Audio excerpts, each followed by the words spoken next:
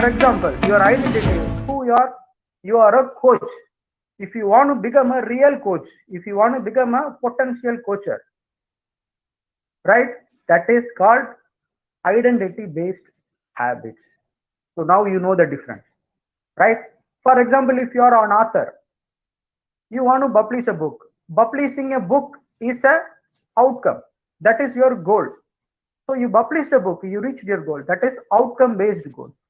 But if you really want to become an author or well-versed author, experienced author, the author is the identity. If you work for this authorship, that is your identity. Author again stress on the identity. You have to create your own identity, who you are, whom you want to become, how you want to become, what is your personality. This is the whole book talks about. Author also gives 4 steps, simple steps of habits, how to build a better habit, whether good or the bad. Okay, we'll just think about the good habits. Then later I will talk about the bad habits, how we can eliminate them. Author says 4 steps. The first one, craving, cue, response, and reward. The cue is the first one. Cue means triggering.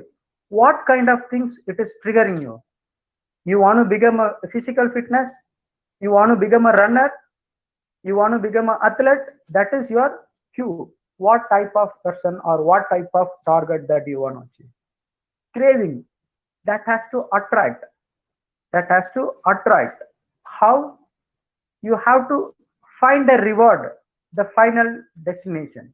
You have to reward. In between, there is a response. You have to behave. You have to react according to your wish, according to your attraction. You have to respond. The whole book talks about this process, the response, how you behave towards to achieve your goal. Then final rewards. What? Once you reach the goal, you will be satisfied. Satisfying. This is the 4 steps he is talking about. First is two steps, cue and the craving. These two of them phase. The other two, response and reward. These two of the solution phase.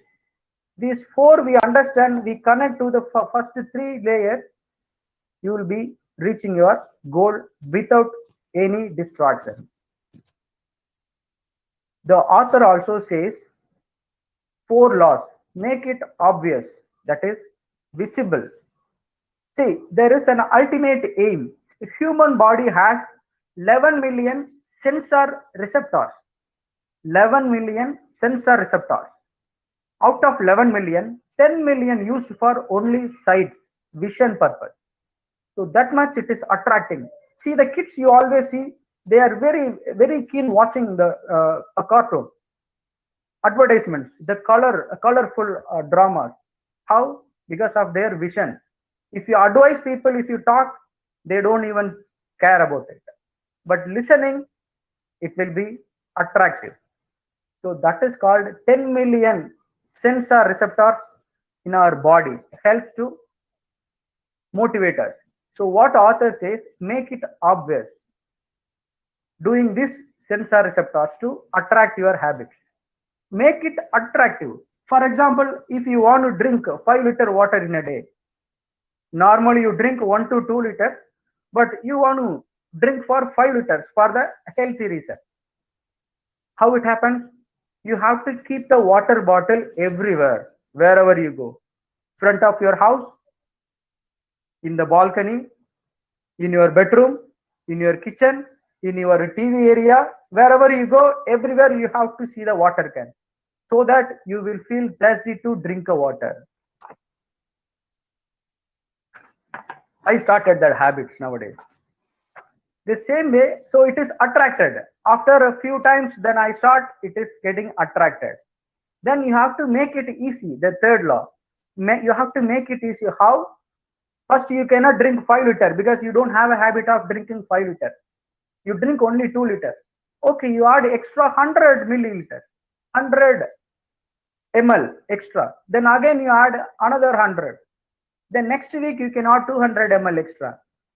Within a month, you will be drinking 5 liters of water, right? This is what author says, minimizing your habits, atomic habits, the piece, smallest piece you can make it. Then make it satisfying. Okay, finally I reached my target, so I am satisfied. So this is what the 4 steps he says. Okay, how we can eliminate the bad habits? How we can avoid the bad habits? How we can destroy bad habits? He says, same rule. You make it invisible. The first option. It's the same thing. I drink too much water, but it is not fit for my body. I have to hide the water can, right? I have to hide. It should not be visible to me so that it will be tempting. It will be triggering me. So I have to avoid the triggering. I have to avoid the temptation. I have to avoid the signal of seeing my bird things. And I have to make it unattractive. I should not keep it in a good bottle. I have to keep it in a bird like things. If I keep it, it is not attractive to me. Come on, I have to avoid this. The inner consciously we just avoid it. Then make it difficult. Difficult. You may add even salt into the water, right? If you add a salt, you will not even drink. You will not even touch. The author says that much behavior. Vice versa, you have to make it. Your habits will focus. Also, the author says using the different vocabularies. How, for example, I'm a drinker. I want to avoid alcohol. If my friends is calling me to drink, I should not say I stopped drinking. It means what? Maybe I stopped for a week, maybe for a month. The next month I'll drink. Author says you have to tell very frequently, I am a teetotaler. I don't drink. The word itself, I have to say, I am a teetotaler. Yeah, why are you calling me? I don't drink at all. We have to say this kind of vocabulary in our day-to-day habits. Okay. So finally, what author suggests, there are many steps completing the following. For example, if I want to take 20 minutes of heavy exercise, right? 20 minutes of heavy exercise. Author says 3 steps you have to follow. What you decided to doing a vigorous exercise for 20 minutes. The 20 minutes you have to fix. Then which day in all the day, or 2 days in a week, or 3 days in a week, and what time, early morning or the evening time, you have to fix. Then as well the place where I am going to do exercise, whether in my bedroom or in the balcony or in the garden or in the gym. So these all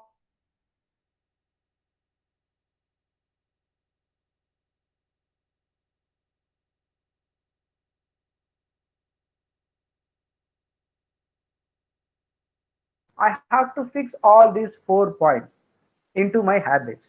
Then it will be triggering. It will be triggering. It will be fixing into my subconscious mind. Then I have to minimize these habits. Out of 20 minutes, I have to increase into 30 minutes, 40 minutes. Every day, 1 hour exercise. Then 3 days in a week. Then make it 5 days in a week. You have to increase gradually. Then I'll become a bodybuilder. So this is what author suggests. The habits you have to minimize. Okay, at the same time, you have to pile the additional habits. Already you are doing the current habit. After that, what habit you will be doing it? The new habit. Already I am a physical fitness. It is okay. Then again, I want to become an athlete. I have to learn some other sports. I don't know any sports at all. I want to start tennis. Okay, after my gym and fitness, then I have to go for the sports. I have to again give the priority to the sports, minimizing 10 minutes first you play, then 20 minutes you play. Later, you can increase. This compound of small things will give you the remarkable result. This is what author suggests to the entire book. At the end, author concludes, small improvements accumulate into such a remarkable result. Habits are the compound interest of self-improvement. Even though if you do 1% of better every day, it counts at the end in a longer term in a huge result. This is what the overall book talks. The author James finally said, why can't you replicate this system or this approach in your own daily life to achieve a bigger, remarkable result? So that's what the whole book talks about. I recommend these books to read. You buy this book, you read, or you can go to the library and read it. You really feel, then you will modify your habits. And I'm not criticizing about this book, but the same concepts. Already the one more book is published in 2013, Mini Habits by Stephen Covey. But that is entirely talking about minimizing the habits, like same what Dr. James, the James Clear talks the same way. But Dr. James Clear talks including the process of the habit. This is what I just want to talk about is other way. So that's it. So thank you so much for the good listeners. And thank you so much for giving opportunity. மனிதரின் பழக்க வழக்கங்களை மேன்மைப்படுத்த James எழுதிய புத்தகத்தை எமது நூலகர் கூறிய அனைத்து கருத்துக்களும் அருமையாக இருந்தது. நன்றி ஐயா. பட்டால்தான் அறிவு வரும், கெட்டால்தான் தெளிவு வரும். அறிவும் தெளிவும் வந்த பிறகு ஞானம் வரும். அஞ்ஞானத்தை கொடுக்க புத்தகங்களை விமர்சிக்க எமது கல்லூரியின் உதவி பேராசிரியர் திரு ஞான பிரகாசம் ஐயா அவர்களை வருக வருக என வரவேற்கிறேன். வாழ்க வையகம், வாழ்க வையகம், வாழ்க்கை.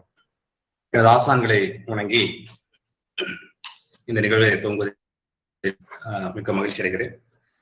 நமது இந்திய தேசத்தின் முன்னாள் ஜனாதிபதி ஏபிஜே கலாம் ஐயா அவர்களுடைய பிறந்தநாளை முன்னிட்டு அசிஸ்ட் வேர்ல்ட் ரெக்கார்ட்ஸ் நடத்தக்கூடிய இந்த 2023 மணி நேர இணையவழி பன்னாட்டு சாதனை சங்கம் தமிழ்நாடு ஆசிரியர் பல்கலைக்கழகத்தோடு இணைபெற்ற எமது தியாகராஜர் கல்வியியல் கல்லூரியின் உளவியல் துறை பேராசிரியராக இந்த நிகழ்விலே இங்கே பங்குபெறுவதில் மகிழ்ச்சி பெறுகிறேன்.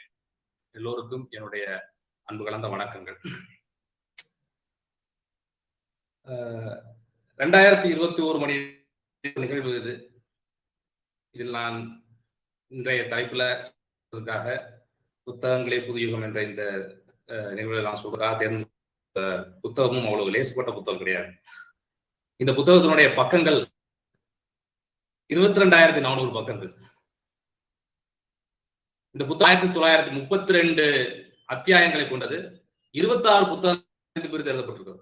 இது 26 புத்தகங்களாக எழுதப்பட்டுள்ள ஒற்றை நாவல். 26 நாவல் தான், நாவலும் சேர்ந்த ஒரு ஒட்டுமொத்த நாவலாக எழுதப்பட்டது.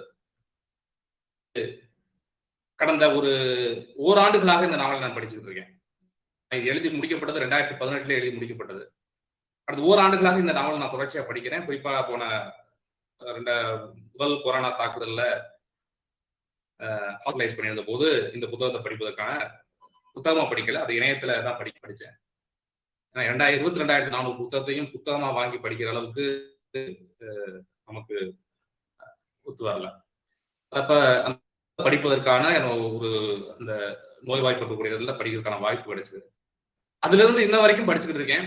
இன்னும் படிக்கணும், படிச்சுக்கிட்டே இருக்க வேண்டிய புத்தகம். இது படிச்சு முடிச்சு வச்சிட முடிய ஒரு புத்தகம் அல்ல இது. இந்த புத்தகத்தோட பேர் நான் உங்களுக்கு சொல்றேன் இல்லையா. முதல்ல எழுதின ஆத்தர் சொல்லிடுறேன். எழுத்தாளர் ஜெயமோகன் எல்லாருக்கும் தெரியும். ஸோ அவர் எழுதின அந்த புத்தகம் வெண்முரசு என்ற நாவல் 26 நாவல் வரிசைகளை கொண்ட ஒரு நீண்ட ஒரு நாவல். இந்த புத்தகத்தை நான் எதுக்காக படிக்கணும் அல்லது இங்க படிக்கணும் சொல்றேன் அப்படின்னா, இந்த ஓராண்டுகள் என்ற நிறைய மாணவியர்கள் என்கிட்ட வந்து கேட்கும்போது, என்ன சார் ஏதாவது உளவியல் சம்பந்தம் உளவியல் அப்படிங்கிறதுனால என்ன சார் ஏதாவது புத்தகங்கள் படிக்க சொல்லுங்க அப்படின்னு சொல்லும்போது, நான் உங்களுக்கு சொல்ற புத்தகம் வெண்முரசு படிங்க, வெண்முரசு நாவல் படிங்க அப்படின்னு சொல்றேன். ஒரு உளவியல் பேராசிரியர் நாவல் ஏன் வாசிக்க சொல்லணும்? கண்டிப்பா சொல்லணும், கண்டிப்பா படிக்கணும். உளவியலை புரிந்து கொள்வதற்கு நிறைய நாவல்கள் வாசிப்பது அவசியம். நிறைய புதினங்கள், தமிழ்ல புதினங்கள் வாசிப்பது அவசியம். புதினங்கள் வாசிக்கும் போது விதவிதமான மனிதர்கள், விதவிதமான மனப்போக்குகள், அந்த மனப்போக்கு எப்படி அவருடைய செயல்பாடுகள், அவர்கள் தீர்மானித்துக் கொள்ளக்கூடிய அவங்க தீர்மானிகள் எல்லாம் சேர்ந்து நீங்க புரிஞ்சு கொள்ள முடியும். அவங்க எந்த பெர்ஸ்பெக்டிவ்ல யோசிக்கிறாங்க அப்படிங்கறதெல்லாம் புரியும். அந்த விதத்தில் இந்த வெண்முரசு நாவல் அப்படிங்கிறது ஒரு முக்கியத்துவமான ஒரு நாவல். கதைக்காலம் எதுன்னு சொல்லி பாத்தீங்கன்னா, கதை வந்து முழுக்க முழுக்க மகாபாரத கதை தான். இந்து மகாபாரதம் எல்லாரும் யோசிக்கிறது ஒரு வாய்ப்பு இருக்குது. அப்படி யோசிப்பீங்க. மகாபாரதம் அதே மகாபாரதம் தான் சொல்லுகிறது. மகாபாரதம் எழுதப்பட்டு ஒரு ஆயிரக்கணக்கான ஆண்டுகளுக்கு தொடங்கி அந்த காலத்துல வியாசர் காலத்துல இருந்து இன்னைக்கு வரைக்கும் இன்று இருக்கக்கூடிய பல எழுத்தாளுமைகளும் மகாபாரதத்தை ஏதாவது விதத்துல சொல்றாங்க, ஏதாவது எடுத்து காட்டுறாங்க, தங்களுடைய அதே மீளாக்கம் செய்யறாங்க. அப்படி செஞ்சதுல பிரபஞ்சனுடைய எழுத்துக்களை சொல்லலாம். அப்படி சொன்னதுல இவர் நம்ம எஸ் ராமகிருஷ்ணன் எழுதின அந்த தொடரை சொல்லலாம், அந்த நாவலை சொல்லலாம். ஸோ இப்படி நிறைய பேர் மகாபாரதங்களை குறித்து எழுதி. இதுல ஜெயமோகன் எழுதியிருக்கக்கூடிய இந்த நாவல் எந்த அடிப்படையில சிறப்பு பெறுது அப்படின்னு சொல்லி பார்த்தோம்னா, இது முழுக்க முழுக்க முழு மகாபாரதத்தையும் அப்படியே எழுதுவது அப்படிங்கிற ஒரு முயற்சியா அவரே அவருடைய முன்னுரையில சொல்றாரு. டிசம்பர் 24 இரவு யோசித்தேன், அடுத்த நாள் கிறிஸ்துமஸ் ஆணையில இருந்து எழுத ஆரம்பிப்போம், 2014 சொல்லி அடுத்த எழுத ஆரம்பிக்கிறாரு. அடுத்த ஒரு வாரங்கள்ல இருந்து ஒரு இணையதளத்துல அது வெளியாக ஆரம்பிக்கும். கிட்டத்தட்ட ஒரு 4 ஆண்டுகளாக ஒரு மனிதர் உட்கார்ந்து எழுதுறாரு. 4 ஆண்டுகளாக மகாபாரதத்தை எழுதுறாரு. அவர் நிறைய பெர்ஸ்பெக்டிவ்ஸ் எழுதுறாரு. அவரே அவருடைய அந்த நாவலை பத்தி சொல்லும் போது, இந்த நாவல் மகாபாரதத்தை மட்டுமே ஆதாரமாக கொண்டது அல்ல, அது தவிர மகாபாரதத்தோடு மகாபாரதம் எழுதப்பட்டு ஒரு 2000 ஆண்டுகளுக்கு பிறகு எழுதப்பட்ட முக்கியமான பாகவதம் என்று சொல்லக்கூடிய அந்த செய்யுள்கள், அப்புறம் அதன் பிறகு எழுதப்பட்ட 500 ஆண்டுகள் பிறகு தேவி பாகவதம், அதற்கு பிறகு இருக்கக்கூடிய நிறைய நாட்டார்கள், இது எல்லாத்தையும் சேர்த்து அந்த மனிதர்கள் எழுதுறாரு. சரி, அவர் எழுதுறாரு, நமக்கே கேட்பது இயல்புதான், படிக்கிறதால நமக்கு என்ன கிடைக்குது?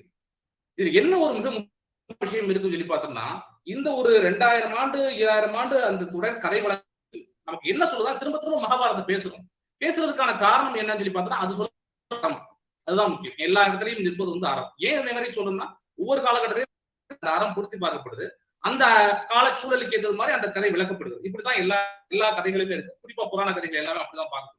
சோ அந்த விதத்தில் இன்று நவீன கால மனிதன், நவீன கால மூளை, நவீன கால சிந்தனை அமைப்பு முறை எப்படி இருக்குதோ, சிந்தனை அமைப்பு முறை அது வளர்ந்திருக்கக்கூடிய விதம் இதைகளுக்கு ஏற்றது மாதிரியாக தன்னை பரிணமிச்சு இந்த நாவல் எழுதப்படுது. இது நவீன இலக்கிய வடிவிலே ஜெயமோகன் அவர்கள் இந்த நாவல் எழுதியிருக்காரு. ரொம்ப ஒரு அற்புதமான படைப்பு இது. நிறைய உளவியல், இந்த மனிதர்களுடைய நம்மளாம் முதல்ல ஒரு நல்லவன், இவன் வீரன், இவன் கோழை, இவன் உத்தமி, இவன் சரியில்லாதவள். சோ இந்த மாதிரிதான் நம்ம பொதுவாக நம்மளுடைய சித்திரம் நம்முடைய அறம் அப்படிங்கிறது அப்படித்தான் ஆரம்ப காலத்தில் இருந்தது. ஆனால் கால ஓட்டம் மாற மாற மாற இந்த கருப்பு வெள்ளை பக்கங்கள் குறைந்து குறைந்து வண்ணமயமான பல பக்கங்களை நம்ம சிந்திக்க வேண்டிய கட்டாயத்துக்குள்ளாகும். இந்த நாவல் கொண்டு வருது. இதை கர்ணன் அர்ஜுனன் இந்த 2 பேருக்குடைய அந்த மோதல் அப்படின்னு சொல்லும் போது, அர்ஜுனன் பக்கம் அடிக்கிறாரு, இவரு கௌரவ பக்கம் அடிக்கிறாரு, கர்ணன் நிற்கிறாரு. இந்த 2 கதாபாத்திரங்களுமே இது வெறுமனை உளவியலையும் சொல்லுகிறது, சில தத்துவ மரபுகளையும் எடுத்துக்கொண்டு இது கதை விளக்கு. அப்படி பார்க்கும்போது பாத்தீங்கன்னா, சீனத்து இன் யாங் தத்துவம் சொல்றாங்களே, ஆண் பெண் தத்துவம், ஆண் தன்மையும் பெண் தன்மையும் அந்த இன் யாங்னு சொல்லுவாங்க. சைனீஸ் சிம்பல்லாம் தெரியும், குங்ஃபூ படம் எல்லாம் பார்த்துருக்கேன் நினைக்கிறேன். சோ அந்த கரைக்களத்துல வச்சு அந்த சிந்தனை தத்துவ அமைப்பு முறையில பார்க்கும்போது, இங்க கர்ணனை ஒரு முழு ஆணாக, ஒரு ஆண் தன்மையின் முழு வடிவமாக அந்த மாதிரி என்ன சொல்றது, அசைவற்ற தன்மையுடைய ஒரு மனிதனா சித்தரிக்கிறாரு. இதே இது அர்ஜுனனை பத்தி சொல்லும் போது பெண் தன்மையுடைய ஒரு ஒரு நாயகனா, பெண் தன்மை சார்ந்த நாயகனா, அதே நேரத்துல ஒரு ஆடல் அசைவுகள் அதிகம் ஒரு மனிதனா, அந்த மாதிரி ஒரு சித்தரிக்கிறார். இது நிறைய தத்துவங்களையும் அந்த தத்துவத்தோடு சேர்ந்த உளவியலையும் இது நம்ம மனத்தில செய்தி. அப்ப வெறுமனே நம்ம வாசிப்படுவது உளவியலை மட்டும்தான் வாசிக்கிறோமா? இல்ல, இது தத்துவம் பேசப்படுகிறது. தத்துவம் மட்டும்தான் பேசப்படுகிறா அப்படின்னு பார்த்தா இல்ல, இங்க இருக்குது. இதுல முக்கியமான விஷயம், பெரும்பாலும் புராண கதைகளை நம்ம எடுத்துக்கும் போது நம்ம பொதுவா என்ன சொல்லி பாத்தீங்கன்னா, புராண கதைகள் அது புரட்டு மாயவாதம் அந்த மாதிரி தான். ஆமா இருக்குது, இந்த கதைகளையும் நிறைய இருக்கிறது, நிறைய நம்ப முடியாது, சூப்பர்ஸ்டிஷன் சொல்ல முடியாது, மிகை நம்பிக்கைகள் இருக்கிற மாதிரியான இதெல்லாம் இருக்குதுன்னு சொல்றோம். ஆனால் இதை அவர் சொல்லக்கூடிய விதம் ரொம்ப அழகா இருக்கு. அதைத்தான் இங்க நான் சொல்லணும்னு நினைக்கிறேன். எப்படி அவர் அதை கொண்டு சேர்க்கிறாங்க பாத்தீங்கன்னா, உதாரணத்துக்கு நாகம், பாம்பு தெரியும், நமக்கு அதெல்லாம் பார்த்துருவோம். பாம்பு மனித உளவியலில் ஒரு ரொம்ப அடிப்படையான ஒரு பயம் இருந்து எப்பவுமே இருக்குது. எங்கேயுமே பயம் அப்படிங்கிற ஒரு சொல் வந்ததுன்னா, அந்த பயத்துக்கு முதல்ல அவன் கண்ணு முன்னாடி வரக்கூடிய சில விஷயங்கள்ல பாம்பு உணாரு. பாம்புகள்ங்கிறது அந்த அளவுக்கு மனித உளவியல் ஆழத்து பயத்தின் உள்ள இருக்கக்கூடிய ஒரு விஷயமா இருக்கு. இந்த பாம்புகள்ல பத்தின ஒரு மிகை, ஏன்னா நாகரிகங்கள் உருவாகும் போது எல்லாமே நாகங்களை அழிச்சுதான் நாகரிகமே உருவாகும். நாகத்தை அழித்துதான் நாகரிகங்கள் உருவாகுது. நாகத்தை அழிப்பது என்பது காட்டை அழிப்பது, காட்டை அழிச்சு நகரங்கள் உருவாக்கப்படுது. அப்ப நாகங்கள் அழியுது. நாகங்கள் முட்டழிந்து விட்டதா அப்படின்னு பார்த்தா அழியல, அது எல்லா இடத்துல.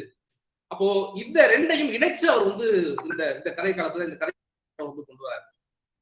ஜெயமோகன் சொல்லக்கூடிய முக்கியமான விஷயம் இந்த சூப்பர்ஸ்டிஷன்ஸ் அதீத நம்பிக்கைகளை எப்படி அவர் கொண்டு வராருன்னு சொல்லி பாத்தீங்கன்னா, அதை இப்படி வந்து இந்த மாதிரி ஒரு கதை சொல்லப்பட்டது அப்படின்னு சொல்லி சூதர்கள் சொல்றாங்க. அது கதை பாடக்கூடிய மனிதர்கள் அவங்க இந்த மாதிரி சொல்றாங்க. உண்மையான கதை நம்ம படிக்கக்கூடிய கதை பாத்தீங்கன்னா இது வந்து 2 பேருக்கு சண்டை நடக்குது அப்படிங்கிற மாதிரி தான் இருக்கு. ஆனால் இதை ஒரு கவிஞர்கள் அந்த சூதர்கள் கதை பாடுதலாக சொல்லும் போது அந்த கதையாக அவங்க சொல்றாங்க, அதையும் இங்க எழுதுறாரு. அப்போ இங்க படிக்க முடியுதுக்கான வாய்ப்பு வந்து இந்த புரிந்ததுல அமைஞ்சிருக்கு. ஒண்ணு இயல்பான கதை ஓட்டத்தையும் படிக்க முடியுது. இன்னொரு பக்கம் பாத்தீங்கன்னா சூப்பர்ஸ்டிஷன் அந்த அந்த புராணத்துல அதுதான் அழகு. அந்த மிகவையான ஒரு விஷயம் தான் வந்து ஈர்க்கக்கூடிய விஷயமா இருக்கு. அதை ரொம்ப அழகா அதை வந்து ஒரு சமநிலைப்படுத்தி இதை வந்து கொண்டு வரக்கூடிய ஒரு கதை ரொம்ப அருமையா அந்த புதினத்தை நடத்துறாரு. முக்கியமா பாத்தீங்கன்னா இந்த கதையில சூப்பர்ஸ்டிஷன் சொல்லும் போது திரௌபதியோட சம்பவம், அது குறிப்பா மகாபாரதத்துல சொல்லி பாத்தீங்கன்னா ரொம்ப முக்கியமான கட்டம் வந்து இந்த திரௌபதியை டீஸ் பண்ணக்கூடிய அந்த இடமும் அதுக்கு பிறகு வரக்கூடிய இறுதி மகாபாரதம் அந்த போர், இந்த ரெண்டு தான் நம்ம பொதுவாக இந்திய உளவியல் மனதில வந்து பதிஞ்சு போயிருக்கு. பார்த்தா மகாபாரதம் அந்த போர், திரௌபதி வந்து மானபங்கப்படுத்தப்பட்டது. இந்த ரெண்டு நிகழ்வு தான் ரொம்ப இதா இருக்கு. ஜெயமோகன் என்ன சொல்றாருன்னா, வியாசனுடைய அந்த எழுதப்பட்ட காலத்துல ஜம்பமே கிடையாது அப்படிங்கறத அவர் தன்னுடைய தனி நூல்ல எழுதுறாரு. துயிலுச்சமே கிடையாது. பின்னால் வந்த அந்த நாடக போக்குக்காக எழுதும் போது அது பின்னால் சேர்க்கப்பட்டதுன்னு சொல்றாரு. அது சொல்லும் போது ஒரு வார்த்தை சொல்லும், இது திரௌபதியினுடைய நிமிர்விற்கும் பாண்டவர்களுடைய இயல்பிற்கும் கௌரவர்களுடைய பெருந்தன்மைக்கும் முற்றிலும் பொருந்தாத ஒரு விஷயமா இருக்குது. 3 பேருமே திரௌபதி வெரி போல்ட் லேடி, அவளை வந்து ஈஸியா அந்த மாதிரி வைக்க முடியாது, அந்த மாதிரி டீஸ் பண்ணிட முடியாது. அதே மாதிரி பாண்டவர்கள் பெரும் வீரர்களுடைய இயல்புக்கே அது பொருந்தாது, கை கட்டி நிற்கிறதுலாம் பொருந்தாது. அதே மாதிரி கௌரவர்கள் பாத்தீங்கன்னா அவங்க யாருடைய புதல்வர்கள் பாத்தீங்கன்னா திருதராசன் சொல்லக்கூடிய ஒரு பெரிய பெருந்தன்மை மனப்பான்மை இருக்கக்கூடிய ஒரு ஒரு பாசனா அவர் பாக்குறாரு. அப்படிப்பட்ட ஒரு குழந்தைகள் அவர்கள் பார்த்தா ரொம்ப பெருந்தன்மையான மனம் அந்த கதையில சித்தரிக்கிறார். ஆனால் பெருந்தன்மைக்கும் அந்த பெருந்தன்மை மிக்க மனிதர்கள் திடீர்னு ஒரு சிறுமையான காரியங்களை செய்து, இது ஒரு உளவியல் சிக்கல் இருக்கு. ஒரு மாணவர் சொன்னாங்க, ஏன் சார் எல்லாரும் பிராட் மைண்டடா இருக்க மாட்டேங்கிறாங்க சொல்றாங்க. பிராட் மைண்டட் ஒரு பெரிய சிக்கல் இருக்கு. பிராட் மைண்டடா இருந்தாங்கன்னு சொன்னா திடீர்னு ஏதாவது ஒரு சிக்கல் வரும்போது நான் அவ்வளவு இருந்தேனே, அவ்வளவு நான் விசாலமான மனசு வந்தேன், சின்ன விஷயத்துல இப்படி விட்டு கொடுக்க மாட்டேங்கிறாங்க அப்படின்னு ரொம்ப அதை விட கீழான விஷயங்களே இறங்குதான் வாய்ப்பு இருக்கு. அதனாலதான் சொல்றேன், broad mind is not, open mind is necessary.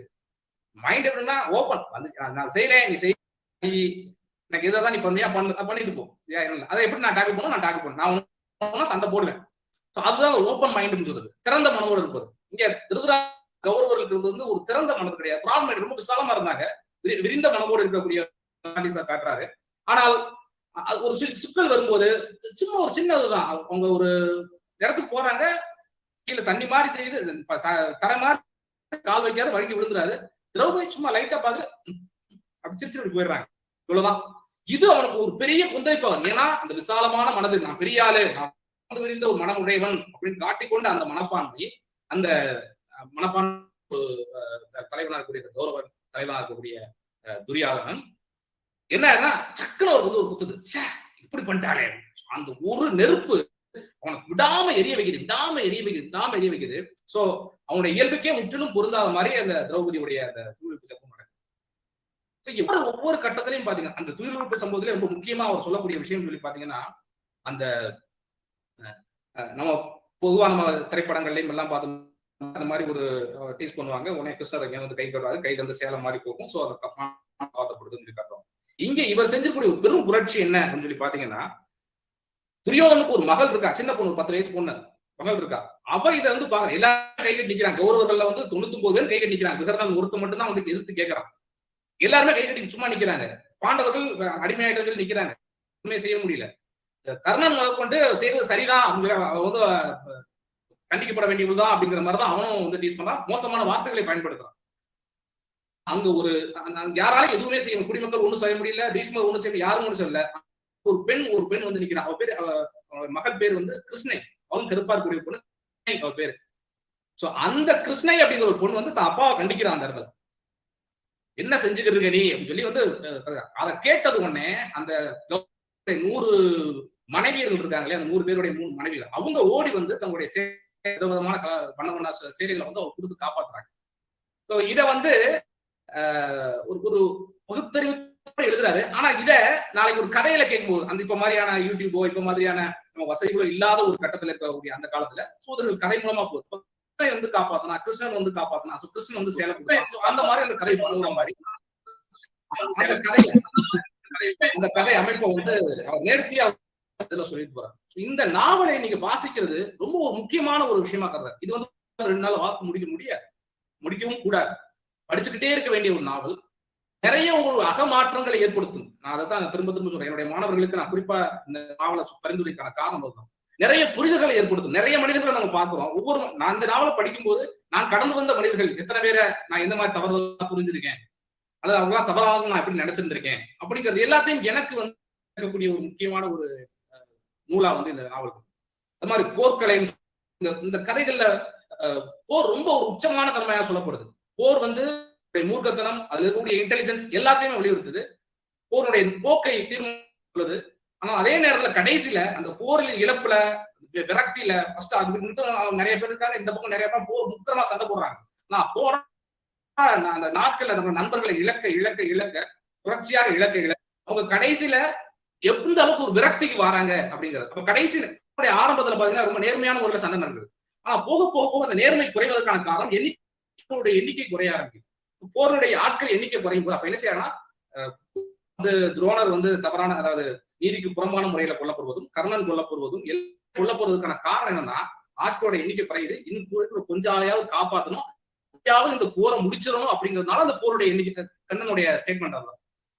சரியா? போர் ரொம்ப உக்கிரமா இருக்குது. இது வந்து நிறைய மக்களை இழக்குது, நிறைய பலிகொடுக்கும். அப்ப இதுக்கு மேல நம்ம நியாய தர்மம் பார்த்து சண்டையை இன்னும் இழுத்துக்கிட்டே போனோம்னா இன்னும் நிறைய பேர் இழப்பாங்க அப்படிங்கிற இன்னைக்கு நம்ம நிறைய போர் சூழல்ல பாக்குறோம். சரிங்களா? அங்க சொல்லக்கூடிய நியாயங்கள் எல்லாமே அப்படித்தான் இருக்குது. சரிங்களா? சோ அப்படித்தான் வந்து இந்த போர் குறித்த நகர்வு இதுல முக்கியத்துவப்படுது. அதுல நிறைய இந்த கதைகள்ல பாத்தீங்கன்னா விதவிதமான மிருகங்களை பத்தி, பாம்புகளை பத்தி பேசுறாங்க, யானைகளை பத்தி, சூழலியலை பத்தி நிறைய பேசுறாரு இந்த கதை. இந்த கதையை பத்தி ஒரு பறந்துபட்ட நிலப்பரப்பை பத்தி பேசுது. இந்த அஸ்தனாபுரிங்கிறது ஒரு கங்கை கரை நதி ஓரத்துல இருக்கு. இன்னொரு இவர் சகுனி இருக்காரு இல்லையா, அவர் எங்க இருந்தா காந்தார் நாடு, அது வந்து பாலைவன பகுதி. பெண் கொடுத்து எடுத்த வந்து பாத்தீங்கன்னா சிந்து நதி, ஜெயத்ரதன் சிந்து நதிங்கிறது வந்து காடு சார்ந்த ஒரு பகுதி. சரி, இவர் துவாரகையில இருக்காரு யாருக்கு, கண்ணன். அவர் வந்து பாத்தீங்கன்னா கடல் சார்ந்த ஒரு பகுதி. சோ நிலப்பகுதிகளை பத்தி இது நிலச்சித்திரத்தை இது கொடுக்கக்கூடிய விதம் பத்தி ரொம்ப அருமையா இருக்கு. இந்த கதை வந்து கட்டப்படுது. சோ இதை வச்சு பார்க்கும்போது பாரத கட்டத்துல இந்த மாதிரி எல்லாம் ஒரு நில அமைப்பு இருந்து அப்படிங்கிற ஒரு பழைய ஒரு மேப்பை வந்து நம்ம கண்ணு முன்னாடி கொண்டு வருது. இந்த அதுல பாத்தீங்கன்னா எல்லாமே அந்த காலத்துல வந்து பாத்தீங்கன்னா நதிக்கரை சம்பந்தப்பட்டதுல யார் வந்து ஸ்ட்ராங்கா இருக்காங்களோ, யார் வலுவா நதிக்கரை ஓரத்துல யார் வலுவான ஆட்சி கொடுக்குறாங்களோ அவங்கதான் வந்து தீர்மானிக்க முடியும் அப்படிங்கிற கட்டம் இருந்தது. அங்கிருந்தா முதல்ல கண்ணன், தட் மீன்ஸ் இளைய யாதவர் சொல்லக்கூடிய கிருஷ்ணன் அப்படிங்கிறவர் வந்து முதல்ல என்ன செய்யறாருன்னா நதிக்கரை நாகரிகத்திலிருந்து அவர் கடற்கரை நோக்கி போறாரு. அவர் தான் முதல்ல கடலோட தொடர்பு கொள்றாரு. he has a lot of knowledge. இவங்களை காட்டிலும் ரொம்ப அதிகமான அளவுக்கு அறிவுச்செறிவு உடைய ஒரு நபர் வந்து அவர் இருக்கார். அவர் எல்லாத்தையும் தீர்மானிக்கக்கூடிய ஒரு இடத்துக்கு போறார். அப்பதான் முதல்ல உலகத்தோட தொடர்பு கொள்ள முடிகிறது அப்படிங்கிற ஒரு இடத்துல வந்து அவர் வரார்.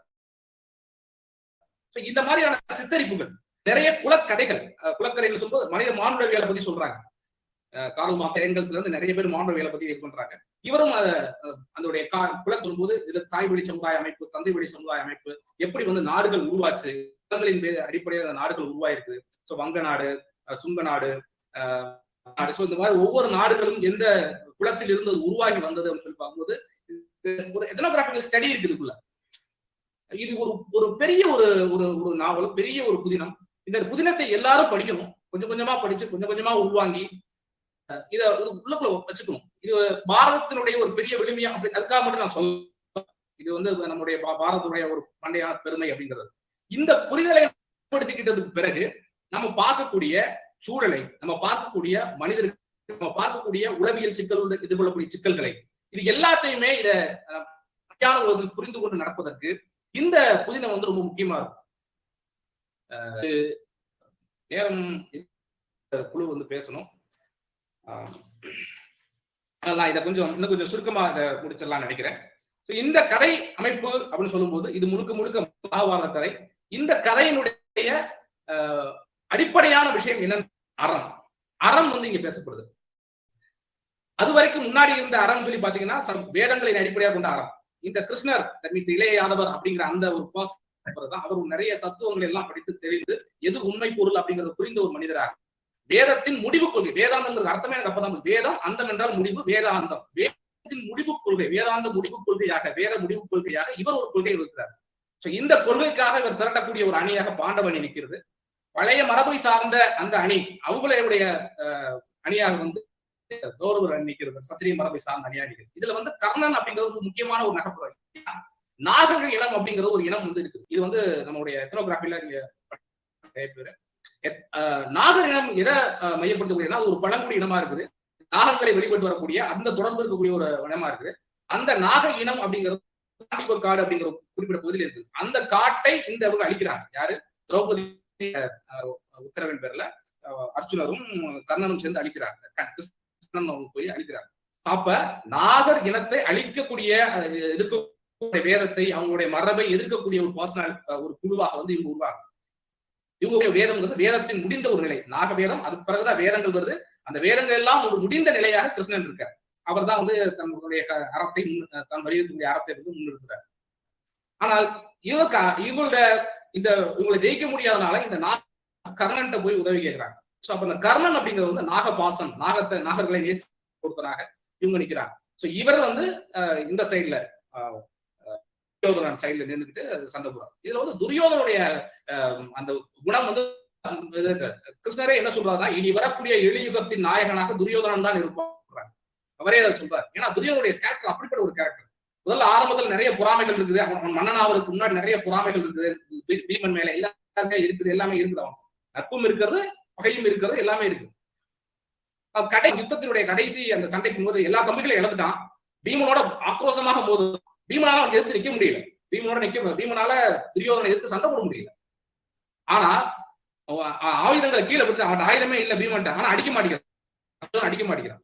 அவனுடைய மத்த குரு கிருபர் கேட்கிறான், ஏன் அவன் அடிச்சு கொல்ல வேண்டியதானு கேட்கிறான். அவன் வெறும் காட்டாளன், நான் மன்னன். ஏன்னா மத்த தம்பிகள் எல்லாம் அடிச்சு கொண்டான். சண்டை போடும்போது இங்கோட சண்டை போட்டு இருப்பான். வேற யாராவது சண்டை போட்டு அடிச்சு கொண்டுருவான். அப்படிதான் பீமன் நிறைய பேர் கொள்றான். ஆனால் அவன் சொல்லக்கூடிய காரணம், துரியோதனன் சொல்லக்கூடிய அந்த சொல்லி பாத்தீங்கன்னா, அவன் அடிச்சு கொண்டான், என் தம்பிகள் நிறைய பேரை கொன்றான், முறையற்ற முறையில கொன்றான் சொல்லல. ஆனால் அவன் செஞ்சா நான் செய்ய முடியாது. அவன் காட்டாளன். பீமனே சொல்லுவான், நான் ஒரு காட்டாளன், நான் காட்டுத்தனமா எனக்கு மூக்குத்தனம் என்ன வேணாலும் நான் செய்வேன் அப்படிங்கிற மாதிரிதான் அவனுடைய ஆட்டிடியூட். அதான் சொல்றான், அவன் காட்டாளன், எது வேணாலும் செய்யலாம், ஆனால் நான் மன்னன், நான் அப்படி செய்ய முடியாது. ஒரு ஒரு உயர்ந்த சித்திரமாக வர துரியோதனை படைக்கிறாரு. சில தவறுகளும் மனித இயல்பின் அடிப்படைய தவறுகளையும் நடக்குது. இது ஒரு பெரிய களம். இங்க அறம் என்றால் என்ன நிறைய இடங்கள்ல பேசப்படுது. நான் இந்த கதையில் புரிந்துவிட வரைக்கும் அறம் மற்றும் ஆற்றல் இந்த ரெண்டும் தான். இதோ நான் முடிச்சது. அறம் மற்றும் எது அறம் எது ஆற்றல்? அறம் முக்கியமா ஆற்றல் முக்கியமா? அறமின்றி ஆற்றல் இல்லை, ஆற்றல் இன்றி அறம் இல்லை. இதுதான் இந்த கதை சொல்ல நான் அதைத்தான் புரிஞ்சுக்கிறேன். ஒரு பெரிய நதி ஒடியாருது, வேகமா ஒடியாருது. அந்த நதிக்கு கரை எப்படி இருக்கும்? அப்படி ஒரு நதி இருக்க முடியுமா?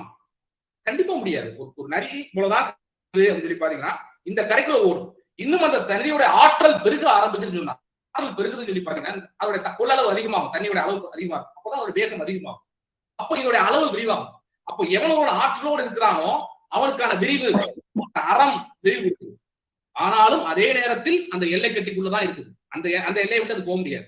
நல்லா போற பாருங்க, நல்லா எவ்வளவுதான் தண்ணி வரட்டும், அதோடைய அகலப்படுத்தி விட்டுருங்க, தண்ணி வேகம் குறைய ஆரம்பிச்சிடும். இதைத்தான் இந்த நாவல், இந்த புதினம் சொல்ல வரதான் நான் நினைக்கிறேன். அறம் ஆற்றல், அறத்தோடு சேர்ந்த ஆற்றல், கூடிய அறம், இது ரெண்டும் தவிர்க்கப்பட முடியாது. இதை இந்த நாவல ரொம்ப நான் ரொம்ப அழகாக விவரிக்கிறது. நீங்களும் படியுங்கள், இந்த புத்தகம் தொடர்ச்சியா படிங்க. படிச்சு இது ஒரு புத்தகமா நீங்க வாங்கி அடிக்க வைக்கிறது ஒரு பக்கம். இது அவருடைய இணையதள வெண்முரசு இணையதளத்துல கிடைக்குது. அவருடைய ஜெயமோகனுடைய பக்கத்துல பார்க்க முடியும். இந்த நாவலை தொடர்ச்சியாக நீங்க படிக்கணும். நிறைய பேசப்படும், நாவல் பேசப்படணும். நிறைய உளவியல் ரீதியான புரிதல்கள் இந்த நாவல் மத்தியில ஏற்படும், படிக்கணும். இது மூலமா புரிந்து கொள்ளணும். சோ எல்லாரும் கண்டிப்பா படிங்க. வாழ்த்துக்கள், நன்றி. ஜெயகாந்தன் எழுதிய வெண்முரசு புத்தகத்தில் கூறிய மகாபாரத கருத்துக்களையும்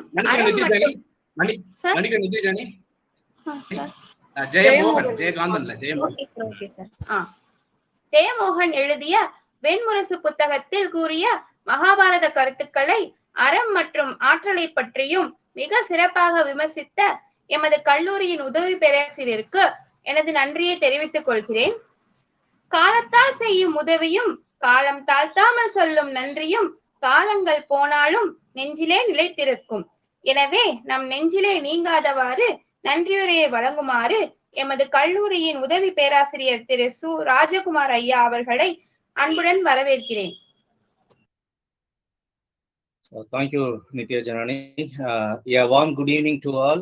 It's my pleasure and privilege to deliver vote of thanks for this auspicious event, World Record event. A special thanks to Honorable Vice Chancellor for his wonderful wishes, and it's our blissful moment. During the program, he joined with us and he blessed us, and thanks to Honorable Vice Chancellor and Registrar of TNTU, Controller of TNTU, and Dean of Faculty, and other professors and faculty members of TNTU, and Organizing Secretary Dr. T. Sivasakti Rajamal, Coordinator, Center for Capacity Building Programs, TNTU, Chennai, and Joint Organizing Secretary Dr. T. Premalada, Assistant Professor, School of Distance Education, Bharadiyar University, and Coordinator Ms. Sabita Sanmuhapriya, VHNS College, for their enormous support and coordination for organizing this program. And at this adjunct, I thank to our beloved principal, Dr. S. Prakash, for his support and motivation to success this event. And I thank my fellow faculty members and support to success this event. And once again, I thank to all. Thank you so much. நன்றி உரை கூறிய எமது கல்லூரியின் பேராசிரியருக்கு என் நன்றியை தெரிவித்துக் கொள்கிறேன். இத்தகைய பொன்னான வாய்ப்பையும் நேரத்தையும் எமது கல்லூரிக்கு வழங்கிய நிகழ்ச்சி ஏற்பாட்டு குழுவிற்கும் தமிழ் அமெரிக்கா தொலைக்காட்சிக்கும் எங்களின் கல்லூரி சார்பாக நன்றியை தெரிவித்துக் கொள்கிறேன். நன்றி, வணக்கம்.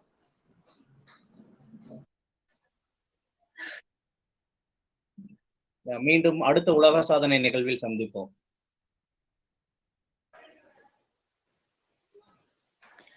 Good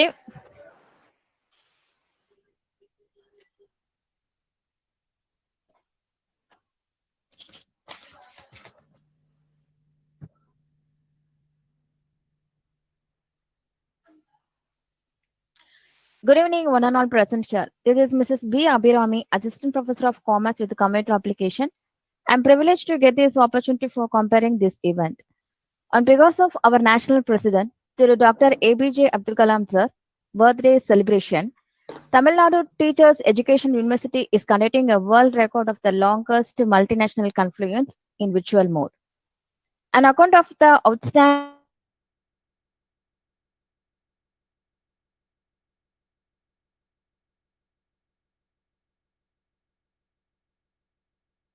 That's more treasure in books than in the entire pirate's loot on Treasure Island, said by Walt Disney.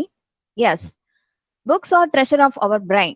Our college professors are being ready to share their attained treasures of their subject topics with us. Before that, I would like to call upon our Tamil professor, Dr. R. Jiva Madam, to gather the welcome address to this event. அனைவருக்கும் வணக்கம். புத்தகம் மனிதனின் அறிவு களஞ்சியம் என்பர். ஒரு புத்தகம் 1000 நண்பர்களுக்கு சமம்.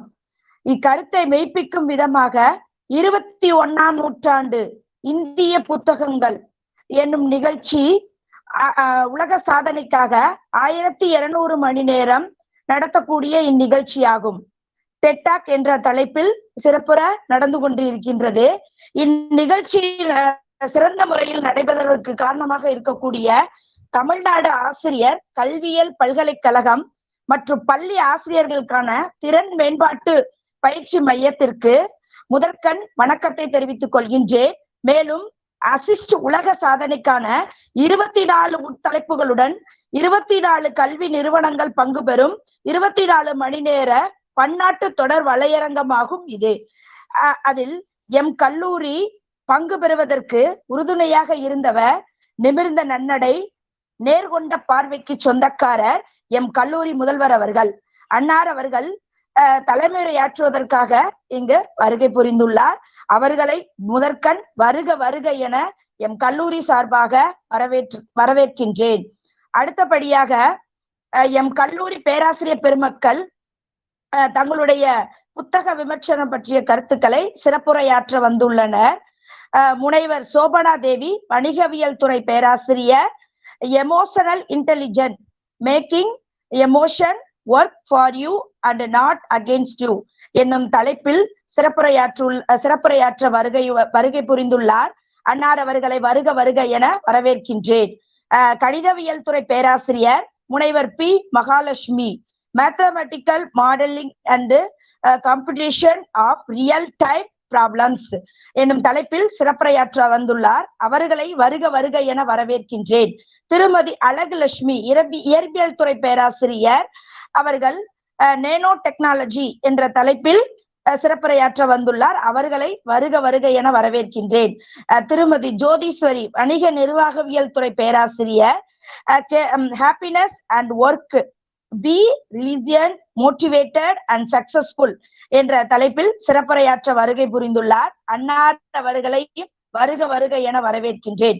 முனைவர் சாந்தி, தகவல் தொழில்நுட்பவியல் பேராசிரியர், இன்டர்நெட் ஆஃப் திங்ஸ் என்னும் தலைப்பில் சிறப்புரையாற்ற வருகை புரிந்துள்ளார்.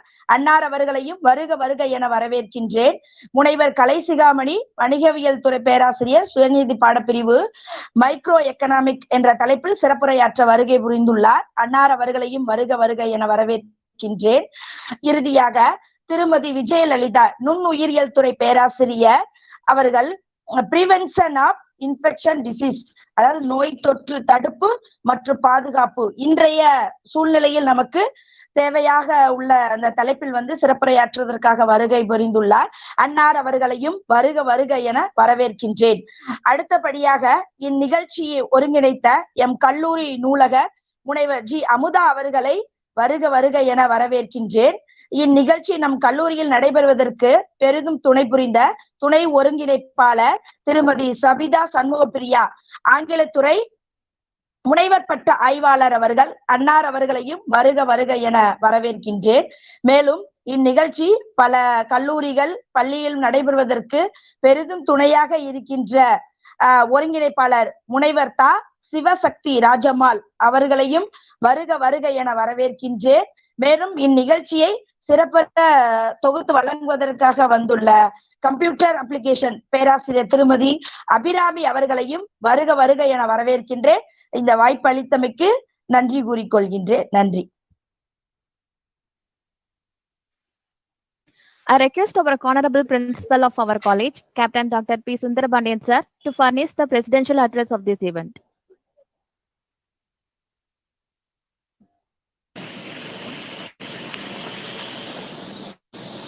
So good evening to all of you. I deem it a great privilege to be part of the world record of the longest multinational Confluence and feel immensely happy in collaborating with the Tamil Nadu Teachers Education University, Chennai, the occasion of 11th President of India. I consider it a great opportunity in delivering my presidential address. I feel immensely happy in visiting the Tamil Nadu Teachers Education University, which always adheres in promoting human values for social harmony and providing quality teacher education for the rural and unreached students through innovative teaching research and extension activities. It is my honor in congratulating the Vice Chancellor, Professor N. Panjanathan sir, for bringing the mega event, the world record of the longest multinational Confluence titled 21st Century Indian Books to light. I also bestow my wishes to Professor Balakrishnan, Professor Koindan, Professor Soundarajan, Dr. Sivasakti Rajammal, Dr. Premalada, Dr. G. Amuda, and Mrs. S. Sabida Sanmopriya, and all the speakers of this function, and all other staff members who are responsible for conducting this mega event progressive hours. As we know, a book is a garden, an orchard, a storehouse, a party, a company by the way, a counselor, a multitude of counselors. Books play a significant role in our existence. Books are our friends in true sense. No complaints, no demands, as it is known by all. They also give us ample of delight, and a reader might get addicted to them. We get to learn a lot from them as well. They take us to a whole different planet of imagination and visualization. We should develop a healthy habit of reading books, and the books we read should bring some moral to us. We must select the books cautiously, as these are capable of either developing or ruining our personality. Reading good books has many advantages and have a lot to do with our individuality. Bad books spoil our character and develop unhealthy habits in us. It is imperative that we should make children and youngsters to read good books, as they are the future of our country. They should work upon the lessons they discover from such books. A good book is a friend, a truth seeker, and a guide. Some of the best books that conveys meaningful lessons and we should read are The 7 Habits of Highly Effective People, How to Win Friends and Influence People, Think and Grow Rich, Awaken the Giant Within, As a Man Thinketh, The Greatest Salesman in the World, Don't Sweat the Small Stuff, Drive. The reading of all good books is like a conversation with the finest minds of past centuries. I conclude with the quote of Barack Obama: reading is important. If you know how to read, then the whole world opens up to you. Treasure your life by reading more books. Best the program a grand success. Thank you very much for the opportunity. Thank you very much. Thank you, sir. We are ever boosting ourselves for your engagement, which lift up us and our esteemed college to a higher level. I am pleased to call upon our commerce professor, Dr. R. Sofna Devi, Madam, to bring out their thoughtful view about the topic, mastering emotional intelligence, making emotion for you and not against you. Thank you, ma'am.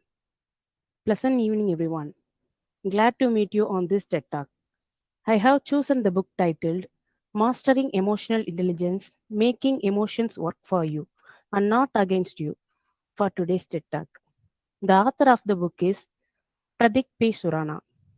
Pratik P. Surana is an international behavioral trainer, speaker, coach, and author. Dr. Pratik P. Surana is a corporate trainer with over 2 decades of business experience, an entrepreneur, a business coach, and a certified practitioner of emotional intelligence.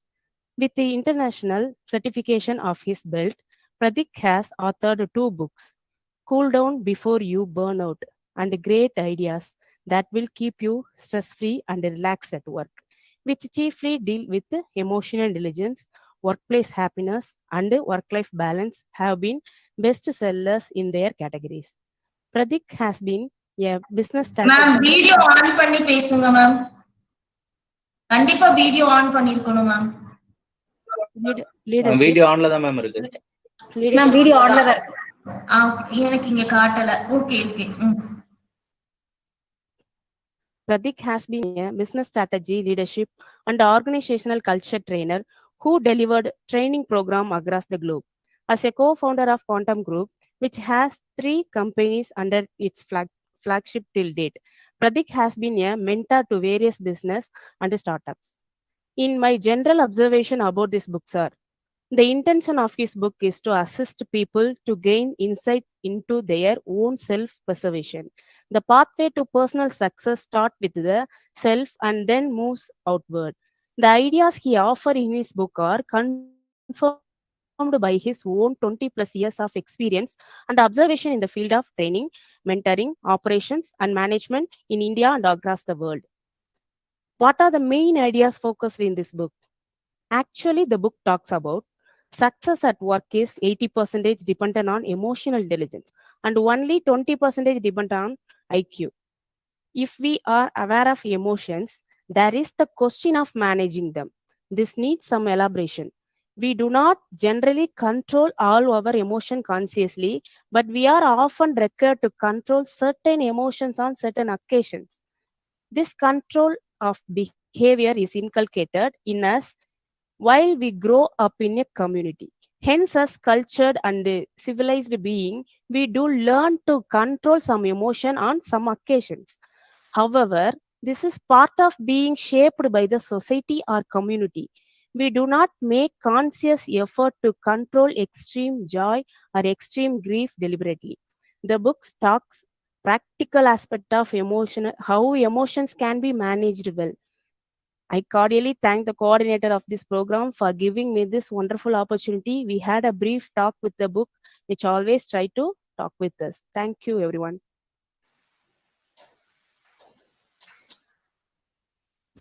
So thank you, ma'am, for your excellent review on that topic. I welcome our Max Professor, Dr. P. Mahalakshmi, madam, to exchange their review on the topic, mathematical modeling and computation of real-time problem with us.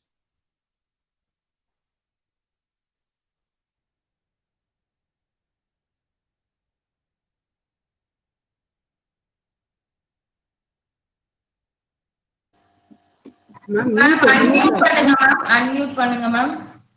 மியூட்ல இருக்கீங்க ma'am. Okay. Hi friends. Good evening to one and all present here. It's my pleasure to share my views about the book Mathematical Modeling and Computation of Real-Time Problems, published on January 2021. The important aspect of this book is that it covers an interdisciplinary approach for understanding mathematical modeling. Interdisciplinary approach involves the combination of two or more academic disciplines into one activity. They work together to create a powerful learning experience and emphasize integrative learning and critical thinking. To create this book through an interdisciplinary approach, a 4-person editorial committee with diverse backgrounds in mathematical sciences, applied analysis, computational mathematics, operation research, probability, statistics from different parts of the world was formed. The editors are Mr. Chandrasekhar and Raki Kulshrestha, Faculty of Mathematics, working in PITS, Pilani, India, and Madhu Jain, working in Indian Institute of Technology, Roorkee, India, and Mr. Srinivas R. Chakravarti from Kettering University of USA. The committee believed that mathematical modeling is both art and science with the fundamental methodologies and efficient computational approach. The practitioners are exposed to a variety of real-time problems. First of all, what is mathematical modeling? Mathematical modeling is nothing but a technique and the pedagogy taken from fine arts and not from the basic sciences. Mathematical modeling is an essential tool for understanding the world. In olden days, the Chinese, Egyptians, Indians, Babylonians, and Greeks indulged in understanding and predicting the natural phenomena based on many of their works of art on geometric principles only. This book is conceptually organized into 3 parts. First one is operation research models. Second one is soft computing model. And the third one is statistical model of total of 15 chapters. And this book speaks about the growing global environmental regulations and their pressure on various manufacturing industries to implement e-waste management practices in India using the best worst methods. We all know that energy is an essential factor for the socio-economic development of societies and nations. This book explains applications of fuzzy AHP, that is the analytical hierarchy process approach for evaluation of sustainable energy sources in India, and the problem solving approach is described with the help of genetic algorithm in mathematics. A methodology using the visible infrared imaging radiometer suits day or night band, which scan the data to estimate the flood-related damage in Kerala in a rapid and yet efficient manner is proposed. This book gives a warning on Indian plate motion revealed by GPS observations. The next one is the computation of a real-time problem is nothing but only a mathematical calculations alone. It controls the environment by receiving data from the reports and processing them. Some of the key aspects to review this book are: the first one is in the chapter prioritization of barriers for e-waste management in India. Here we use the best worst method in mathematics is utilized to prioritize both types of barriers, the informal and governmental barriers. The novelty of this book lies in prioritizing the barriers based on regular perspectives. The case of the Indian electronic sector is considered to validate the proposed methodology. Next one is fuzzy AHP approach for evaluation of sustainable energy sources in India is applied to analyze the both pre-renewable. What do you mean by pre-renewable? Solar, wind, biomass, and hydro energy. These are taken as a pre-renewable sources and non-renewable processes that are considered the thermal, gas, and nuclear power. By the analysis, solar energy is formed and found as most sustainable energy sources in India, and the thermal energy is obtained as a least sustainable energy sources in India. Because of scarcity in the availability of the fuels is a huge increase in the fuel price and from the house emission. And the next one is the genetic algorithm shows the solutions which are interpreted as optimization problems. In genetic algorithm, the people may work on the population and the coding parameter sets which are required for the solution. Here, each chromosome in a population has taken as a fitness value, which is mathematically expressed and determines the probability value for 170 each particular chromosome in the next generation.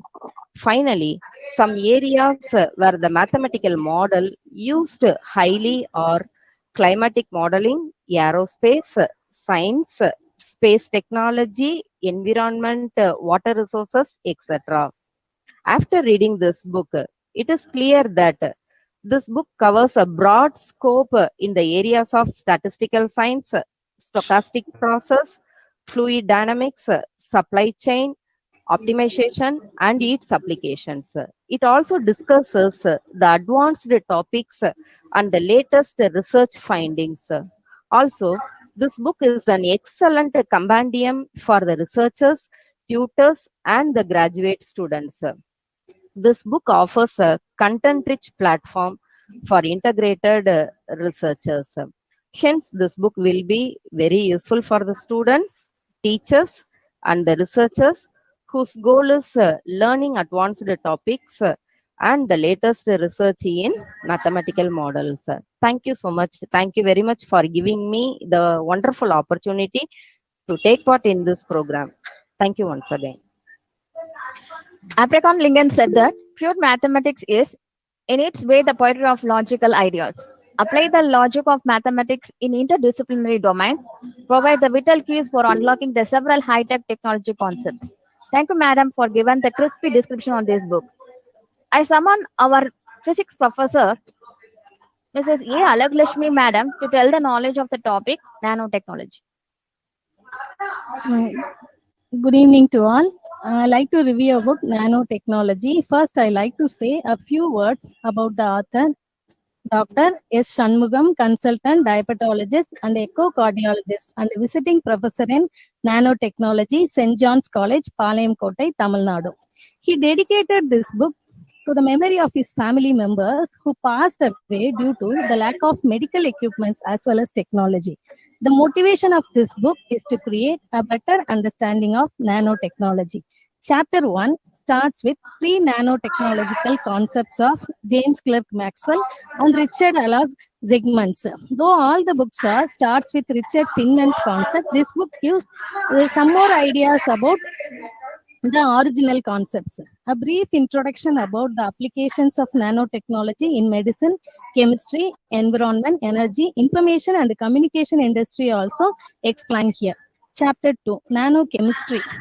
Though nanotechnology has multiple dimensions, nanochemistry is one among them. Nanochemistry explains the synthesis or preparations of nanoparticles. Fullerenes are the form of nanomaterials, belongs to carbon family.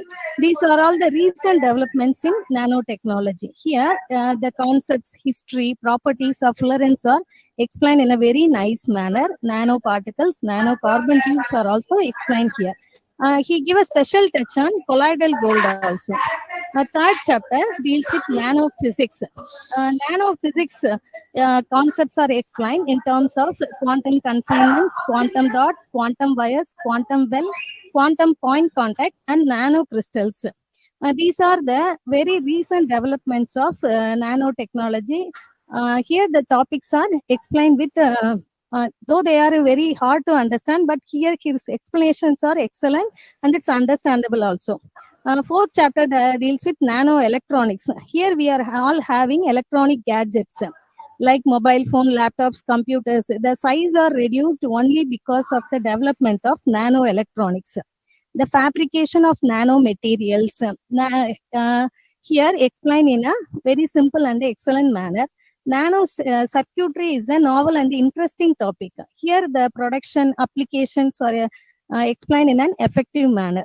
Chapter 5 and 6 are deal with molecular medicine and molecular manufacturing. Here how the nanotechnological concepts are created and how it is explained in biological molecular machine, molecular electronics.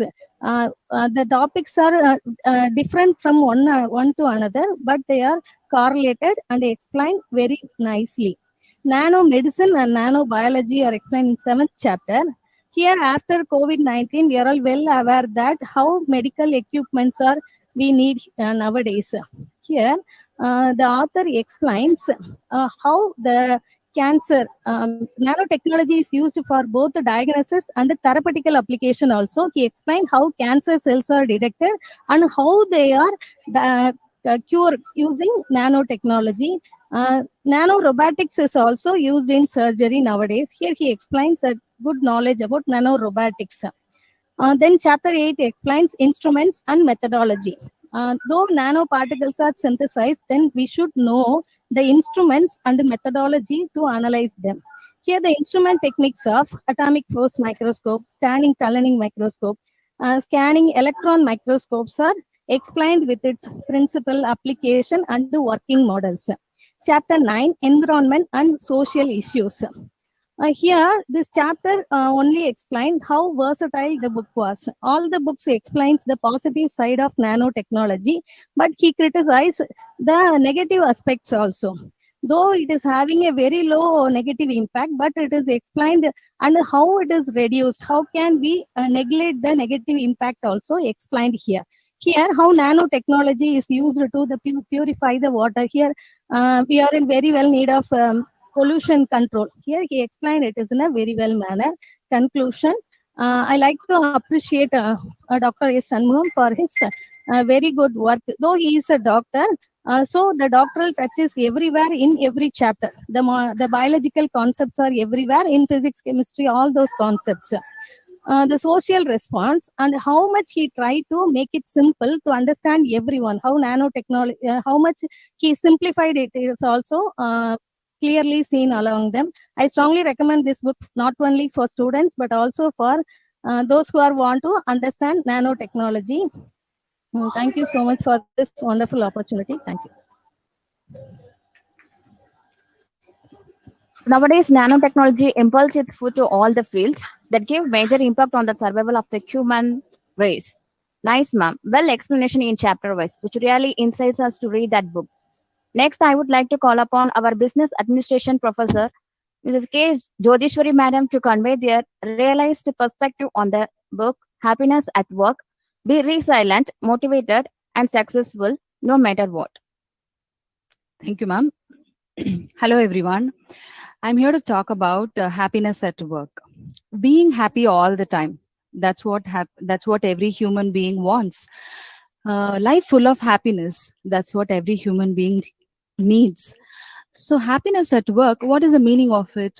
Quality of work life. Quality of life at work. That is what is happiness at work. So one has to have a good quality at work life in order to say that he is happy at work. Now let us have a question. Can a person say that he is happy at work while he is unhappy in personal life? No, it is not possible. So he has to be happy in personal life and happy in work life. So what is the challenge here? He has to be happy whatever happens. Is it really possible?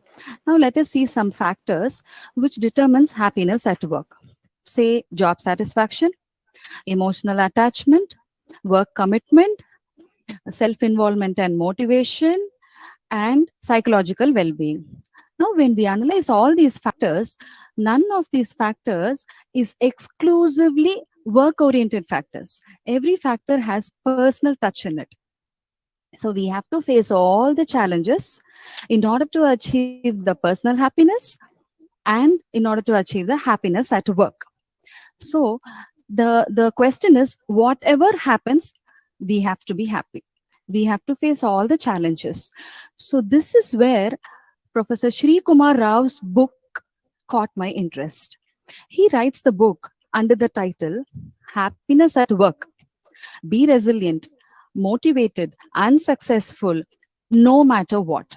He uses this beautiful word, no matter what. That caught my interest. So he says, no matter what, in spite of all challenges, all problems, all issues in your life, you have to try to be happy. So under his book, he writes 35 chapters. Behind every chapters, he gives us few activities, few exercises, and he suggests if you follow these activities, you will be able to attain happiness in spite of all challenges in life. So that is where the beauty of this book lies. When he writes this book, when we read through these lines, it is as if he has sat behind us, saw whatever we are experiencing in our life, and he has just written it. It is so beautiful.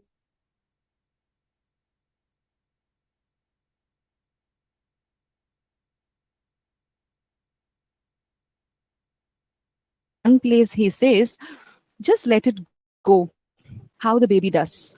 So if you observe babies, they won't carry their grudges or grievances along with them. If parents are scolding, they will get the scolding, they will just move on. So he says, just be like babies. Not only this, he gives many strategies and he also shares his experiences while he was studying in the US. He says in one example, he had been on a trekking trip, it seems. So he was carrying a lot of luggages. So he says when he was carrying a lot of luggage on his back, he was not able to enjoy his trekking trip. So he compares life with trekking trip.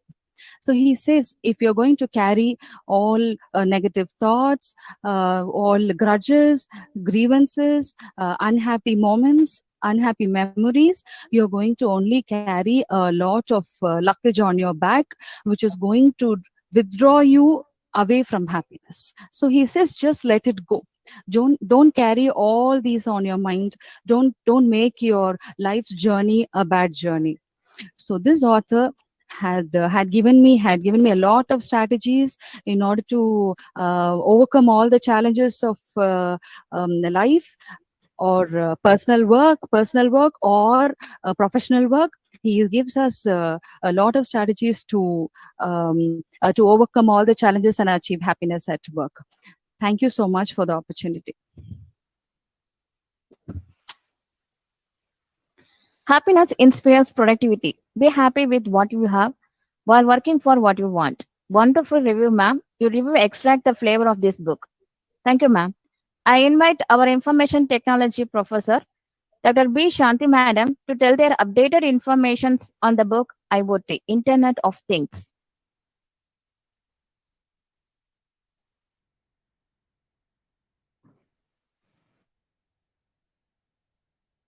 Hello ma'am, மியூட்ல இருக்கீங்க ma'am.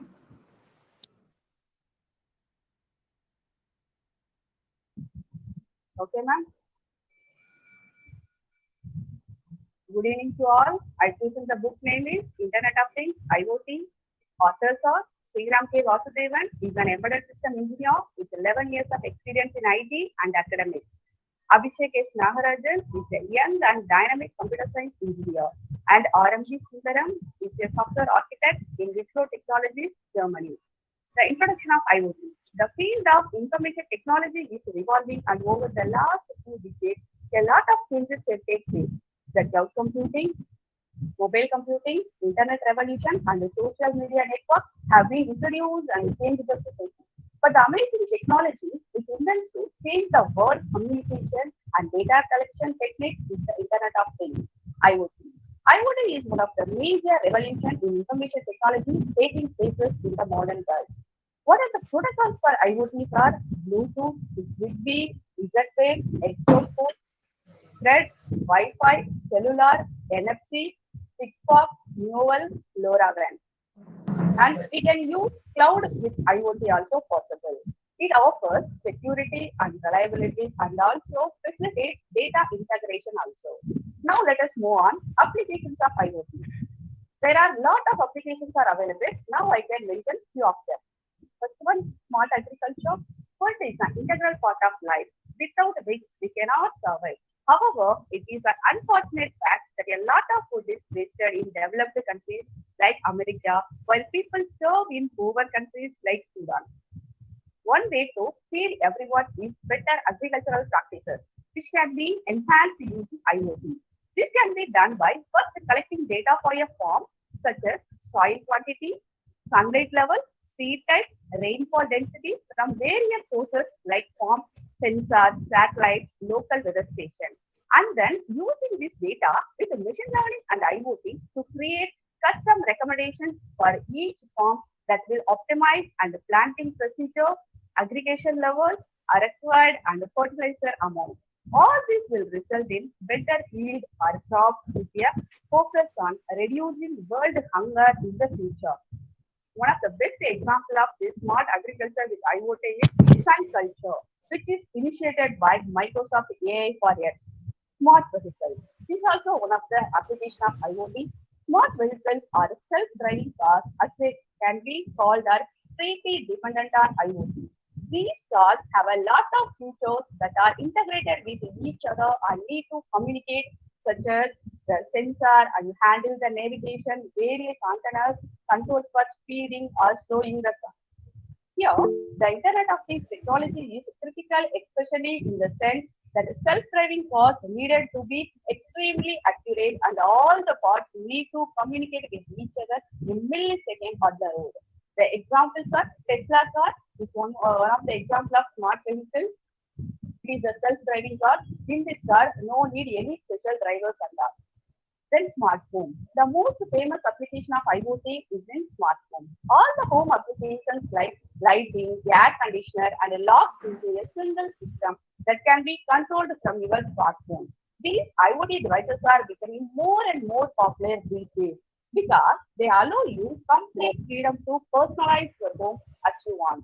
In fact, these IoT devices are so popular that every second there are 127 new devices connected to the internet.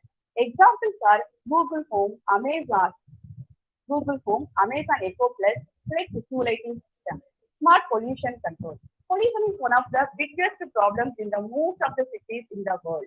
Sometimes it's not clear if you are inhaling oxygen or smell. In such a situation, IoT can be a big help in controlling the pollution levels to more breathable standards. This can be done by collecting the data related to city pollution like emissions from vehicles, airflow direction, weather, traffic level, using various sensors in the combination with IoT. Using this data, machine learning algorithms can calculate the pollution forecasts in different areas of the city that inform city officials beforehand where the problems are going to occur. This can try to control the pollution level till it's much safer. The example is Green Horizon projects created by IBM China Research Lab. And one of the most wanted applications is smart healthcare. There are the many applications of IoT in healthcare industry where doctors can monitor patients remotely through a web of interconnected devices and machines without needing to be on direct contact with them. This is very useful if the patients don't have any serious problems or if they have any infectious disease like COVID-19 disease. One of the most common uses of IoT in healthcare is using robots. These include surgical robots that can help doctors in performing surgeries more efficiently with higher precision and control. There are also disinfected robots that can clean surfaces quickly and thoroughly using the high-intensity ultraviolet light. These are the most wanted one application for now scenario. In conclusion, IoT is the concept in which the virtual world of information technology connected to the real world of things. The technologies of Internet things such as RFID and sensors make our life become better and more comfortable. In this book specifies so many research findings for IoT. So I recommend all must who are wanted to do the research in IoT kindly go to this book. It will give lots and lots of information for you. Thank you. Thank you for this wonderful opportunity given me. Thank you, Vananda. In our digital environment, everything is embedded with network. There is no doubt about this IoT fastly shifting our world into unexpected new dream future world. Worthable info, ma'am. Nice.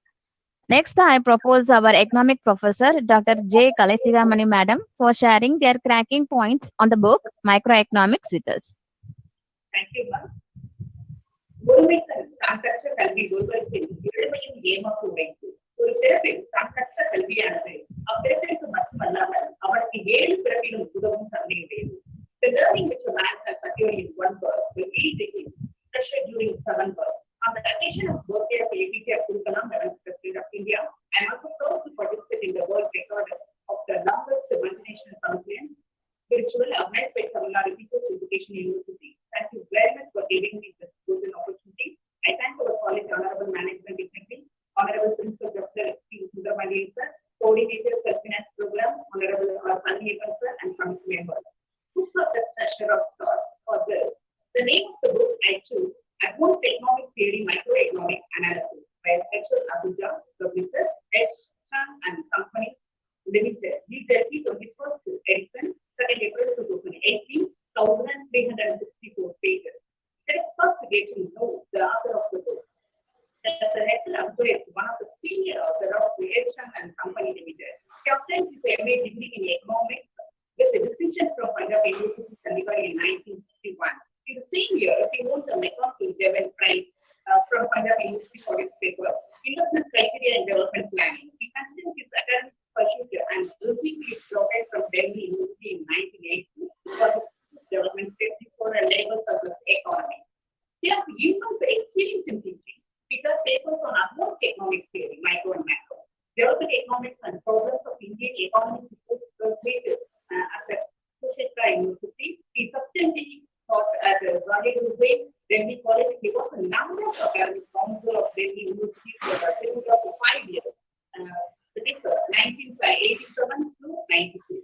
He is a public writer and has more than a dozen books to be studied, all the way by H. Chan and Company Limited. In this book, Dr. H.L. Abuja aims to offer an academic and comprehensive test in advanced details on microeconomics, featuring simplified mathematical tools. The book covers a wide spectrum of themes and concepts, theories and concepts aimed at effective understanding and advanced with economic theory. He explained the microeconomic studies, the economic action and behavior of individual units and small group of individual units. He pointed out that should be recommend that microeconomics does not study the economy of society. In microeconomics, he discussed the equilibrium of the individual units of the economy, history, and their interrelationship to each other. In this book, new and existing knowledge is structured around the major concepts and principles of the discipline. This is a very informative book. The author has given clear explanation for each concept. Its language is easy for everyone to understand. It is one of the best books for any concept of microeconomics and advanced level, as well because microeconomic theory is a standard textbook for graduate, postgraduate students in Indian university. It is not very difficult. But students without any economic background can understand the book. Many science students also join economics courses at undergraduate, postgraduate level without any difficulty and pursue the book. It helps you in developing a better understanding of the concept. This book is 21st edition. This book has the latest trends and tendencies in microeconomics theory. In keeping with this approach, he explained the various important economic concepts, theories such as theory of demand, cost, production, price, and output determination, and perfect competition, monopoly, and oligopoly in mathematical terms. Further, to enable the students to understand better the mathematical expression of theory, here's added chapter 5, which explains the basic mathematical concept and optimization technique. This book consists of 7 parts. The first one is scope and methodology of economics. Second one is demand analysis and theory of consumer choice. Third one is the theory of production and cost analysis. Fourth one is price and output determination in various market structures. Fifth one is theory of distribution. Sixth one is general equilibrium analysis and welfare economics. Intertemporal choice. Seventh one is intertemporal choice and markets with econometric information. In the present revised 31st edition of the book, some significant change have been made in some chapters. This book takes a fresh look at programs for advanced studies for economic students with a particular focus on the advanced replacement and basic mathematical concepts and optimization techniques. The edition also includes important decision and critical analysis of several countries, exposing the latest developments in the field. Chapter 1, the meaning of economic efficiency has been clearly explained the difference between production efficiency and efficiency. Chapter 7, the concept of utility and its critique by Dr. Amartya Sen have been explained. Chapter 8, the substitution effect and synthesis substitution effect have been clearly distinct. Chapter 17, the attitudes towards the risk of different individuals have been explained and have been clearly shown why a risk affects the general insurance and the risk of lower indulgence in gambling. Chapter 28, the chapter explains how economic efficiency is planned to be achieved under perfect competition. The fact is that we made clear how a perfectly competitive economy fails to achieve equity and distribution of goods and services. Chapter 65, the balance on which sense social welfare function have been critically examined and how it differs from classical utilitarian and social and the role of social welfare function which gives the highest respect to the welfare of the poorest people in society have been provided. Chapter 67, the impact of imperfect and asymmetric information on individual choice has been explained, and the problems of adverse selection and moral hazard and conditions of imperfect asymmetric information have been clarified. With the above changes, the book will be more useful to all the students. The book is intended to meet the requirements of the students of MA Economics, the MCOM, MBA, and related courses. And candidates preparing for competitive examinations such as IAS, IES, and public service examination of different states. Postgraduate and all students of Indian universities having poor background in mathematics, here's the endeavor to help them. So in this book, an effort has been made to discuss the various theories of microeconomics without making use of advanced methods. The merit of this book is that it explains advanced theories and concepts with the help of geometry and mathematics. Feature of this book, new topical coverage, a critical analysis of the economic efficiency and the perfect competition and its market trading. Advanced treatment of topic, discussion on the choice of the risk collector and the risk lover under conditions of risk uncertainty. aberrant graphs and figures, facilitating understanding and recapitulation of concepts. This book has to be one of my personal favorite on this list. This was on my suggested reading list for my economic course, and although it can be quite very simple, the basic mathematical concept and automation techniques is really cool. The central idea in the book is that manager will try to make the best choice among the different options available to you. A best or optimal choice is one that best achieves the desired goal. For example, a manager might consider what level of output of a product he should produce, how manager will produce the level of output to maximize the profit. If he has such detailed insights, the focus of profit maximization. Not only just branding, this helps you make better decisions. It's like insight into basic mathematical concepts and optimization techniques, which will definitely help you on your economic course at some point. Decision making, he pointed out that decision making involves solving maximization and minimizing problems is called automation. The book goes on to explain the need for a significant knowledge and techniques of optimization for the students of economics. This way, in book, in business, we can take rational decision making from a large number of options. Hopefully, there will have been something on that list that takes your fancy.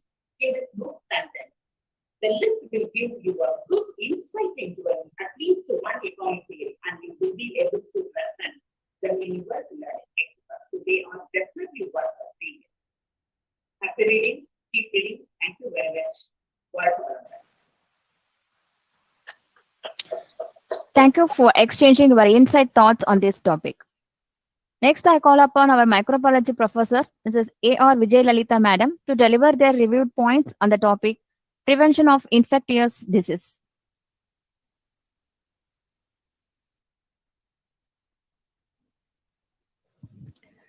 Good evening, ma'am. And I would like to share my views on Masterpiece by two Indian authors who were Anantha Narayanan and Jayaram Panikkar. And of course, the book is the textbook of microbiology, which was published in the year of 1978.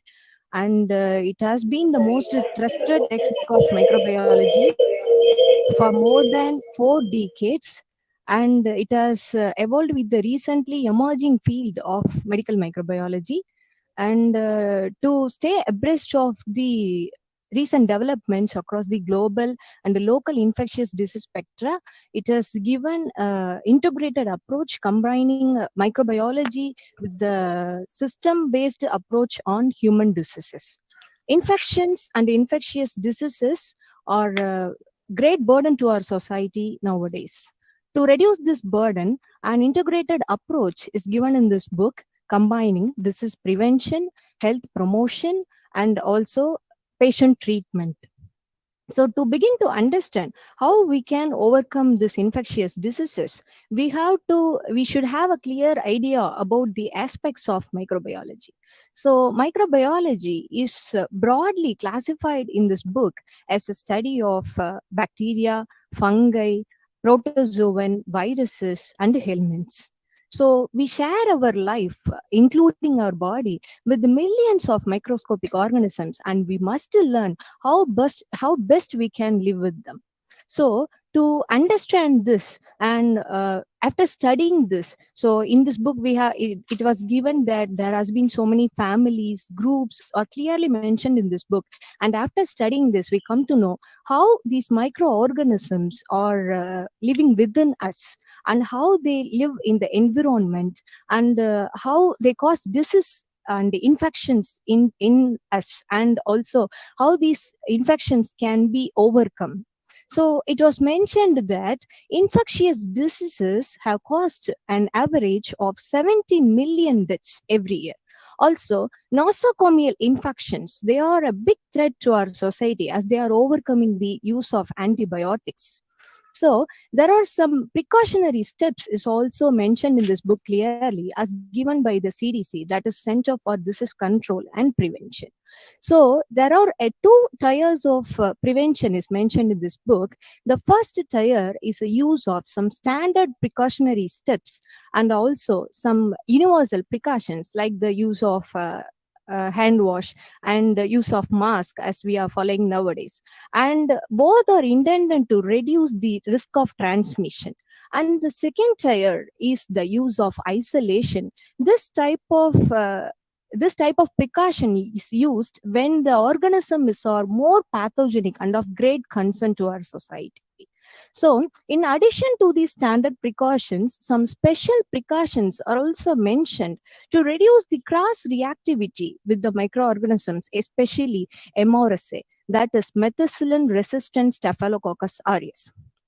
This MRSA is a serious problem in patients with burns and patients who are in intensive care units and patients who are following cardiac surgery and also elderly patients. So regarding the treatment, it may vary from one person to another, but generally the use of in antiseptics in special reference to in special attention to the places of contamination is recommended.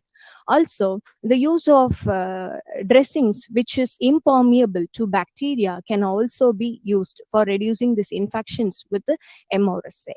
However, the treatment and also reduction or overcoming this antimicrobial resistance is not related to one person. It is related to so many factors that is also clearly given in this book as how to overcome this antimicrobial resistance. It is given some special ideas like antibiotic surveillance and enhanced antibiotic surveillance and also some antibiotic stewardship. How to approach this antibiotic stewardship is, first we have to use exact antimicrobial for a particular disease. So we have to identify the causative organism which is responsible for the disease, and then we have to select the appropriate antibiotic to use for the particular disease, and then we have to use the correct dosage of antibiotic, and the duration of the treatment should be completed properly. And after this, we should have an awareness, both the prescriber as well as the patient, they should have an awareness about the use of antibiotics, and we should have an integrated approach, interdisciplinary approach. And finally, we have to enhance the prevention and control protocol for the infectious diseases. So, it is given that this prevention and the control of the infectious diseases is the first step in overcoming any diseases. So, in order to achieve the One Health, we have to overcome these infectious diseases. So, this can be approached by if it happens. So if we are getting any infectious diseases, we can go for intervention and finally rehabilitation or recovery. By doing so, we can overcome any infectious diseases, as in case of our SARS-CoV-2 also. So achieve One Health, stay home, stay safe. And I would like to thank our principal, Captain Dr. P. Sundrapandian sir, and coordinator, Dr. R. Palaniyappan, and the organizers for giving me this wonderful opportunity to take part in this excellent forum. And thank you one and all. Thank you. Prevention is better than cure. Yes, it is a familiar proverb and also indeed essential proverb for this COVID pandemic situation. Thanks, ma'am, for your mind-catching review on the crucial topic on prevention of infectious disease. I heartily invite our college librarian, Dr. G. Amuda Madam, to deliver the vote of thanks to this event.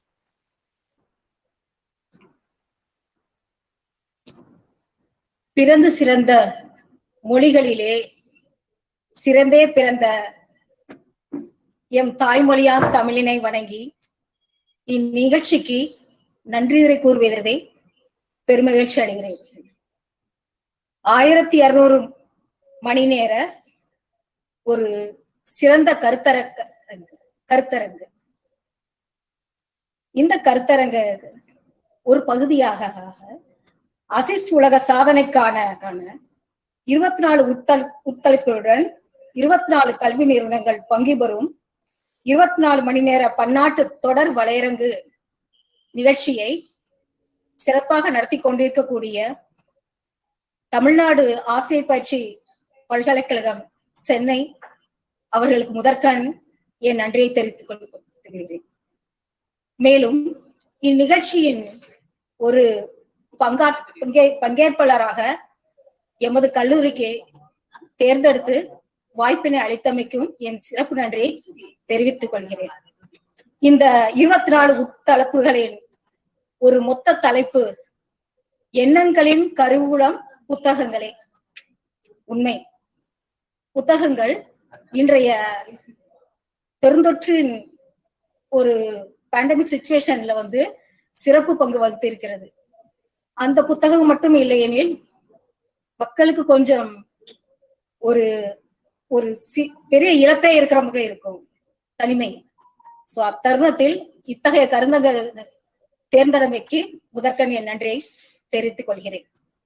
இன்றைய அளவில் புத்தக விமர்சனம் மற்றும் புத்தகம் review பண்ணி பேசுவது ஒரு சிறப்பு நிகழ்வாகவும் ஒரு போட்டியாகவும் நடைபெற்றுக் கொண்டிருக்கிறது. 2017 ஆண்டிலேயே எங்கள் நூலகத்தின் ஒரு சிறப்பு பயிற்சியாக எமது கல்லூரி முதல்வர் இந்த பயிற்சி புத்தகங்கள் மாணவர்களுக்கு வாசித்து அந்த விளக்கோரை அளிக்கும் பயிற்சி வேண்டும் என்று எங்களுக்கு அந்நாளிலே வலியுறுத்தினார். அன்றிலிருந்து இன்று வரை ரீடர்ஸ் கிளப் வாசகர் வட்டம் என்று ஒரு குழு செயல்பட்டு கொண்டிருக்கிறது. மேலும் அதற்கான போட்டிகளும் நடந்து கொண்டே இருக்கின்றன. இந்த புத்தக வாசிப்பை எங்களுக்கு வலியுறுத்தி எங்களை மேம்படுத்திய எமது கல்லூரியின் முதல்வர் முனைவர் பி. சுந்தரன்மணியன் சார் அவர்களுக்கு என் நன்றியை தெரிவித்துக் கொள்கிறேன். ஏனெனில் இந்த ஒரு நிகழ்ச்சி வந்தவுடன் நீங்கள் நடத்துங்கள் என்ற அனுமதி அளித்தமைக்கு என் மனமார்ந்த நன்றியை தெரிவித்துக் கொள்கிறேன். அன்னார் சிறந்த முறையில் எங்களுக்கு தலைமை ஆற்றியுள்ளார்கள். இத்தருணத்தில் மீண்டும் மீண்டும் ஒரு முறை நன்றியை தெரிவித்துக் கொள்கிறேன். இந்த நிகழ்ச்சிக்கு இது என்ன பேசிச்சா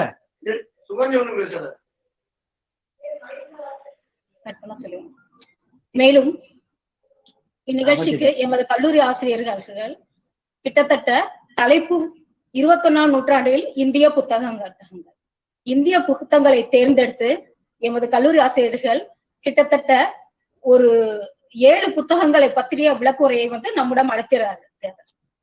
அந்த கருத்துக்கள் என்னவெனில் கிட்டத்தட்ட முதற்கண் எங்கள் கல்லூரியின் வணிகவழித்துறை பேராசிரியர் முனைவர் ஆர். சோமனாதேவி அவர்கள் mastering emotional intelligence, making emotions work for you and not against you, Surana அவர்கள் எழுதிய புத்தகத்தை பற்றி சிறப்புற கூறியுள்ளார்கள். அவர்கள் கூறியுள்ள சிறந்த கருத்து 80% நாம் எமோஷனை நம்ம சிறந்த முறையில் மேனேஜ் பண்ண கத்துக்கிட்டோம்னா நிறைய விஷயங்களை சாதிக்கலாம் அப்படிங்கறத வலியுறுத்தினாங்க.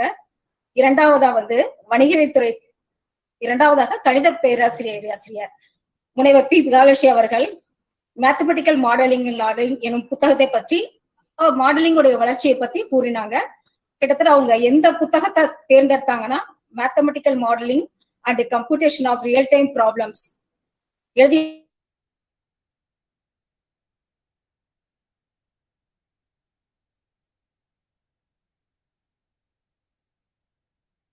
அவர்கள் நானோ டெக்னாலஜியின் சிறப்பை டாக்டர் எஸ் சண்முகம் அவர்கள் எழுதிய புத்தகம் எழுதியதின் கருத்தை தழுவி நமக்கு அந்த கருத்தை தெரிவித்துள்ளார்கள்.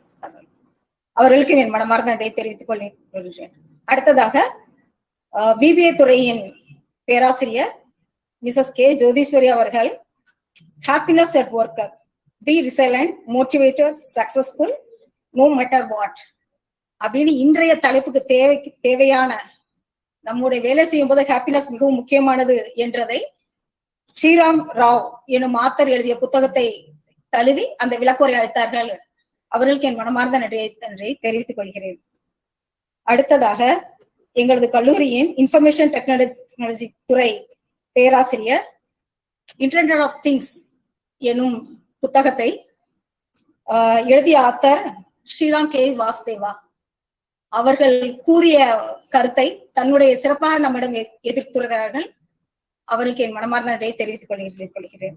அடுத்ததாக வணிகவியல் துறை பேராசிரியர்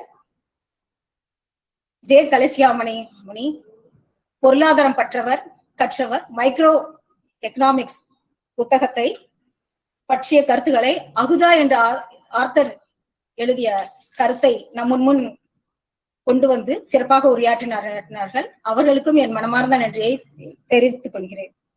அடுத்ததாக எங்கள் கல்லூரியின் மைக்ரோபாலஜி துறை பேராசிரியர் திருமதி AR விஜயலலிதா அவர்கள் இன்றைய தலைப்புக்கு முக்கியமாக தேவையான பிரிவென்ஷன் ஆஃப் இன்ஃபெக்டியஸ் டிசீசஸ் எனும் புத்தகத்தை அனந்தநாராயணன் என்ற ஆத்தர் எழுதியிருந்தார்கள். அவர்களுடைய கருத்தையும் எடுத்துக்கொண்டு இன்றைய வாழ்வியலுக்கு எது முக்கியம் என்று எடுத்துரைத்தார்கள். அவர்களுக்கு என் மனமார்ந்த நன்றியை தெரிவித்துக் கொள்கிறேன். இந்நிகழ்ச்சிக்கு சிறப்பாக வரவேற்புரை நல்கிய தமிழ் பேராசிரியர் முனைவர் R. ஜீவா அவர்களுக்கு என் மனமார்ந்த நன்றியை தெரிவித்துக் கொள்கிறேன்.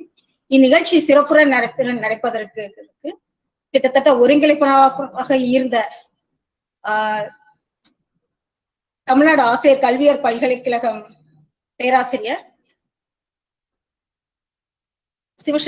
முனைவர் சிவசக்தி ராஜமால் அவர்களுக்கும் என் நன்றியை தெரிவித்துக் கொள்கிறேன்.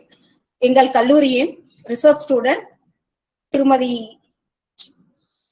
சபிதா சண்முகப்பிரியா அவர்களுக்கும் என் நன்றியை தெரிவித்துக் கொள்கிறேன். ஏன்னா அவங்கதான் கிட்டத்தட்ட ஒரு மீடியேட்டர் மாதிரி இந்த ப்ரோக்ராம் நடத்துறதுக்கு உதவுனாங்க. அவங்களுக்கு என் நன்றியை தெரிவித்துக் கொள்கிறேன்.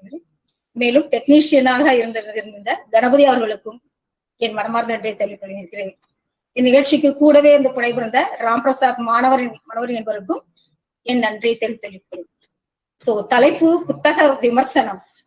சோ புத்தகங்கள் வாசிப்பதை பற்றி கூறவில்லை என்றால் இந்த நிகழ்ச்சி நிறைவு பெறாது. புத்தகம் வாசிப்பது ஒரு பொழுதுபோக்கு அல்ல, அது ஒரு தவம். புத்தக வாசிப்பின் சுவையை ஒருமுறை ரசித்து விட்டால் அது நம்மை விட்டு போகாது. ஏனெனில் புத்தக வாசிப்பு நம் வாழ்வுக்கு நல்வாசல் அமைக்கும். புத்தக வாசிப்பு ஒரு மனிதனுக்கு அறம் புகட்டும், ஆற்றல் அளிக்கும், இறை காட்டும், ஈகை வளர்த்திடும், உண்மை உரைத்திடும், ஊக்கம் கொடுத்திடும், எண்ணங்கள் வறுப்பற செய்யும், பண்பு வளர்த்திடும், பகை தவிர்த்திடும், குற்றம் களைந்திடும், கோபம் தணித்திடும். இத்தகைய புத்தக வாசிப்பை மேம்படுத்தி எல்லோரும் நலம் பெற வாழ்த்தி என் நன்றியை முடித்துக் கொள்கிறேன். நன்றி. Thank you, madam. Great dreamers are always success, said by our great national president, Thiru Dr. APJ Abdul Kalam Avargal. Confluence is not a conclusion for all, but share and expose of all at its point. Again, I hats off to all for furnishing this occasion to present our TED Talk in this world record of the longest multinational confluence. And I am gladly admitting this success. Thank you, one and all. Thank you, ma'am. BHNSN College, நீங்க நல்லா perform பண்ணீங்க. Thank you, ma'am. லேட்டா தான் நாங்க உங்களுக்கு தளவத்தை ஒப்படைச்சோம். ஆனாலும் எங்களுக்கு நீங்க ஒரு 5 நிமிஷத்துக்கு முன்னாடியே எங்களுக்கு திரும்ப ஒப்படைச்சு கொடுத்துட்டீங்க. ரொம்ப நன்றி. தேங்க்யூ. நெக்ஸ்ட் காலேஜ் வந்து Mangaiyarkarasi college. Are you ready? Ready, ma'am. Ready. Am I audible? Yeah, ma'am. Yeah, you are audible. உங்களுடைய வந்து ஒரு நிமிஷம். உங்களுடைய the art of reading and responding to books. Okay, ma'am. All the best for your performance. Tamil Nadu Teachers Education University சார்பாக Thank you. வரவேற்கிறேன் ma'am. இப்போ உங்களுக்கான time வந்து 8:35. நீங்க வந்து 9:35 எங்களுக்கு கலந்து. Thank you, ma'am. All the best. Thank you.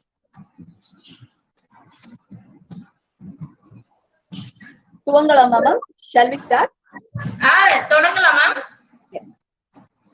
அனைவருக்கும் மங்கையர்கரசி மகளிர் கலை மற்றும் அறிவியல் கல்லூரியின் அன்பான வணக்கங்கள் உரித்தாகிறது. இந்த பொன்னான வாய்ப்பை நல்கிய தமிழ்நாடு கல்வியியல் பல்கலைக்கழகத்தின் துணைவேந்தர் அவர்களுக்கும் இந்த பன்னாட்டு வலைத்தள தொடர் நிகழ்வை தலைமை ஏற்று நடத்தும் முனைவர் சிவசக்தி ராஜம்மாள் அவர்களுக்கும், ஒருங்கிணைப்பாளர்கள் முனைவர் பிரேமலதா அவர்களுக்கும், திருமதி சமிதா சண்முகப்பிரியா அவர்களுக்கும் எங்களது இதயம் கலந்த நன்றிகள் நாங்கள் சமர்ப்பிப்பதில் பெருமகிழ்வு அடைகிறோம். மேலும் எங்களை இந்த உலக சாதனை நிகழ்வில் பங்கேற்க உற்சாகப்படுத்திய எங்கள் கல்லூரியின் செயலர், இயக்குனர், முதல்வர், குல முதன்மையர் அனைவருக்கும் எங்களுடைய பணிவான வணக்கங்கள். இது கோஇன்சிடென்ஸா என்னன்னு தெரியல, ஆனா இன்று எங்கள் கல்லூரி நிறுவப்பட்டு 25 ஆண்டுகள் நடந்த ஒரு சிறப்பு விழாவை கொண்டாடிவிட்டு நாங்கள் இந்த வலைத்தள தொடர் நிகழ்வுக்கு வந்திருக்கிறோம். எங்களுடைய தலைப்பு the art of reading and responding to books. So தலைப்பு வேணா ஆங்கிலத்துல இருக்கலாம், பட் புத்தக அறிமுகங்கள். I won't say it is book review. I'll only say it is book introduction, because for want of time, we cannot do justice to a book completely in the short span of 8 to 10 minutes. So it's a kind of introduction that we are going to do today. And நான் வந்து முனைவர் சுகந்தி, கலைப்புல முதன்மையர், மங்கையர்கரசி கல்லூரி மகளிர் மற்றும் கலை அறிவியல் மகளிர் கலை அறிவியல் கல்லூரி. இன்று நான் எடுத்துக்கொண்ட தலைப்பு என்ன அப்படின்னா, திரு சு வெங்கடேசன் அவர்கள் எழுதிய ஒரு சமீபத்தில் மிக பெரும் கிளர்ச்சியை ஏற்படுத்திய ஒரு வரலாற்று நாவல், வீரயுக நாயகன் வேல்பாரி. அதாவது புத்தகங்களை பற்றி பேசும்போது எப்போதுமே அந்த புத்தகங்களை கையில் வைத்துக் கொள்ள வேண்டும், வாசகர்களுக்கு காட்ட வேண்டும் என்று எங்களுடைய ஆசிரியர்கள் சொல்லி இருக்கக்கூடிய காரணத்தினால் நான் புத்தகத்தை காட்டுகிறேன். இது முதல் பாகம், இது இரண்டாவது பாகம். வீரயுக நாயகன் வேல்பாரி. இந்த புத்தகம் முதலில் ஒரு நீண்ட நெடும் தொடராக ஆனந்த விகடனில் 2018, 2019களில் வந்தது. நான் சார்ந்திருப்பது ஆங்கிலத்துறை, ஆனால் தமிழ் மேல் எனக்கு அளவு கடந்த பற்று. அதனால் இந்த புத்தகத்தை நான் வாசித்தேன். இந்த புத்தகத்தை வாசிக்கும் போது நிறைய ஒரு அற்புதமான உணர்வுகள் ஏற்பட்டது. நான் திரு சு வெங்கடேசன் அவர்கள் இப்போது மதுரை மாவட்டத்தின் பாராளுமன்ற உறுப்பினர். அவர் தமிழ் சார்ந்து நிறைய சேவைகளை செய்து கொண்டேதான் இருக்கிறார். அவருடைய முதல் நாவல் காவற்கோட்டம் சாகித்ய அகாடமி விருதை பெற்ற ஒரு நாவல், ஒரு அற்புதமான நாவல். இது அவருடைய இரண்டாவது நாவல், மேக்னம் ஓப்பஸ் அப்படின்னு சொல்லலாம். கிட்டத்தட்ட ஒரு 1200 பக்கங்கள் கொண்ட நாவல் வேல்பாரி. முதலில் புத்தகத்தின் தலைப்புக்கு நான் வருகிறேன். வேல்பாரி. வேல் என்றால் அரசு, வேல் பள்ளத்துக்கு வரக்கூடியதான வேல் என்றால் அரசு. வேல்பாரியை ஆனால் அரசனாக இங்கு எப்பொழுதுமே ஆசிரியர் குறிப்பிடவே இல்லை. வேல்பாரியை குலத்தலைவன் என்று குறிப்பிடுகிறார். நாவல் எப்படி துவங்குதுன்னு நான் சொல்றதுக்கு முன்னாடி, அவர் எந்த தரவுகளை கொண்டு இந்த நாவலை எழுதுனேன்னு அவர் அந்த ஆசிரியரே சொல்லியிருக்கார், நாவலுடைய ஆசிரியரே சொல்லியிருக்கார். 1905 ராகவ ஐயங்கார் எழுதிய பாரி என்னும் வள்ளலின் வரலாறு அப்படிங்கிற ஒரு கட்டுரையை தழுவி அத வந்து ஒரு பேஸா கொண்டுதான் இந்த நாவலை அவர் எழுதியிருக்காரு. பாரி அப்படிங்கிற ஒரு மன்னனை நமக்கு கொடை வள்ளலா தெரியும். முல்லைக்கு தேர் கொடுத்தவன் பாரி. அது போக வந்து பாரியின் வள்ளல் தன்மை, பாணர்களால் பாடப்பட்ட, கபிலர் என்கிற பெரும் புலவரால் பாடப்பட்ட பாரியைத்தான் நமக்கு தெரியும். ஆனால் பாரி என்னும் ஒரு குலத்தலைவன், ஒரு பேரரசனுக்கும் ஒரு குலத்தலைவனுக்கும் உள்ள ஒரு வேறுபாடு. அது என்ன? குலத்தலைவன், பேரரசன். அதாவது இந்த நாவல் படிக்கும் போது நிறைய தியரிஸ் வந்து நாவலுக்கு அப்ளை ஆகுது. இங்கிலீஷ்ல வந்து நாங்க வந்து post colonialism, new historicism, cultural materialism, இந்த மாதிரி நிறைய தியரிஸ் சொல்லுவோம். அதுல என்னன்னா, போஸ்ட் கலோனியலிசம் அப்படிங்கிறது காலனியப்படுத்தப்பட்ட, அடிமைப்படுத்தப்பட்ட நாடுகள் அவர்களுடைய வரலாறை வந்து அவர்களுடைய அடிமைப்படுத்தின அந்த அடிமைப்படுத்தியவர்களுடைய மொழியிலேயே சொல்றது.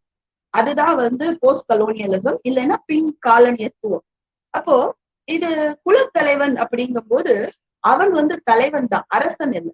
ஏன் அப்படின்னா, பேரரசுகள் வந்து வியாபாரத்தை அடிப்படையாக கொண்டு நிறுவப்படுகின்றன. எப்பொழுது வியாபாரத்தை அடிப்படையாக கொண்டு ஒரு அரசு நிறுவப்படுகிறதோ அப்பொழுது அறம் செத்து விடுகிறது. பாரி அறத்தின் வடிவம். இத நான் முதல்ல நாவல் தொடங்கும் போதே நமக்கு அவர் சொல்லிடுறார். பாரியை தேடி கபிலர் பரம்பு மலைக்கு செல்கிறார். செல்லும் வழியில் நீலன் என்கிற ஒரு வீரனை பார்க்கிறார். அப்பொழுது அவங்க 2 பேரும் அப்படியே பேசிக்கிட்டே நடக்கிறாங்க மலையில. நீலன் அவரை வழி நடத்தி செல்றான். வழி நடத்தி சொல்லும் போது ஒரு வேப்ப மரத்தை பார்க்கிறார் கபிலர். பார்த்துட்டு கேட்கிறார், வேம்பு யாருக்குரியது உனக்கு தெரியுமா அப்படின்னு கேட்கிறார். அதுக்கு நீலன் சொல்றான், வேம்பு இயற்கைக்குரியது அப்படின்னு சொல்றான். அதுக்கு இவர் சொல்றாரு, இல்ல வேம்பு பாண்டியனுக்கு உரியது, பாண்டிய பேரரசனுக்கு உரியது அப்படின்னு சொல்றாரு. உடனே அவன் சிரிச்சுக்கிறான். என்ன தம்பி சிரிக்கிற அப்படின்னு. இல்ல எனக்கு வேம்பு பத்தி தெரியாது, ஆனா வேப்பம் பூ வாட எனக்கு ரொம்ப பிடிக்கும் அப்படின்னு சொல்றாரு. அப்ப இவர் சொல்றாரு, வேப்பம் பூ பார்க்க கடல் நண்டின் கண் போல் இருக்கும் அப்படின்னு சொல்றாரு.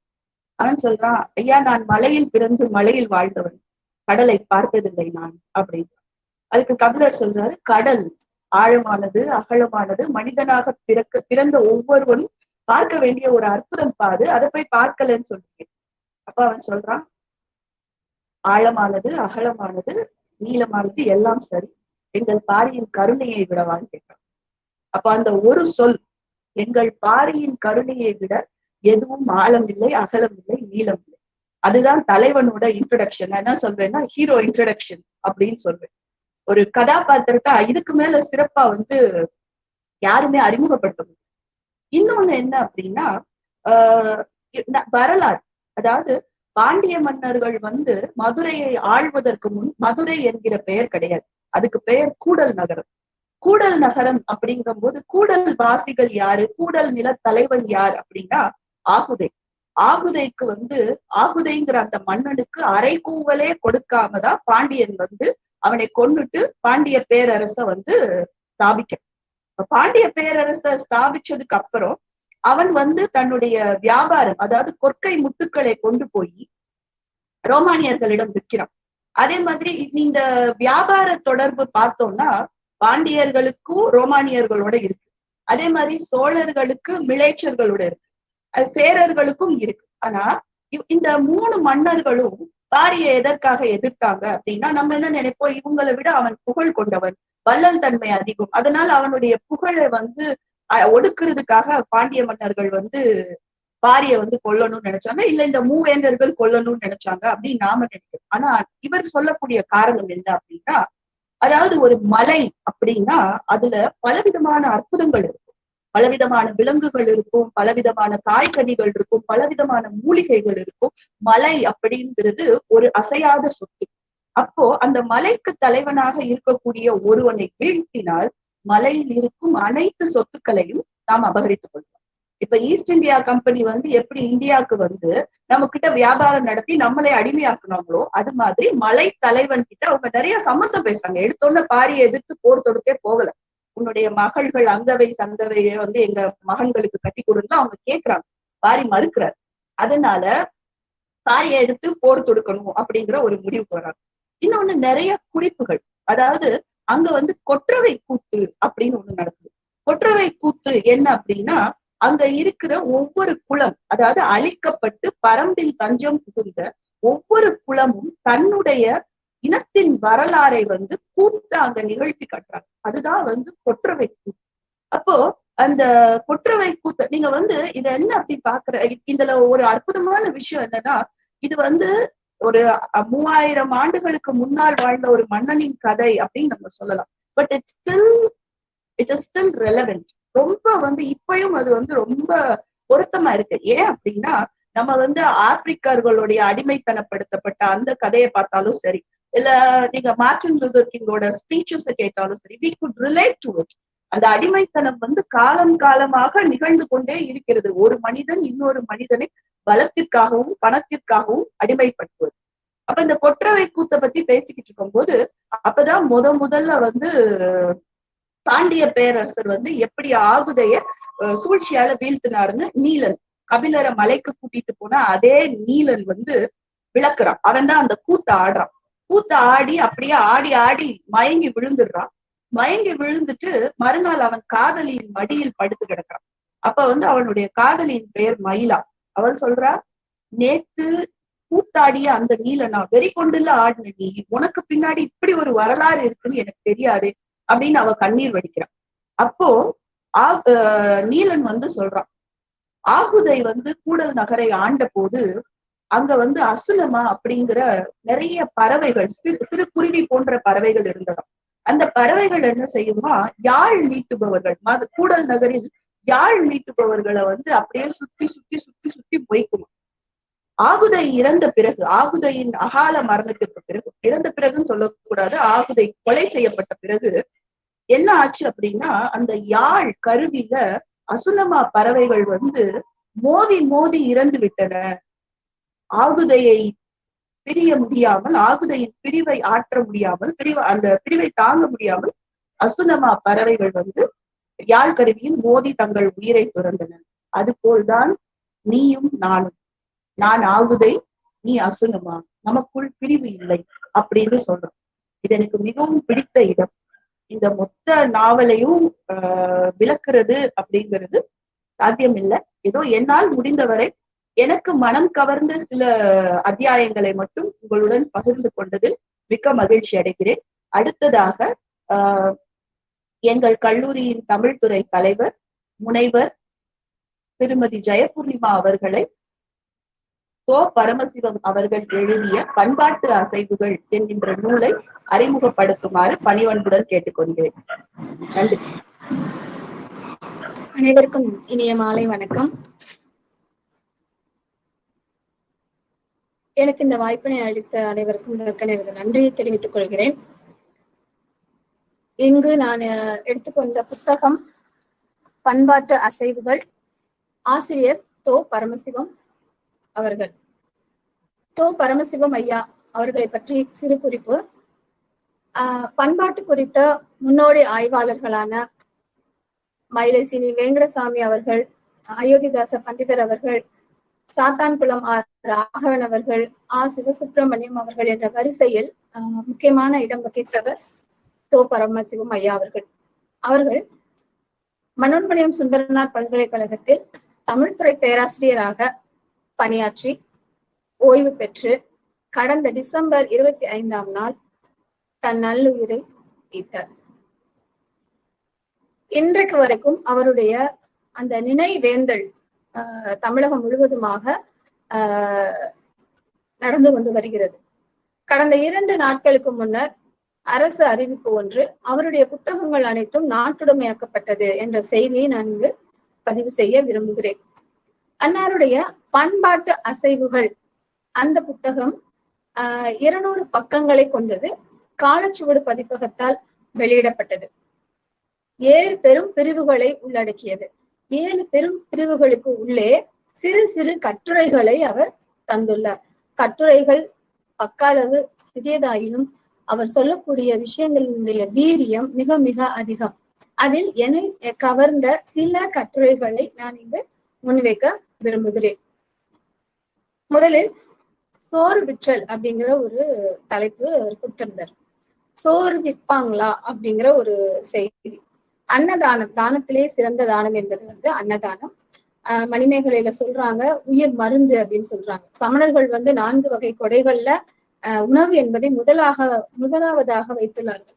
ஆக அன்னத்தை தானமாக வழங்குவதுதான், தானத்திலே சிறந்தது அன்னதானம். ஆனால் இன்றைக்கு சோறு விற்றல் என்ற ஒரு நிலைக்கு வந்துவிட்டோம் இல்லையா? இந்த பண்பாட்டு மாற்றம் எவ்வாறு உருவாகுது அப்படிங்கிறத அவர் இந்த கட்டுரையில வந்து அழகா சொல்லியிருக்காரு. சங்க காலத்துல வந்து சோறும் நீரும் விற்பனைக்கு அல்ல அப்படிங்கிறத வந்து கடைபிடிச்சு வந்திருக்காங்க.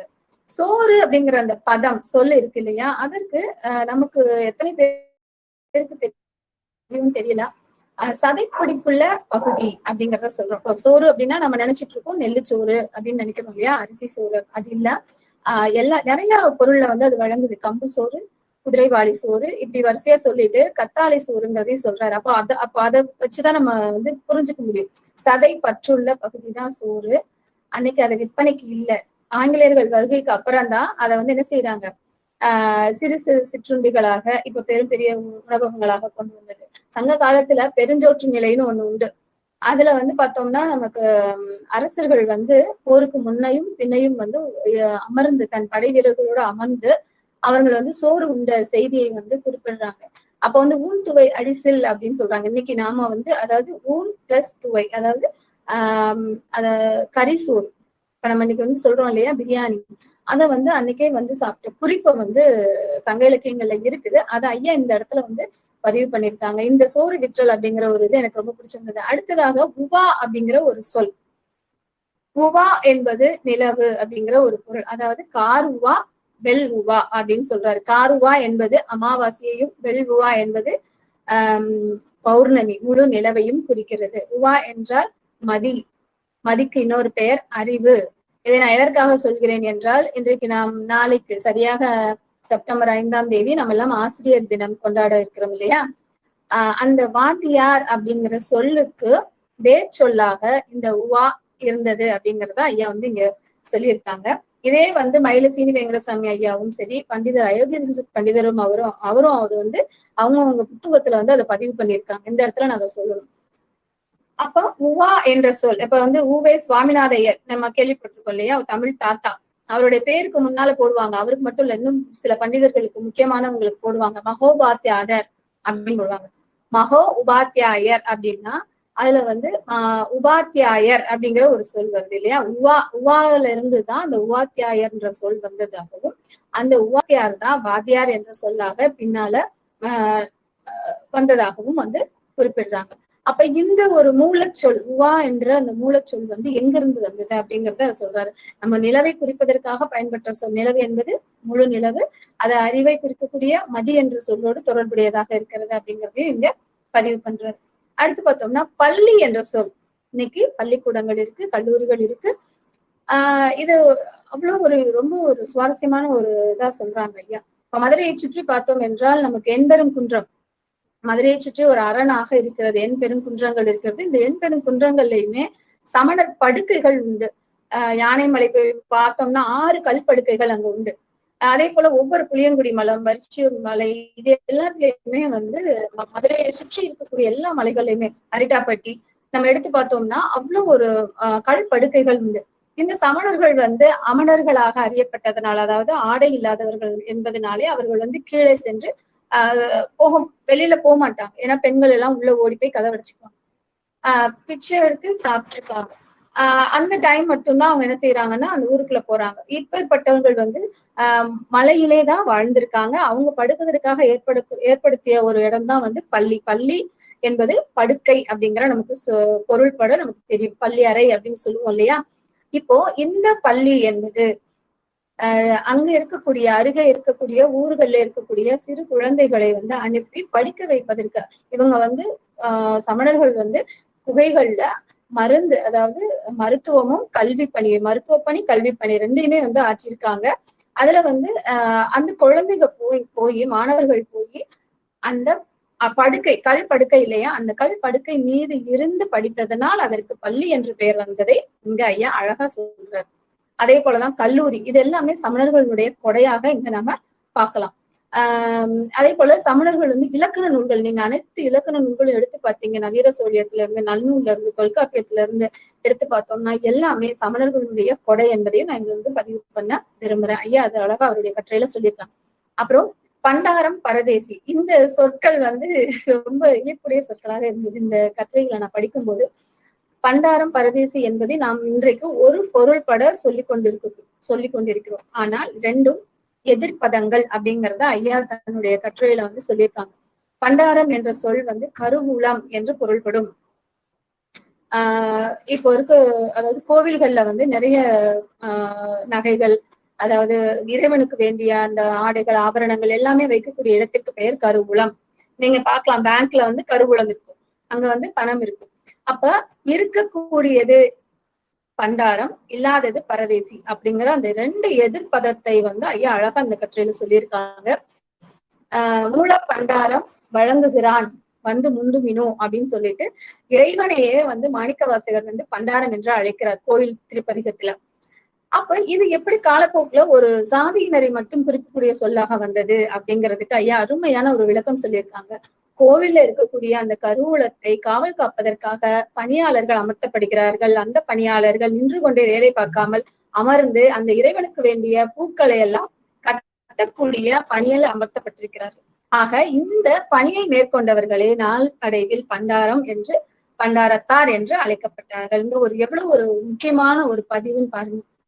இன்னைக்கு நம்ம சொல்றோம் அந்த பண்டாரம்ன்ற ஒரு ஜாதியை ஒரு குறிக்கக்கூடிய ஒரு சொல் எங்கிருந்து வந்தது அப்படின்னு சொல்லிட்டு.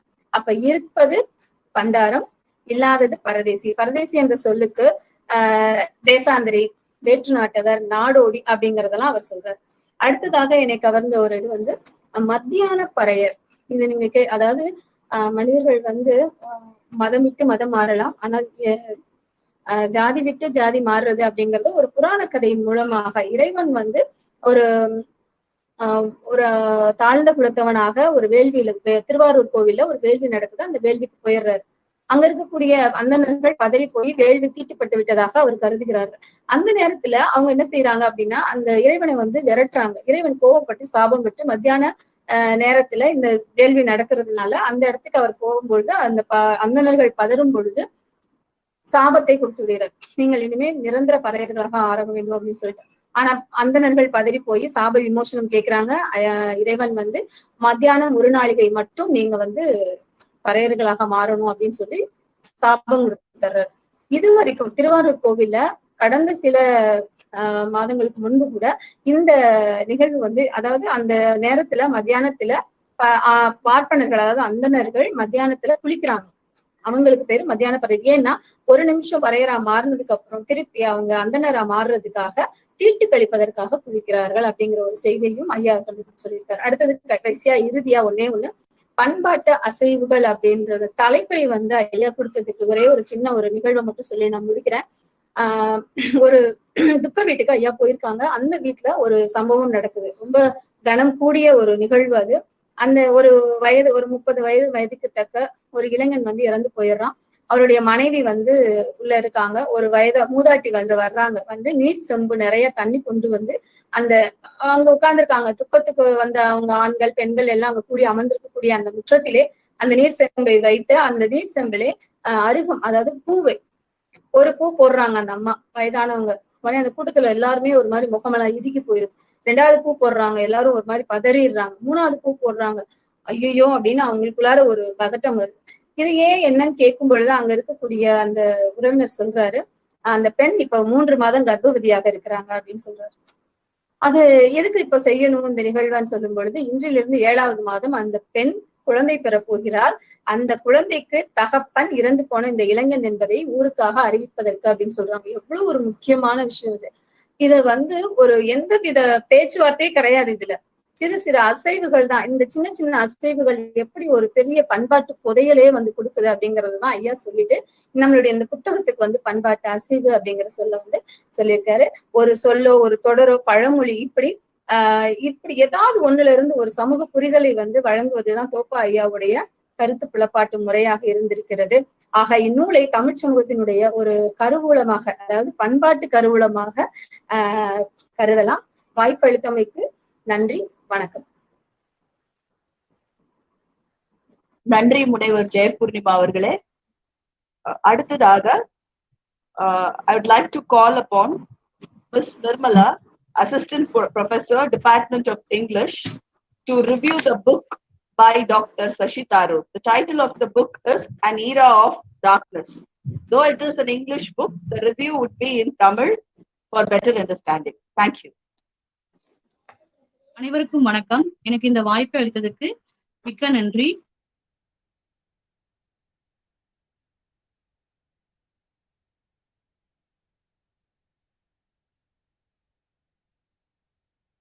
ஒவ்வொரு வார்த்தையும் எதை வலியுறுத்துகிறது என்றால் இந்தியர்கள் மீது ஆங்கிலேயர்கள் செய்த ஆட்சி முறையும் அவர்கள் நம் மீது செலுத்திய அடக்குமுறையும் பற்றிதான் வலியுறுத்துகிறது. அதே போல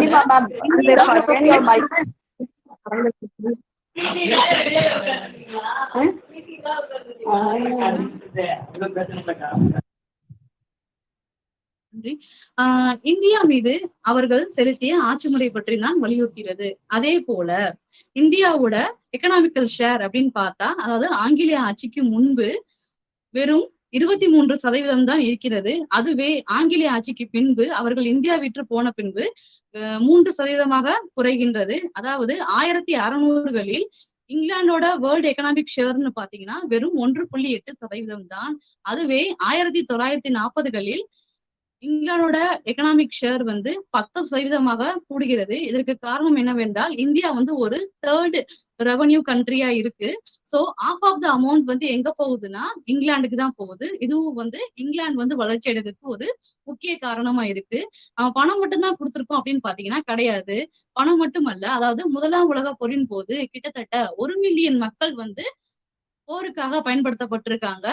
அதே போல 2ஆம் உலக போரின் போது கிட்டத்தட்ட 2.5 மில்லியன் மக்கள் வந்து போருக்காக பயன்படுத்தப்பட்டிருக்காங்க. இதுல நிறைய பேர் வந்து இறந்தும் போயிருக்காங்க. அடுத்து நம்ம என்ன பாக்குறோம்னா ஜாலியன் வாலாபாக் படுகொலை. இது உங்களுக்கே தெரியும். இத நடத்தினவர் வந்து ஜெனரல் டயர் அப்படின்ற ஒரு ஆங்கில பட தளபதி தான். சோ அவர் என்ன பண்றாருன்னா பாக்சாகி எனப்படும் சீக்கியர்கள் கொண்டாடப்படக்கூடிய புத்தாண்டில் ஆயிரக்கணக்கான ஆண்கள், பெண்கள், குழந்தைகள் என அனைவரும் வந்து அந்த இடத்தில் வந்து ஒன்று கூடியிருக்கிறார்கள். அந்த இடத்தில் அவர் தன்னுடைய படைகளுடன் உள்ளே நுழைகிறார்.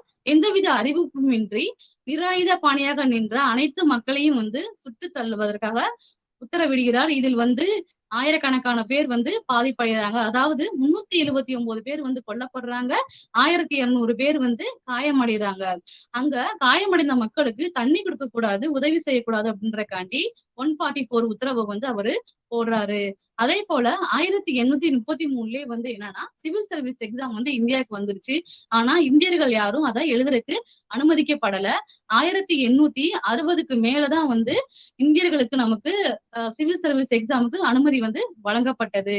அது மட்டுமல்ல, டெக்ஸ்டைல்ஸ் அப்படின்னு பாத்தீங்கன்னா இந்தியாவோட ஒரு பெரிய முதுகெலும்பு அப்படின்னு நம்ம சொல்லலாம். அதாவது இந்தியால இருக்கக்கூடிய ரா மெட்டீரியல்ஸ் எல்லாத்தையுமே வந்து இங்கிலாந்து கொண்டு போய் அங்க மேனுஃபேக்சர் பண்ணி அங்க தயாரிச்ச ஆடைகளை வந்து இங்க இந்தியாவுக்கு கொண்டு வந்து விக்கிறாங்க. சோ விக்கிறப்ப என்னன்னா அதை அதிக விலைக்கு விற்று மக்களை வந்து இன்னுமே வந்து என்ன பண்றாங்கன்னா பேக்வர்டா மாத்துறாங்க. அது மட்டுமல்ல, இங்க இருக்கக்கூடிய ஆடை தயாரிப்பு தொழிற்சாலைகள் அனைத்தையும் வந்து மூடப்படுகின்றது. சோ இது வந்து என்னன்னா இது வந்து ஒரு முக்கிய காரணமா இருக்கு இந்தியா வந்து இன்னும் வந்து ஒரு பேக்வர்ட் கண்ட்ரியா மாறுறதுக்கு. அது மட்டும் இல்ல, கேட்டில் டன் அப்படின்ற ஒரு தேநீர் வந்து என்னன்னா இந்தியால வந்து விளைவிக்கக்கூடிய மிக சுவை மிகுந்த ஒரு தேநீர். அது வந்து என்ன அடித்தட்டு மக்கள் வந்து சுவைத்து பார்த்துக்க கூட மாட்டாங்க. ஏன்னா அந்த கேட்டில் டன் டீ வந்து எங்க எக்ஸ்போர்ட் ஆகுதுன்னா ஃபாரினுக்கு மட்டும், அதாவது இங்கிலாந்துக்கு மட்டும் தான் எக்ஸ்போர்ட் ஆகுது. இங்க இருக்கக்கூடிய மக்கள் வந்து அதை வந்து சுவைத்து பார்த்ததே கிடையாது. அது மட்டும் இல்ல, ரயில்வே கொண்டு வந்தது வந்து இங்கிலாந்து தான் அப்படின்ற ஒரு விவாதம் இருக்கிறது. இதுக்கு பின்னாடி இருக்கக்கூடிய சுயநலம் அப்படின்னு நம்ம பார்த்தோம்னா அவங்களோட மிலிட்டரி போர்ஸை இங்க இந்தியாவுல இறக்கி நம்ம மக்களா அடக்குமுறைக்குள்ள கொண்டு வரணும் அப்படின்றதுதான் வந்து அவங்களோட முக்கிய நோக்கமா இருந்திருக்கு. அது மட்டும் இல்ல, அவங்க வியூகம் வகுக்கிறப்ப எப்படின்னா அந்த ரயில்வே கட்டுமானத்துல லாபம் வந்தா அவங்களுக்கு வர மாதிரியும் நஷ்டம் வந்தா நமக்கு வர மாதிரியான ஒரு வியூகத்தாங்க வகுத்திருக்காங்க. அதாவது ஃபர்ஸ்ட் கிளாஸ வந்து அவங்க வச்சுக்கிட்டாங்க கம்பார்ட்மெண்ட்டை, தேர்ட் கிளாஸ் கம்பார்ட்மெண்ட்டை வந்து இந்தியர்களுக்கு பயணம் செய்வதற்காக கொடுத்திருக்காங்க. அது மட்டும் இல்ல, மெக்காலே மினிட்ஸை பத்தி நீங்க எல்லாரும் கேள்விப்பட்டீங்க. அதாவது கல்வி முறை. அதாவது மெக்காலே அப்படின்ற லார்ட் மெக்காலே அப்படின்ற ஒரு ஆங்கிலேயர் என்ன பண்ணிருக்காருன்னா பிப்ரவரி 2 1835ஆம் ஆண்டு மெக்காலே மினிட்ஸ் அப்படின்ற ஒரு கட்டுரையை வந்து சப்மிட் பண்றாரு. அந்த கட்டுரையில வந்து என்ன சொல்றாருன்னா நம்மளுடைய இந்திய கல்வி முறையான தத்துவங்கள், பண்பாடு, கலாச்சாரம், கல்வி முறை அனைத்தையுமே என்ன சொல்றாரு கடுமையா விமர்சனம் செய்யறாரு. இது வந்து ஒரு தவறான கல்வி முறை அப்படின்னு வந்து சொல்றாரு. சோ அதனால என்ன பண்றாருன்னா அவரு என்ன சொல்றாருன்னா மேல்நாட்டு கல்வி முறைதான் வந்து சிறந்த கல்வி முறை, ஆங்கிலம் தான் சிறந்த கல்வி முறைன்னு சொல்லிட்டு அந்த ஆங்கிலத்தை வந்து உட்புகுத்த பாக்குறாரு, அதை பறைசாற்றுறாரு. சோ என்ன பண்றாங்கன்னா நம்ம பாரசீக மொழி, அரபிக் மொழி, சான்ஸ்கிரிட் கத்து கொடுத்திருந்த கல்வி நிறுவனங்கள், பல்கலைக்கழகங்களுக்கு நிதி உதவி நிப்பாட்டப்படுது. எந்தெந்த எந்த கல்வித்துறைகள்லாம் வந்து ஆங்கிலம் இருக்கோ அந்த மக்களுக்கு வந்து என்ன பண்றாங்கன்னா அதிகமான நிதி உதவியை வந்து வழங்குறாங்க. அது மட்டும் இல்ல, 1875ல புல்லர் அப்படின்ற ஒரு ஆங்கிலேயர் என்ன பண்றாருன்னா ஒரு இந்தியரை வந்து தன்னோட காலால மிதிச்சு வந்து கொலை பண்றாரு. சோ அதுக்காண்டி அவருக்கு கொடுத்த தண்டனை என்னன்னா வெறும் 15 நாள் சிறை தண்டனை மற்றும் 30 ரூபாய் அபராதம் மட்டும் தான் கொடுக்குறாங்க. சோ இருக்கிறதுலே வந்து அடித்தட்டு மக்களுக்கு கொடுக்கக்கூடிய ஒரு நீதி வந்து அங்க வந்து கிடைக்காம போகுது. அது மட்டும் இல்ல 1772 இருந்து 1990க்குள்ள கிட்டத்தட்ட 25 இந்தியன் மக்கள் வந்து பசி மற்றும் பட்டினியால இறந்து போறாங்க, பஞ்சத்தால வந்து இறக்குறாங்க. சோ இதுக்கு வந்து முக்கியமான காரணம் என்னன்னா, இங்க இருக்கக்கூடிய தொழிற்சாலைகளை வந்து இது க்ளோஸ் பண்ணதுதான் காரணம். சோ அது மட்டும் இல்ல, காடுகளை வந்து என்ன பண்றாங்க, அதிகமா அழிக்கிறாங்க. காடுகளை அழிச்சு விலங்குகளை வந்து என்ன பண்றாங்க, வேட்டையாடுறாங்க. அதாவது சென்னையோட பழைய பேர் அப்படின்னு பாத்தீங்கன்னா புலியூர் அப்படின்றதான் வந்து சென்னையோட பழைய பேர். சோ அது இப்ப வந்து என்னன்னா சென்னை அப்படின்னு இருக்கு. ஆனா இப்ப நம்ம சென்னையில பார்த்தோம்னா ஒரு மரத்தை கூட நம்மளால பார்க்க முடியாது. ஏன்னா சென்னையில அவ்வளவு மாசு வந்து படிஞ்சிருக்கு. ஏன்னா காத்த கூட காசு கொடுத்து வாங்குற நிலைமைக்கு வந்து நம்ம இப்ப தள்ளப்பட்டிருக்கோம். சோ இந்த புத்தகத்துல இன்னும் வந்து நிறைய விஷயங்களை வந்து இவர் வந்து வரலாற்று பதிவுகளை வந்து நிறைய விஷயங்களை வந்து சொல்லியிருக்காரு, வரலாற்று உண்மைகளை வந்து சொல்லியிருக்காரு. சோ இதுக்காக வந்து இங்கிலாந்துல இருந்து நமக்கு எந்த ஒரு இதுவுமே அப்பாலஜிஸ் அப்படின்னு நம்ம பார்த்தோம்னா கிடையாது. இப்பதான் வந்து 2019ல வந்து இங்கிலாந்து கோர்ட்ல அந்த பிரைம் மினிஸ்டர் தெரசா மே வந்து அப்பாலஜிஸ் பண்ணிருக்காங்க. அதுவும் எதுக்காகனா ஜாலியன்வாலாபாக் படுகொலைக்காக. சோ உங்களுக்கு டைம் கிடைக்கிறப்ப கண்டிப்பா இந்த புத்தகத்தை வந்து வாங்கி படியுங்க. நிறைய வரலாற்று பதிகங்கள் வந்து இந்த புத்தகத்துல புதைந்து இருக்கின்றது. இதை வந்து கண்டிப்பாக படிக்க வேண்டும் அப்படின்னு என்னோட பரிந்துரையை நான் இங்கே தெரிவித்துக் கொள்கிறேன். அடுத்தபடியாக என்னோட களத்தை வந்து மிஸ் மோனிகா பெர்லின் அவர்களுக்கு நான் ஒப்படைக்கிறேன். நன்றி. மோனிகா பெர்லினை திரு முல்க்ராஜ் ஆனந்த் அவர்களின் கூலி நாவலை பற்றி விவரமாக கூறுமாறு அன்போடு அழைக்கிறோம். அனைவருக்கும் வணக்கம். இன்று நான் எடுத்துக்கொண்ட புத்தகம் கூலி. இது எழுதினது யாருன்னா முல்க்ராஜ் ஆனந்த். இப்போ நம்ம கொஞ்சம் கீழே முல்க்ராஜ் ஆனந்த் வந்து யாருன்னா, அவர் வந்து ஒரு நாவல் ஆசிரியர். நம்ம நாவல் ஆசிரியர் மட்டும் சொல்ல முடியாது. அவர் வந்து சிறு கதைகளும் எழுதியிருக்காரு, அதே சமயம் சில கட்டுரைகளும் எழுதியிருக்காரு. இது மாதிரி பல கோணங்களை வந்து அவரை வந்து நம்ம குறிப்பிட்டு சொல்லலாம். இவரு வந்து 1905 வந்து எங்க பிறந்திருக்காருன்னா பேஷ்வான்ற ஒரு இடத்துல பிறந்திருக்காரு. இது வந்து இப்போ எங்க இருக்குதுன்னா பாகிஸ்தான்ல இருக்குது.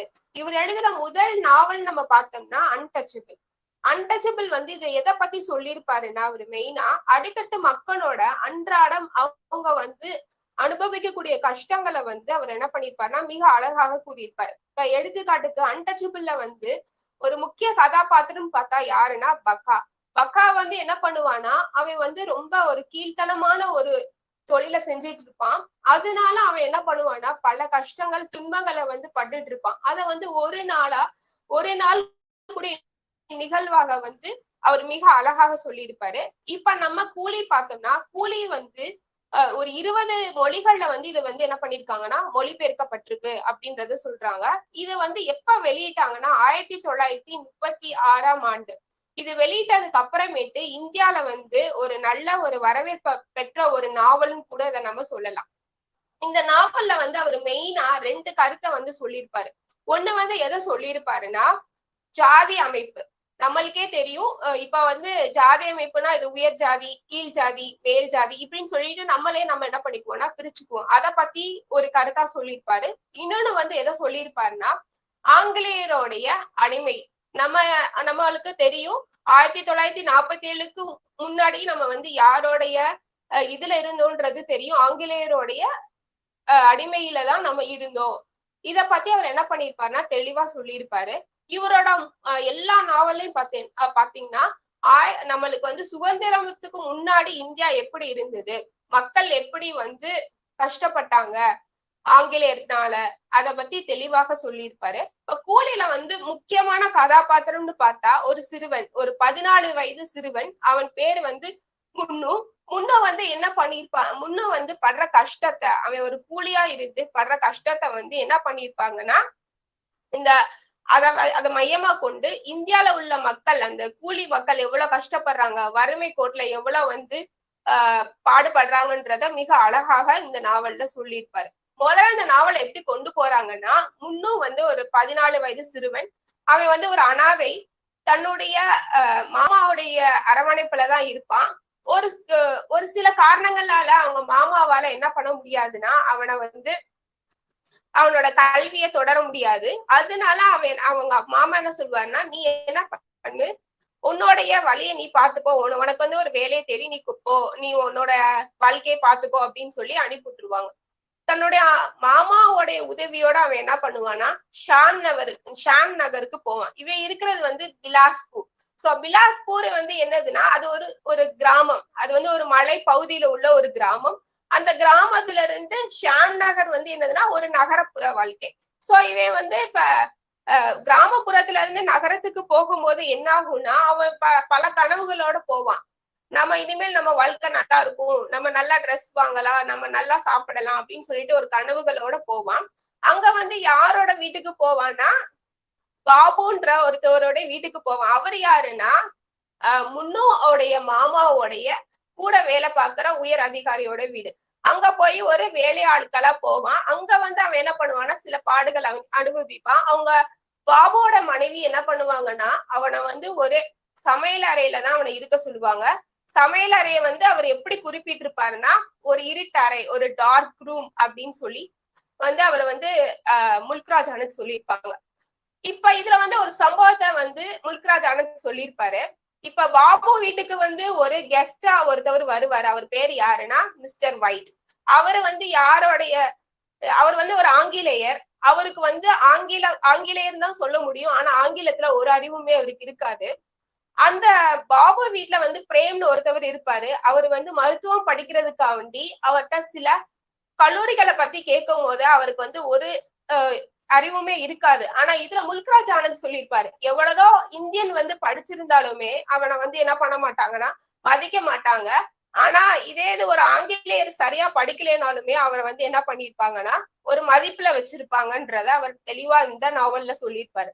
அடுத்து வந்து ஒரு சில முன்னும் வந்து அவங்க பொண்ணோட ஷீலாவோட சில வாக்குவாதம் ஏற்பட்டனால அவன் அந்த வீட்டை விட்டு போற சூழ்நிலை வரும். அடுத்து வந்து பிரபுன்ற ஒருத்தவங்கள்ட்ட வந்து போவான்.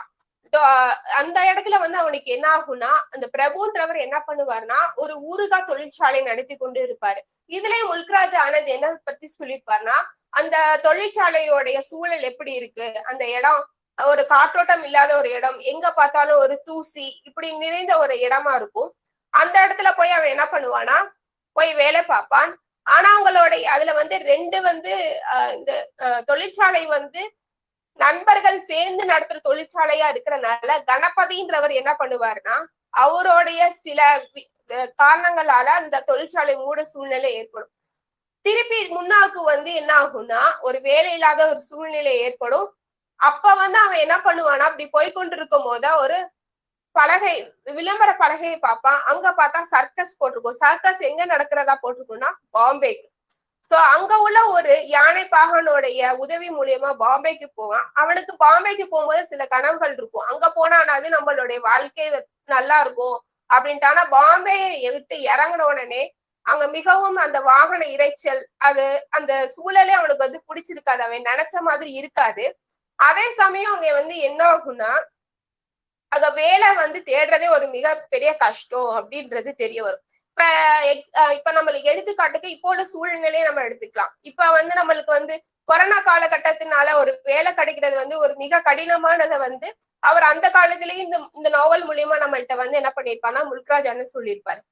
ஆனா மிக அதுக்கு அடுத்து வந்து அவனுக்கு என்ன பண்ணா பருத்தி தொழிற்சாலையில வந்து அவனுக்கு வந்து ஒரு வேலை கிடைக்கும். ஆனா அந்த தொழிற்சாலையை நடத்துறது யாருன்னு பார்த்தோம்னா நம்மளுக்கு ஒரு ஆங்கிலேயர் தான். அங்கேயே அவனுக்கு வந்து என்ன பண்ணும்னா மிக கொடுமையான ஒரு சூழல் தான் இருக்கும். ரொம்ப கடினமா வேலை பார்ப்பான். ஆனா அதுக்குரிய ஒரு ஊதியம் அவனுக்கு கிடைக்காது.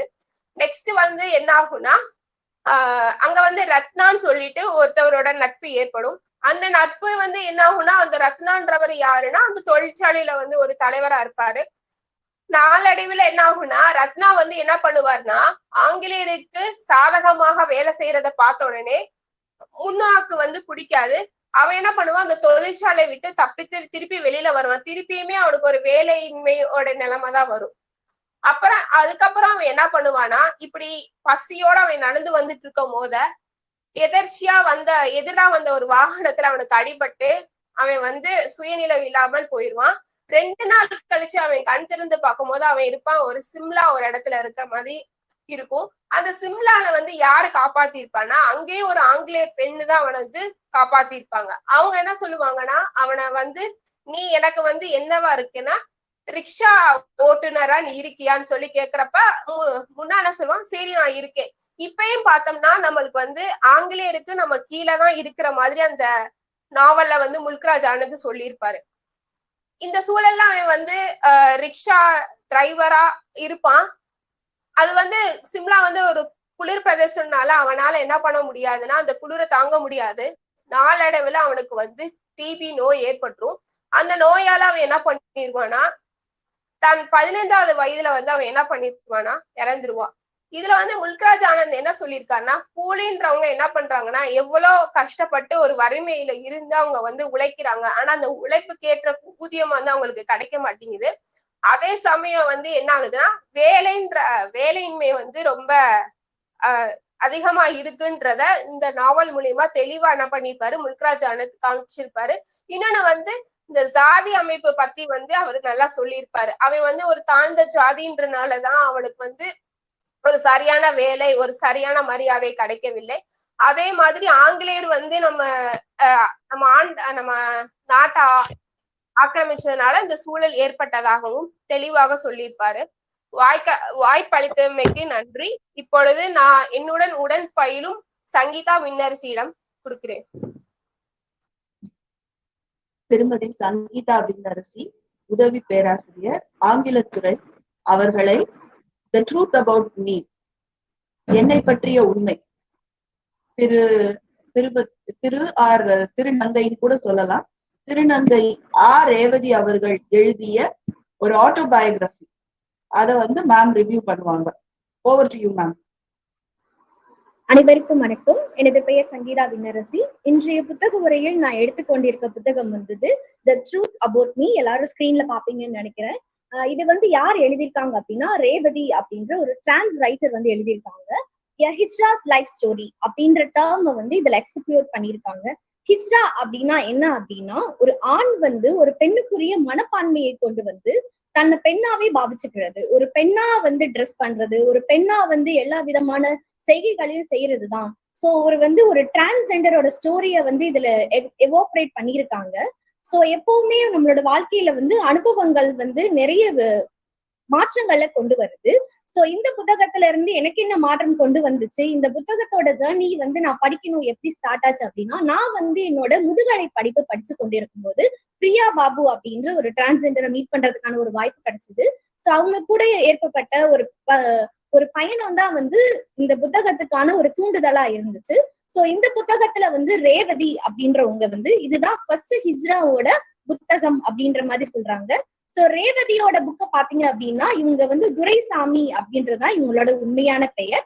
சோ ரேவதி வந்து எப்படி மாற்றமானாங்க துரைசாமில இருந்து அப்படின்ற அந்த ஓவர் கம்ஸ் என்னென்னமான கஷ்டங்கள்ல வந்து அவங்க அனுபவிச்சிருக்காங்க அது எல்லாத்த பத்தியுமே வந்து இந்த ஓவரால் புக்ல வந்து ரேவதி வந்து சொல்லியிருக்காங்க. இது வந்து ஒரு ஆட்டோபயோகிராபி புக். இவங்க தமிழ்ல வந்து இதை எப்படி எழுதியிருக்காங்கன்னா உணர்வும் உருவமும் அப்படின்னு எழுதியிருக்காங்க. இது ஆங்கிலத்துல மொழி பெயர்த்தது யாரு அப்படின்னா கீதா அப்படின்ற சோசியல் ஆக்டிவிட்டிஸ்ட் அவங்க வந்து மொழி பெயர்த்திருக்காங்க. சோ துரைசாமியோட லைஃப் பாத்தீங்க அப்படின்னா ஒரு மயனா இருக்குது. உங்க ஒரு ஃபேமிலியில வந்து 5 பேரோட வளர்றாங்க, 4வது பையன். சோ துரைசாமிய பொறுத்த வரைக்கும் தன்னோட வீட்டு வேலையில அம்மாவுக்கு உதவி செய்யறது, இந்த மாதிரி வந்து எல்லா வேலைகளையும் செஞ்சு தன்னை ஒரு பெண்ணாவே உணர்றாங்க. சோ அதுக்கப்புறமேல் வந்துட்டு துரைசாமியோட ஊர்ல இருக்கு, இவங்க ஊர் வந்து நாமக்கல் மாவட்டம் தமிழ்நாட்டுல இருக்குது. அங்க உள்ள மாரியம்மன் கோயில் திருவிழால ஒரு தெருக்கூத்து நாடகத்துல நடிக்கிறதுக்காக முதல் முறையா பெண்ணா வந்து அவங்க வந்து வேடமிடுறாங்க. அப்போ வந்து சிவப்பு நிறத்துல பட்டுப்பாவடை தன்னோட தங்கையோட பட்டுப்பாவடை அணிவிச்சு அவங்க உடுத்தி கொள்றாங்க. அந்த நாடகத்துல அவங்களுக்கு இருந்த பேரு தான் ரேவதி. அவங்களோட டீம்ல வந்து நடந்த ஸ்டோரி தான் இது. 13வது வயதுல இது நடந்திருக்கும். அப்பதான் வந்து நம்மளோட திரைப்பட நடிகை ரேவதி வந்து பாப்புலரா இருப்பாங்க. சோ துரைசாமி வந்து யார மாதிரி இருக்காங்கன்னா பாக்குறதுக்கு ரேவதி மாதிரி இருக்காங்க அப்படின்றதுக்காண்டி உங்களை ரேவதி அப்படின்னு வந்து கால்ஃபர் பண்ணுவாங்க. சோ எப்ப ரேவதிக்கு வந்து தான் வந்து பையன் இல்ல பொண்ணு அந்த டிரான்ஸ்ஜெண்டரோட ஒரு ஃபீலிங் உருவாகுதோ அவங்க வீட்டை விட்டு ஓடி வர்றதுக்காக முயற்சி பண்றாங்க. சோ அவங்க வந்து என்ன பண்றாங்க அப்படின்னா 13 வயதுல அவங்க அம்மா எல்லார் வீட்லயும் வந்து நம்ம அம்மா அப்பா வந்து மளிகை சாமா டப்பாலதான் வந்து ஒரு தங்கமோ ஒரு இல்ல பணமோ வந்து சேமிச்சு வச்சிருப்பாங்க. சோ என்ன பண்றாங்க அப்படின்னா நகை டப்பால இருந்து அந்த நகையையும் மளிகை சாமான் டப்பால இருந்து ஒரு 100 ரூபாயும் எடுத்துட்டு வீட்டை விட்டு ஓடி வந்துடுறாங்க. இதுதான் ரேவதியோட ஒரு முதல் பயணம். தன் வீட்டை விட்டு அவங்க வெளியே வராங்க. இப்ப அவங்க சென்னைக்கு போயிடுறாங்க. அவங்களுக்கு என்ன பண்ணணும், யார் கூட வசிக்கணும், சோ எந்த விதமான இதுவுமே அவங்களுக்கு தெரியல. அவங்க வளர்ந்து வர்றதுக்காண்டி அவங்களோட சேலா குரு வந்து உதவி பண்றாங்க. அத பத்தி இவங்க இது பண்ணிருக்காங்க. சோ எப்படி வந்து ரேவதி வந்து நான் ஒரு என்ஜிஓ சங்கமா வரைக்கும் வந்து கொண்டு வந்திருக்காங்க. ஒரு செக்ஷுவல் மைனாரிட்டி பீப்புள்ஸ்க்காக வந்து ஒரு ஆக்டிவிஸ்டா மாறி இருக்காங்க. அத பத்தி வந்து இந்த புத்தகத்துல தெளிவா சொல்லி இருக்காங்க. ஒவ்வொருத்தவங்களோட உணர்வுகளையும் புரிஞ்சுக்கணும் அப்படின்றதா வந்து இந்த புத்தகத்துல இருந்து நான் தெரிஞ்சுக்கிட்டது. சோ நம்மளை பொறுத்த வரைக்கும் பேருந்துல நம்ம பயணம் செஞ்சுட்டு இருக்கும் போது ஒரு சக ஆண் வந்து பக்கத்துல உட்காரும் போது நம்ம அக்செப்ட் பண்ணிக்கிறோம். அதே இது ஒரு திருநங்கை வந்து உட்காரும் போது முகம் சுளிக்கிறோம். இந்த முகம் சுளிக்கிறத தான் மாத்திக்கணும் அப்படின்றத வந்துட்டு அந்த கருத்தை வந்து இந்த புத்தகம் மூலமா அவங்களும் பதிவிடுறாங்க. நானும் உங்க எல்லாருக்குமே பதிவிடுறேன். ஒரு ஜேர்னிய வந்து அவங்க எக்ஸ்போஸ் பண்றாங்க. ஒரு திருநங்கையா மாறுறதுக்காக கேஸ்டரேஷன் வந்து பண்றாங்க. அதாவது ஒரு ஆண்ல இருந்து பெண்ணா வந்து அவங்க மாறுறாங்க. சோ கேஸ்டரேஷன் வந்து அவங்க எங்க பண்ண போறாங்க அப்படின்னா திண்டுக்கல் மாவட்டத்துல வந்து பண்றாங்க. அந்த கேஸ்டரேஷனுக்காக அவங்க நிறைய பணங்களை சேமிச்சிருக்காங்க. அந்த கேஸ்டரேஷனுக்கு வரும்போது அந்த ஆபரேஷன் தியேட்டர்ல வந்துட்டு டாக்டர் வந்து சம் கைண்ட் ஆஃப் பிளஷஸ் எடுத்துட்டு வந்து அவங்ககிட்ட காமிக்கிறாங்க. இதுல இருந்து எந்த பார்ட் ஆஃப் பிளஷஸ் வந்து நான் உங்களுக்கு வந்து ஒரு ஃபீமேல் ஆர்கனா வந்து ரீக்ரியேட் பண்ணணும் அப்படின்றத சொல்றாங்க. சோ இந்த ஆபரேஷன் வந்து அவங்க எதுக்கு சமமா சொல்றாங்கன்னா ஒரு 80 டெலிவரி, அதாவது 80 பிரசவத்துக்கு சமம் அப்படின்றத சொல்றாங்க. இதை தாண்டி இந்த ஆபரேஷன் முடிஞ்சதுக்கு அப்புறமும் அவங்க சென்னைக்கு டிராவல் பண்ணி அங்கிருந்து மும்பைக்கு போக போறாங்க. அந்த ஜேர்னியில வந்து அவங்க என்னென்னமான கஷ்டங்கள் படுறாங்க. சோ திருநங்கைகளை நம்ம வந்து நம்மளே பார்த்தாலுமே என்ன பண்ணுவோம் அப்படின்னா முகம்லாம் சுளிப்போம். சோ அதே மாதிரிதான் வந்து இவங்க போகும்போதும் இவங்களை பார்த்து எல்லாருமே வந்து முகம் சுளிக்கிறாங்க. சோ இவங்களோட டிஃபிகல்டிஸ வந்து இவங்க எக்ஸ்போஸ் பண்றாங்க. என்ன அப்படின்னா நான் ஒரு மென்னோ உமனோ அது ஒரு பப்ளிக் பிளேஸ் போகும்போது அவங்களுக்கான பர்டிகுலர் டாய்லெட்டையோ வாஷ்ரூமோ யூஸ் பண்ண முடியும். ஆனா டிரான்ஸ்ஜெண்டரா இருக்க நாங்க எந்த இடத்துக்கு எங்களால போக முடியும் அப்படின்றத சொல்றாங்க. அதை விட ரொம்ப கொடுமையான விஷயம் என்ன சொல்றாங்க அப்படின்னா men are touching our body. So எல்லா மென்மே என்ன பண்றாங்கன்னா எங்களோட பாடிஸை டச் பண்ணி பாக்குறாங்க. Whether our organs are real or fake அப்படின்ற டச் பண்ணி பாக்குறாங்க. இது எங்களோட உணர்வுகளுக்கு வந்து அவங்க முக்கியத்துவம் கொடுக்காம வந்துட்டு எங்களை இழிவுபடுத்துற மாதிரி இருக்கு. நாங்களும் சமூகத்துல வந்து ஒரு மனிதர்கள் தான், எங்களையும் மனித நேயத்தோட நீங்க நடத்தணும் அப்படின்றத வந்து அந்த கருத்தை வந்து ரேவதி வந்து இங்க பதிவு செய்யறாங்க. எப்படி வந்து ஒரு பெண் வந்து பூப்பை இதுனா வந்து நம்ம வீட்டுல சடங்குகள் சம்பிரதாயங்கள் பண்றோமோ அதே மாதிரி வந்துட்டு இவங்க இந்த கேஸ்டரேஷன் அப்படின்ற ஒரு ஆபரேஷன் முடிஞ்சதுக்கு அப்புறம் இவங்களை வந்து சேலாவா அறிவிச்சு இவங்களோட குரு வந்து என்ன பண்றாங்க அப்படின்னா மெகந்தி ஃபங்க்ஷன்ல இருந்து ஆரம்பிச்சு ஒரு சடங்கு வரைக்கும் உங்களுக்கு பண்றாங்க. ஒரு 12 to 20 நாள் வந்து இந்த சடங்குகள் வந்து நடக்குது. இது மும்பைல வந்து இவங்களுக்கு இந்த சடங்குகளை இவங்களோட குரு சேலா வந்து பண்ணி வைக்கிறாங்க. அப்ப வந்து இவங்க எப்படி ஃபீல் பண்றாங்கன்னா தன்னைத்தானே ஒரு பெண்மையா ஃபீல் பண்றாங்க. அதை பத்தி ரேவதி ரொம்ப அழகா பதிவிட்டு இருக்காங்க. முதலா வந்து நான் சிவப்பு உடை பட்டுப்பாவடை அணிந்தப்ப வந்து ஆக்ட்ரஸ் ரேவதியா எப்படி ஃபீல் பண்ணணும், அதை விட பன்மடங்கா நான் வந்து இந்த சிவப்பு நிற பட்டு சேலையில வந்துட்டு ஒரு பெண்மையை உணர்றேன். பெண்மையை என்னால வந்துட்டு மனதளவிலையும் உடல் அளவிலையும் என்னால இப்ப உணர முடியுது அப்படின்றத சொல்றாங்க. இதையும் தாண்டி இவங்க எதுக்காக ஃபைட் பண்ணணும் அப்படின்னு நினைக்கிறாங்க அப்படின்னா வந்துட்டு அதே மாதிரி இருக்கக்கூடிய அதர் ஹிஜ்ராஸ் வந்து என்ன பண்றாங்கன்னா பெக்கிங் பண்றாங்க, ஆர்எல்ஸ் எனி அதர் ஒர்க்ஸ் வந்து பண்றாங்க. இவங்களுக்குன்னு வந்து சொசைட்டில வந்து எந்த விதமான அங்கீகரிக்கப்பட்ட ஒரு வேலையுமே கிடையாது. அதனாலதான் நாங்க எல்லாருமே இந்த மாதிரி பண்றோம். எங்களை வந்து எந்த மென் எல்லாருமே எந்த மாதிரி அபியூஸ் எல்லாம் பண்றாங்க அதை பத்தி வந்து ரேவதி ரொம்ப அழகா பதிவிட்டு இருக்காங்க. சோ ரேவதியை பொறுத்த வரைக்கும் இது வந்து ஹிஜ்ராவில வந்து ஃபர்ஸ்ட் ஸ்டோரியா இருந்தாலும் இவங்களோட பதிவு வந்து இந்த புத்தகத்தின் மூலமா உலக அளவுல வந்து பிரபலம் அடைஞ்சிருக்கு. சோ கொலம்பியா யூனிவர்சிட்டியில வந்துட்டு பட்லஸ் லைப்ரரி அப்படின்னு ஒண்ணு இருக்கு. சோ 2019 வந்து பட்லஸ் யூனிவர்சிட்டியில வேலை பார்க்குற ஒரு ஸ்டூடெண்ட் இருந்து உங்களுக்கு ஒரு கால் ஃபேர் வந்திருக்கு. உங்களுடைய இந்த ரேவதியோட தி ட்ரூத் அபவுட் மீ இந்த புத்தகத்தை வந்து நாங்க வந்து சிறந்த புத்தகமா வந்து பதிவிட்டிருக்கோம். சிறந்த உமன் ரைட்டர்ஸ்ல வந்துட்டு உங்க புத்தகமும் பதிவாயிருக்கு. சோ இதை கேட்கும் போது ரேவதிக்கு வந்து லைஃப்ல எதையோ அச்சீவ் பண்ணிட்டதா அவங்க வந்து நினைக்கிறாங்க. அது மட்டும் இல்லாம பெங்களூர்ல இருக்க என்ஜிஓ சங்கமால அவங்க கரண்டா ஒர்க் பண்ணிட்டு இருக்காங்க. அந்த சங்கமா மூலயமா வந்துட்டு நிறைய செக்ஷுவல் மைனாரிட்டிஸ் பீப்புளுக்காக வந்து இவங்க ஒர்க் பண்ணிக்கிட்டு இருக்காங்க. நான் சர்ச் பண்ண வரைக்கும் என்ன கண்டுபிடிச்சேன்னா ரேவதியோட தி ட்ரூத் அபவுட் மீ அப்படின்ற புக்கை வந்து தேர்ட் ஜெண்டர் லிட்ரேச்சர் அப்படின்னு சொல்லிட்டு அமெரிக்கன் காலேஜ், மதுரையில இருக்க அமெரிக்கன் காலேஜ்ல ஒரு சிலபஸாவே இன்ட்ரடியூஸ் பண்ணியிருக்காங்க. ஸோ இதெல்லாம் பார்க்கும்போது ரேவதிக்கு தங்களோட கம்யூனிட்டி பீப்புளுமே வந்து வாழ்க்கையில வந்து ஒரு உச்சத்தை அடைஞ்சிருக்காங்க. மக்கள் கிட்ட எங்களை பத்தின ஒரு மாற்றங்கள் வந்து உருவாகும் அப்படின்றத நான் நம்புறேன் அப்படின்றத பத்தி இதுல தெளிவா சொல்லியிருக்காங்க. சோ எனக்கு கொடுத்த நிமிடத்துல இந்த புத்தகத்தை பத்தி என்னால விரிவா சொல்ல முடியல. நீங்க இத பத்தி இன்னும் தெரிஞ்சுக்கணும் அப்படின்னா இந்த புத்தகத்தை கண்டிப்பா நீங்க படிக்கணும். இது வந்து ரொம்ப எளிமையான ஆங்கிலத்துலதான் இருக்குது. இருந்தாலுமே ஒவ்வொருத்தவங்களும் ஒரு சிங்கிள் சிட்டிங்ல உட்கார்ந்து படிக்கக்கூடிய புத்தகம் இது கிடையாது. நம்மளோட மன உணர்ச்சிகளை எமோஷன்ஸை தூண்டுற மாதிரி இருக்கும். சார் நம்ம கூட ஒரு டிரான்ஸ்ஜெண்டர் இப்படி நினைச்சிட்டோமே, they too human doing அப்படின்ற மாதிரி வந்துட்டு எனக்குமே இது வந்து ஃபீல் ஆச்சு. சோ இந்த வாய்ப்பை அளித்ததற்கு நன்றி. மிகவும் அருமை. ஒரு திருநங்கையையோ திருநம்பியையோ சக உயிராக பார்க்கக்கூடிய பழக்கத்தை நம் நாட்டில் கொண்டு வர வேண்டும். மிக்க மகிழ்ச்சி சங்கீதா அவர்களே. அடுத்ததாக எங்களுடைய இறுதி பேச்சாளர், எங்கள் கல்லூரியின் தூண் என்றே நான் சொல்வேன். கிட்டத்தட்ட 20 ஆண்டுகளுக்கு மேலாக மங்கையர்கரசி கல்லூரியில் மேலாண்மை துறையில் பணியாற்றும், மேலாண்மை துறையின் துறை தலைவராக பணியாற்றும் திருமதி சாந்தகுமாரி அவர்களை வரவேற்பதில் நான் பெருமகிழ்வு அடைகிறேன். அவர்களுடைய தலைப்பு கண்ணதாசன் அவர்களின் அர்த்தமுள்ள இந்து மதம். நாம் துவங்கலாம். நன்றி. மங்கையர்கரசி கலை மற்றும் அறிவியல் கல்லூரியின் சார்பாக முதற்கண் எனது நன்றியை தெரிவித்துக் கொள்கிறேன். எனக்கு இந்த வாய்ப்பை நல்கிய TNTU அவர்களுக்கும் ஒருங்கிணைப்பாளர் அவர்களுக்கும் எனது நன்றியை தெரிவித்து என்னுடைய புத்தகத்தை பற்றி சமர்ப்பிக்கிறேன். நான் இன்று பேசக்கூடிய புத்தகத்தின் தலைப்பு அர்த்தமுள்ள இந்து மதம். அதன் ஆசிரியர் கவிஞர் கண்ணதாசன். ஆசிரியருக்கு அறிமுகம் தேவையில்லை. மெரினாவில் படுப்பதற்கு காசு கொடுக்க முடியாத அவர் வைராக்கியமாக அதே இடத்தில் தனக்கு சொந்தமான 7 கார்களை படம் எடுக்கும் அளவிற்கு ஏழ்மையையும் செழுமையையும் நாத்திகத்தையும் மாத்திகத்தையும் சுதந்திரவாசம் சிறைவாசம் கூடா நட்பும் நல்லோர் நட்பும் என 2 எல்லைகளையும் தொட்டவர். அவர் இந்த புக்கு எழுதுறதுக்கான காரணத்தை சொல்றார்.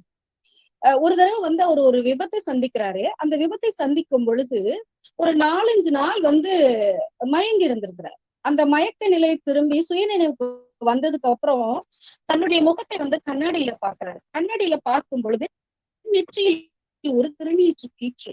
நம்மதான் இது எப்படி நம்ம நெற்றியில வந்தது அப்படின்னு சொல்லி கேட்கிறாரு. அப்ப பக்கத்துல வந்து பட அதிபர் சின்னப்ப தேவர் சொல்றாரு, காஞ்சி மகாபெரியவர் தான் கொடுத்து விட்டாரு, அவருடைய நெற்றியில வைங்க, அவர் இன்னும் நிறைய எங்க சமூகத்துக்கு எழுத வேண்டியது இருக்குது அப்படின்னு சொன்னாரு.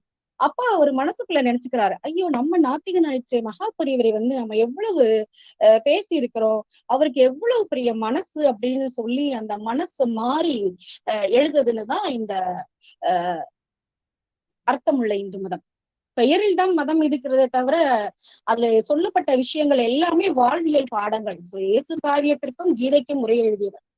இந்த புத்தகத்துல வந்து நிறைய தலைப்புகள் கொடுக்கப்பட்டு இருக்குது. அதாவது பிறப்பு இறப்பு, தாய்மை, காதல், பக்தி, பணிவு, ஆசை, துரோகம், குரோதம், துறவு, ஞானம், மருத்துவம், உணவு, பல தலைப்புகள் இருந்தாலும் அளிக்கப்பட்ட நேரத்தின் காரணமாக என்னால என்ன கொடுக்க முடியுமோ அதை நான் கொடுக்குறேன்.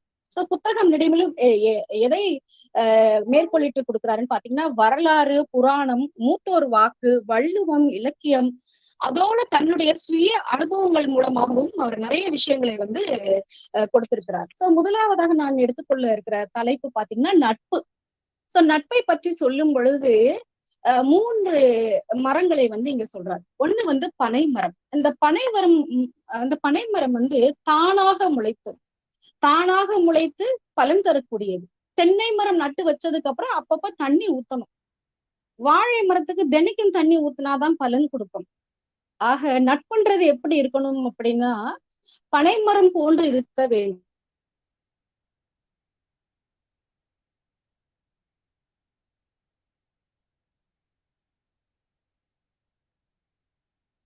மறைவில் நின்று எதிர்க்கிறான் அப்படின்றது.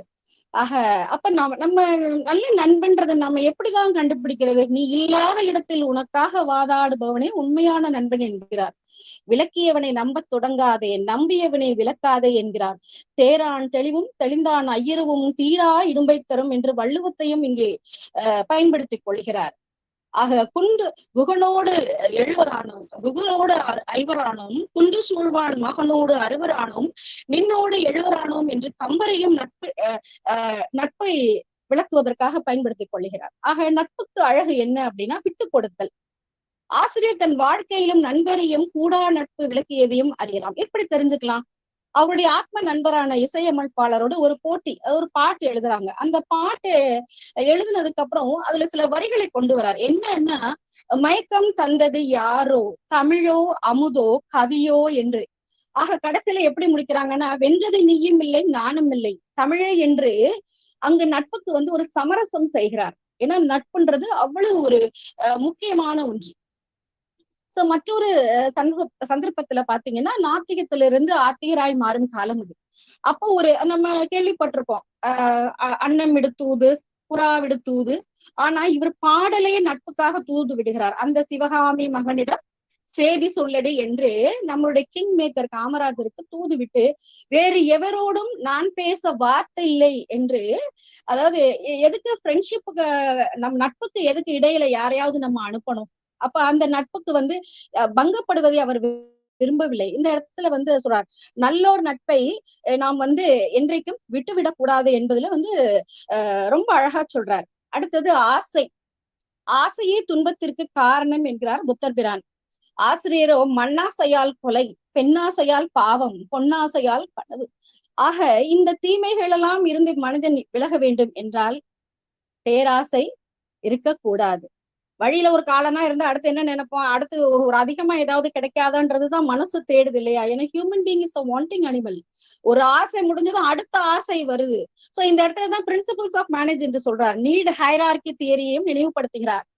சோ கடவுள் மனுஷன் முன்னாடி தோன்றி உனக்கு 3 வரம் தரேன் அப்படின்னா, நமக்கு எப்பவுமே ஏதாவது ஒண்ணு கிடைக்குமா கிடைக்காதான்னு டெஸ்ட் பண்றதுன்றது மனிதனுடைய அவர் கடவுளா இல்லையான்றது ஒரு சந்தேகம். சரி டெஸ்ட் பண்ணி தான் பார்ப்போமேனு சிறுகல்லை காட்டி அதை பொண்ணாக்கு அப்படின்னா, உடனே கடவுள் விரலை நீட்டினது என்னாச்சு? இது பொண்ணானது. அடடா, பெரிய கல்லா சொல்லியிருக்கலாமோ, பெரிய கல்லை வைக்காம போயிட்டோமே என்று அடுத்து பெரிய கல்லை வைத்து இதையும் பொண்ணாக்கு என்றார். விரல் அசைவில் பொண்ணானது. அடுத்து என்ன வேணும் அப்படின்னா அந்த விரல். சோ இதுதான் மனிதனுடைய அந்த பேராசை உணர்வு. ஆங்கிலத்தில் ஒரு பிரேஸ் உண்டு, அதாவது don't bite more then you சூ. நேரிய வழியில் ஆசை வரலாம், அதிக லாபமும் குறைவு, பாபமும் குறைவு. ராவணனின் ஆசை, துரியோதனின் ஆசை. ஆக இந்த இடத்துல புராணங்களையும் சுட்டி காட்டுகிறார். அடுத்து ஆணவம். நம்மிடம் ஏதுமில்லை என்பது ஞானம், நம்மை தவிர ஏதுமில்லை என்று நினைப்பது ஆணவம். ஞானம் பணிந்து வெல்கிறது, ஆணவம் நிமிர்ந்து நின்று அடி வாங்குகிறது. ஒரு வெற்றி கண்ணுக்கு தெரிஞ்சுட்டா நினைப்பா, நம்மதான், நம்மளை விட்டா யாருமில்லைன்னு என்கிற ஆணவம் தலை தூக்குகிறது. ஆக அது என்ன செய்யுது அப்படின்னா, எல்லோரையும் அலட்சியப்படுத்த செய்கிறது. ஆக அந்த ஆணவத்தை தவிர்க்க வேண்டும். இதுல இருந்து ஒரு வரலாற்று சான்றையும் சொல்றாரு. ஹிட்லர் ஒரே நாள்ல போலந்தை பிடிக்கிறான், அடுத்தது செக்கோஸ்லாவியும் பிடித்தான், குண்டு போடாமல் பிரான்சையும் பிடித்தான். சோ பக்கத்துல இருந்த இங்கிலாந்து பிடிச்சிருந்தா அவன் வசம் 80 நாடுகள் வந்திருக்கும். ஆனால் அவனுடைய ஆசை என்ன என்றால், ரஷ்யாவை பிடிக்கிறேன் என்று சொல்லி ரஷ்ய நாட்டிற்கு சென்று அங்கிருந்த சீதோஷ்ண நிலை அவனுடைய உடல்நிலைக்கு ஒத்துக்காம அது பல கஷ்டங்களை சந்திக்க நேரிட்டது. அடுத்து வரார், அதாவது கொல்லாமை, பொய்யுரையாமை, புறங்கூறாமை, வஞ்சனையின்மை, இதெல்லாம் இருக்கக்கூடாது. அதுல வள்ளன்மை பற்றியும் சொல்லுகிறார். அடிக்கடி அவர் அதை வலியுறுத்துறார்.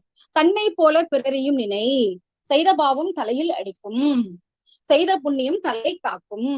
அதுல பட்டினத்தாரை துணை கழிக்கிறார். எதுக்கு அப்படின்னா, உள்ளொன்று வைத்து புறமொன்று பேசுவார் ஆனந்தமாக வாழ்ந்திருப்ப நிகழ்காலத்தில், அடிவிழ ஆரம்பித்தால் தூக்கி பிடிக்க ஆள் இருக்காது என்று எச்சரிக்கை மொழியும் செய்கிறார். அதுல பட்டினத்தாருடைய பாடல் வரிகளை கொண்டு வர, நாப்பிளக்க பொய் பேசி நவநிதியும் தேடி காப்பதற்கும் வழி அறியீர், பொய்தனை கைவிடவும் மாட்டீர், சுவர் விளந்த மரத்துளையில் பாடல் அழைத்து ஆப்பதனை அசைத்திட்ட குரங்கதனை போல் அகப்பட்டிய கிடந்துடல அகப்பட்டிய நீரே. பாடலை குறிப்பிட்டு பொய்யின்மையின் விலை என்ன என்பதையும் விளக்குகிறார். ரொம்ப அழகா அந்த இடத்துல எல்லாம் சொல்ற. அடுத்து சினம். சினம் என்னும் சேர்ந்தாரை கொல்லி, வஞ்சக நெஞ்சத்தாருக்கு பகை உணர்ச்சியால் என்ன வரும் அப்படின்னா பிபி தான் ஏற்படும். ஆக பகையை விளக்க வேண்டும் என்று அதுக்கான தீர்வையும் சிலவற்றை ஜீரணிச்சுக்கோங்க, சிலதை நம்ம அலட்சியப்படுத்திட்டோம் அப்படின்னாலே அந்த கோபம்ன்றது என்னவாகும், நம்மளால தவிர்க்க முடியும். ஆக அது நம்முடைய உடல் ஆரோக்கியத்தையும் பாதுகாக்கும். அடுத்தது கூடான் நட்பு இல்லையா? அந்த கூடா நட்பை பற்றி சொல்றாரு. அதுல சிறந்த நட்புக்காக சில மேற்கோள்கள் நம்மளுடைய புராணங்கள்ல இருந்து சொல்றாரு. கண்ணன், குசேலன், துரியோதன், கர்ணன், ராமன், விபீஷணன் என்று புராணங்களையும் இந்த இடத்துல வந்து புரட்டுகிறார். நேர்மையான ராஜதந்திரத்துக்கு கண்ணனையும், குதர்க்க ராஜதந்திரத்துக்கு சக்தியையும் உதாரணம் காட்டுகிறார். பல இடங்களில் தாய்மையை போற்றுவது, அந்த காலத்திலே வந்து மதுவுடைய கொடுமையையும் மதுவிலக்கின் அவசியத்தையும் அவர் அந்த இடத்துல வந்து மேற்கோள் காட்டுகிறார். அடுத்து வந்து நிறைய பேசிக்கிட்டே போகலாம், நிறைய சொல்லலாம். அதை பேச பேச மனசு வந்து ரொம்ப உற்சாகம், மகிழ்ச்சி ஏற்படும். அடுத்து பாத்தீங்கன்னா ராமனுடைய கல்யாண குணங்களாக சொல்லுவது குருவிற்கு கொடுக்கக்கூடிய மரியாதை. அந்த இடத்துல வந்து கண்ணதாசன் மிகவும் போற்றுதலுக்குரியவர். சின்ன விஷயத்த நம்ம மத்தவங்க கிட்ட இருந்து கத்துக்கிட்டாலும் கண்டிப்பா அவரை நாம குருவாக ஏற்றுக்கொள்ள வேண்டும். ராமனுடைய கல்யாண குணங்களாக போற்றப்படுவது யார் எச்சிறு பாடம் சொன்னாலும் அவரை குருவாக ஏற்பது. ராமன் தேரிடம் கற்றுக்கொண்ட பாடத்தை நமக்கும் சொல்கிறார். நம்ம வந்து பிரபலமான அவருடைய அனுபவத்தை இந்த இடத்துல பகிர்ந்து கொள்கிறார். நம்ம வந்து ஒரு பிரபலமான எழுத்தாளர் ஆனாலும் கூட தனக்கு ஆரம்ப பாடசாலையில் எழுத்தறிவித்த வித்வான் ராமசாமி பிள்ளைக்கு பிற்காலத்துல வந்து மேற்படிப்பு கற்றுத்தந்த வித்வான் முத்துகிருஷ்ண ஐயர், கவிதை எழுத கற்றுத்தந்த புலவர் ஐயா துரையார், இவர்களையும் அவர் நன்றியோடு நோக்குகிறார். இந்த மாதிரி நிறைய இருக்குது இந்த புத்தகத்துல படிப்பதற்கு. இந்த சில வரிகளோடு நான் என்னுடைய உரையை முடிச்சுக்கிறேன். சில பழங்களை பிழிந்து உண்ணலாம், சில பழங்களை அப்படியே சாப்பிடலாம்.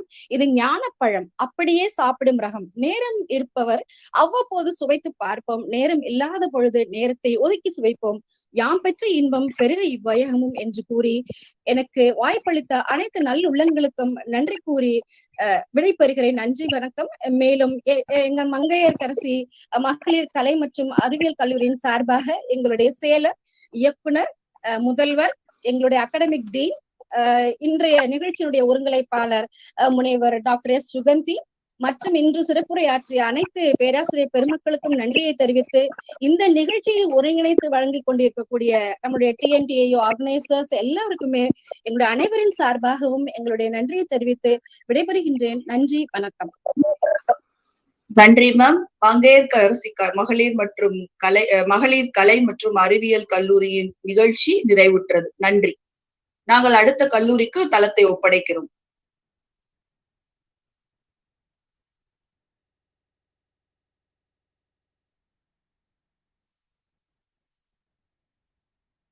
அனைத்து நல்லுள்ளங்களுக்கும் இனிய வணக்கம். என்னுடைய பெயர் பூவலிங்கம். கேஜி கலைஞர்கள் கல்லூரியில தமிழ்துறை பேராசிரியராக கடந்த 15 ஆண்டுகளாக பணியாற்றி வருகிறேன். தற்பொழுது புல முதன்மையர், டீன் ஸ்டூடெண்ட் அஃபேர்ஸ், புல முதன்மையர் மாணவர் நலன் பணியாற்றிட்டு வருகிறேன். இந்த நிகழ்வுல வந்துட்டு எங்க கல்லூரி சார்பாக நாங்கள் கலந்து கொள்வதில் மிக்க மகிழ்ச்சி அடைகிறோம், பெருமிதம் அடைகிறோம்.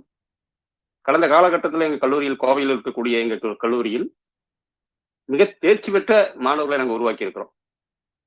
பேச்சாற்றல் மிக்க மாணவர்கள், கம்பன் கழகமாகட்டும், தனி பேச்சாளர் பட்டிமன்றமாகட்டும், எந்தவித தொடர் நிகழ்வுகளிலும் பார்த்தீங்கன்னா எங்க மாணவர்கள் வந்துட்டு யாருக்கும் சளைத்தவர்கள் அல்ல. அந்த நோக்கத்தில் பார்க்கும் பொழுது எங்க மாணவர்களோடு எங்க ஆசிரியர் பெருமக்களும் இந்த நிகழ்வில் கலந்து கொள்வதில் வந்துட்டு பெருமிதம் அடைகிறோம். என்னுடைய ஒரு குறு நிகழ்வு, ஒரு நூலை வந்து எப்படி பார்க்கணும் அப்படிங்கிறது ரொம்ப முக்கியம். ஒருத்தருக்கு எப்படி பிடிக்கணும் நூல் அப்படிங்கிறது ரொம்ப முக்கியம். ஒரு புத்தகத்தை படிக்கணும் அப்படின்னா முதல்ல அவனுக்கு அது அந்த நூலை பற்றியான தகவல்கள் எப்படி வருகிறது அப்படிங்கிறத பார்க்கணும். என்னை கவர்ந்த நூல் அப்படின்னு நான் பார்க்கும் பொழுது அடுத்தவங்க சொல்லி தான் நம்ம கேட்கணும். நமக்கு பிடிச்சி போறதுங்கிறது ஒண்ணு, அடுத்தவர்களாக சொல்லி கேட்பது ஒண்ணு. எனக்கு வந்து 2வது வகையான மாற்றங்கள் அடுத்தவர்கள் சொல்லி, இந்த அடுத்தவர்கள்ங்கிறது அடுத்தவர்கள் சொல்லதில்லை, பெருமையா சொல்லுவேன், எனது ஆசிரியர் பெருமக்கள். எனக்கு பிடித்த நூல் அப்படிங்கிறது திருக்குறள். பொதுவாகவே திருக்குறள் பார்த்தீங்கன்னா இன்றைய காலகட்டத்தில் வந்துட்டு சமூகத்தில் எப்பவுமே இந்த மனனம் செய்தே கல்லூரி பருவத்திலும் சரி, கல்லூரி பருவத்திலும் சரி, திருக்குறள் என்பது மனனம் செய்வதற்கு மட்டுமே அப்படிங்கிறத நம்ம பார்த்துட்டு இருக்கோம். படுமனம் முடியும் குறள், அரவணம் தொடங்கும் குரல் இப்படிங்கிறது போயிட்டே இருக்கும். அதனால பாதி நம் கல்லூரி மாணவர்களாக இருக்கக்கூடியவர்கள் வந்துட்டு இன்றைய காலகட்டத்தில் வந்துட்டு பள்ளி மாணவர்கள் சரி, திருக்குறள் பால் ஒரு நிகழ்வானது வந்துட்டு ஒரு பற்றானது இல்லாம போயிருக்கு. நான் அப்படிதான் இருந்தேன். எம்ஏ படிக்கும்போது முதுகலை தமிழ் புதுசாக்க கலைஞர்கள் கல்லூரியில் படிக்கும்போது திருக்குறளை பற்றி ஆசிரியர் ஜோதிலதா, திருமதி ஜோதிலதா அவர்கள் வந்துட்டு வகுப்படுத்தும் போது அதிகாரம் 133 அதிகாரத்தில் 133 தலைப்புகள் ஒரே மாதிரி இருக்குமா அப்படின்னு கேட்கறாங்க. சர்வசாதாரணமா கேட்கக்கூடிய கேள்வி. 133 அதிகாரத்துல 133 அதிகாரத்தினுடைய தலைப்புகள் ஒரே மாதிரி இருக்குமா அப்படின்னு வாய்ப்பே இல்லை. எல்லோரும் பதில் சொல்றோம் வாய்ப்பே இல்லை. நான் வந்துட்டு வாய்ப்பே இல்லை அப்படிங்கிற அந்த ஒரு நிகழ்வு வந்து என்ன மாற்றத்துக்கு திருக்குறளின் பால் ஈடுபாடு செய்வதற்கு இந்த ஒரு முக்கிய செய்தியானது வந்துச்சு. என்ன அப்படின்னா குறிப்பறிதல் அப்படிங்கிற தலைப்பு வந்துட்டு 2 தடவை வரும் அப்படின்னு. இது வரைக்கும் பள்ளி பருவத்துல மனனம் செய்தே பார்த்த நாங்க குறிப்பறிதல் தலைப்பு 2 தடவை வருதா? ரிப்பீட் ஆகுமா? தலைப்பு ரிப்பீட் ஆகக்கூடாது அப்படிங்கிற தாக்கம் எனக்கு தோண்ட தோண்ட திருக்குறளின் பால் ஆர்வம் உள்ள போயிட்டே இருக்கு. அப்ப அதன் பால் தொடர் நிகழ்வாக திருக்குறளை பற்றி பற்று அதிகமாகி ஒவ்வொன்றா படிக்கும் போது என் மாணவ செல்வங்களுக்கு நான் சொல்லுவேன், திருக்குறள் வந்து ஒவ்வொரு தமிழன் கையில வைத்திருக்கக்கூடிய புத்தகம். அது ஒரு உலக பொதுமறை. இன்றைய காலகட்டத்திலும் அனைத்து தமிழ் உலக தமிழ் வாழ் மக்களும் உலக மக்களும் ஏற்றுக்கொள்ளக்கூடியது. அதனால தான் அதிகமாக மொழிபெயர்க்கப்பட்டுள்ளது இந்த நூல். சாதாரண மனுஷன் கிடையாது. அவர் எந்த உருவத்தில் நீ திருவள்ளுவரை எந்த உருவத்தில் வைத்தாலும் அந்த உருவத்தில் நீ பார்க்கலாம். அவரை ஆன்மீகவாதியாவா, ஒரு குடும்ப தலைவரா, ஒரு நண்பனா, ஒரு காதலனா, நீ எப்படி வேணா பார்க்கலாம். அப்போ ஒவ்வொன்றா ஆரம்பிச்சு அப்படியே பார்த்துட்டு போயிட்டே இருக்கிறேன். என்னடா இருக்கும் அப்படின்ட்டு. எனக்கு அப்போ ரொம்ப பிடிச்சது வள்ளுவர் பெருந்தகையா எழுதுறது இல்லை, உதடு ஒட்டும் குரல் ஒட்டாத குரல். இது என்ன அது உதடு ஒட்டும் குரல் ஒட்டாத குரல் இப்படிலாம் சொல்லிட்டு இருப்பாங்களா? இப்படிலாம் இருக்கா? பார்க்கும்போது யாதனின் யாதனின் நீங்கியான் நோதல் அதனின் இலன் அப்படிங்கிறப்போ உதடு ஒட்டல. யாதனின் நீங்கியான் நோதல் அதனின் இலன் நல்லா இருக்கே. அப்ப இன்னும் என்ன ஆகுது? திருக்குறளின் பால் ஆர்வம் இன்னும் அதிகமாகுது. இன்னொன்னு பாத்தீங்கன்னா ஒவ்வொரு சொல்லும் சொல்லும் போது உதடு ஒட்டும். துப்பாருக்கு துப்பாய, துப்பாக்கி துப்பாருக்கு துப்பாய தூவும் மலை, இது ஒவ்வொரு சொல்லும் ஒட்டும். இப்படி எல்லாம் இருக்குமா? வள்ளுவர் பிள்ளை இப்படி உட்காந்து எழுதியிருப்பாரா? ஒட்டும் குரல் ஒட்டாத குரல். நம் தமிழ் அறிஞர்கள் ஒவ்வொருவரா உட்கார்ந்து அதுல கண்டு, அது மிகப்பெரிய கடல்வாங்க. திருக்குறளை பற்றிய வந்து மிகப்பெரிய ஒரு கடல் அப்படின்னு சொல்லுவாங்க. அதனை பற்றி சாராம்சம் ஆள தொடங்கி இன்னில முடியுமா, ஆள தொடங்கி இன்னில முடியும் அப்படிங்குவாங்க. அது அப்புறம் மற்ற செய்திகள் அப்படி பார்க்கும்போது ரொம்பவும் கவர்ந்தது என்ன அப்படின்னு பாத்தீங்கன்னா நட்பை பத்தி பேசுறது. உடுக்க இழந்தவன் கையும்போலாங்க இருக்கன் கலைவரம் நட்புங்க. இது சாதாரண குரல் தான். எல்லாரும் மேடை பேச்சிலையும் கட்டுரைகளிலும் எழுதக்கூடியதுதான். ஆனா அப்ப எழுதித்தான் பாருங்க. இப்ப நட்பை பத்தி நம்ம எவ்வளவோ நிகழ்வு பார்த்துட்டு இருக்கோம், எவ்வளவோ பட்டிமன்றத்தில் பேச்சிலையிலும் கட்டுரைகளிலும் புத்தகத்தையும் படிச்சிருக்கிறோம். அப்பவே அன்றைய காலகட்டத்திலேயே அவன் எழுதியிருக்கான் அப்படிங்கிற பட்சத்துல காதலை பத்தி எழுதியிருக்கிறார். யான் நோக்குங்கால் நில நோக்கும், நோக்காக்கால் தான் நோக்கி மெல்ல நகும். காதலன் காதலி பார்ப்பாங்க. காதலி யான் நோக்குங்கால் நான் பார்க்கும் பொழுது, நோக்காக்கால் காதலி பார்க்க மாட்டாங்க. தான் நோக்கி மெல்ல நகும், நான் நோக்காக்கால் தான் நோக்கி மெல்ல நகும். பார்க்காத பொழுது அவ பார்த்து மெல்ல வெக்கப்படுவாங்க. அப்போ ஒவ்வொரு விஷயத்திலையும் நீ எடுத்துக்கிட்டு நீங்க போனீங்கன்னா நட்பை பத்தியோ, காதலை பத்தியோ, குடும்ப இல்லற வாழ்வை பற்றியோ ஒவ்வொரு விஷயங்களும் வந்துட்டு எல்லாம் அடங்கிய விதமாக இந்த வள்ளுவர் பெருந்தகை திகழ்கிறார். அதான் நம்ம பார்த்திருக்கோம். வள்ளுவர் பெருந்தகையுடைய புகைப்படத்துல பார்த்தீங்கன்னா பின்னாடி ஒளிவட்டம் போட்டிருக்கும். அவர் ஞானி. இன்னும் ஆராய்ச்சிகள் போயிட்டு இருக்குது. நான் இந்த மாணவ செல்வங்களுக்கு பார்வைகள் மூலமாக நான் என்ன சொல்ல வரேன் அப்படின்னா, இந்த புத்தகத்தை பல்வேறு வகையில் ஆய்வு கட்டுரைகளும் ஆராய்ச்சிகளும் செஞ்சுட்டாங்க, பண்ணிட்டு இருக்கிறாங்க. இன்றைய காலகட்டத்தில் இருக்கக்கூடிய மாணவர்கள் இந்த திருக்குறளை பற்றியான விஷயத்த இன்னும் உட்கார்ந்து நீங்க படிக்கும் பொழுது உங்கள்ட்ட இருக்கக்கூடிய நிகழ்வுகள் வந்துட்டு உங்களுடைய சிந்தனைகள், உங்களுடைய தொலைநோக்கு சிந்தனை பார்வையில அந்த திருக்குறள் மாறுபடும் இன்றைய காலத்துக்கு ஏற்ற மாதிரி. அதனால ஒரு புத்தகத்தை படிக்கும் பொழுது அதனை பற்றியான சிறப்பு அம்சங்களை உள்வாங்கிட்டு அதன் மூலம் நம்ம வெளிப்படுத்தக்கூடிய திறன் வெவ்வேறு வகையில் வெவ்வேறு ஆசிரியர் பெருமக்களால் மாறுபடும். ஒருத்தர் நம்ம சொல்லியிருப்போம், ஆய்வுகள் என்பது வந்து நிரந்தரம் அல்ல, ஆய்வு முடிவுகள் என்பது வந்து நிரந்தரம் அல்ல, மாறுபடும். அதனால இந்த குறிப்பிட்ட காலகட்டத்தில் இந்த குறிப்பிட்ட நேரத்தில் எனக்கு கொடுத்த இந்த நேரத்தில் திருக்குறள்ங்கிறது மணிக்கணக்கில், வாரக்கணக்கில், மாசக்கணக்கில் பேசிக்கலாம். எனது மாணவர்களுக்கு இன்னும் இது மிகப்பெரிய ஒரு கடல், நிறைய விஷயங்கள் உள்ள இருக்கு. நீங்க முன் வந்து அதுல ஆய்வு மேற்கொள்ளணும், பல்வேறு புதிய விஷயங்களை வெளிக்கொணர்ந்து நம்மளுடைய தமிழுடைய நிகழ்வுகளை இன்னும் உலகைய அளப்பரிய செய்ய வேண்டும் என்பது என்னுடைய அவா. வாய்ப்பளித்தமைக்கு நன்றி கூறி விடைபெறுகிறேன். நன்றி, வணக்கம். நன்றி ஐயா. அடுத்தபடியாக வைரமுத்துவின் கவிதைகளின் விவாதம் தொடங்கவிருக்கிறது.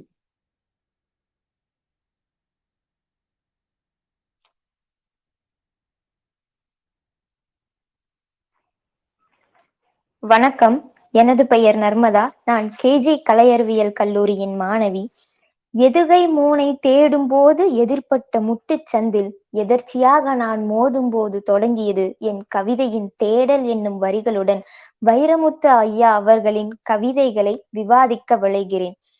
ஒரு மனிதனின் வறுமையில் இருக்கும் பொழுது அவன் எத்தகைய வருத்தங்களை எதிர்கொள்கிறான் என்பதை வறுமை புழுக்கள் வந்து நெளியும் வாழ்க்கை மலத்திலே என் வசந்த மனது புதைந்ததென்ன வருத்த குளத்திலே என்று ஒரு வறுமையின் வாழ்வை ஒரு புழுவுடன் ஒப்பிட்டு அவர் கூறியிருப்பது மிகவும் அழகாக ஒன்றாகத்தானே இருக்கிறது.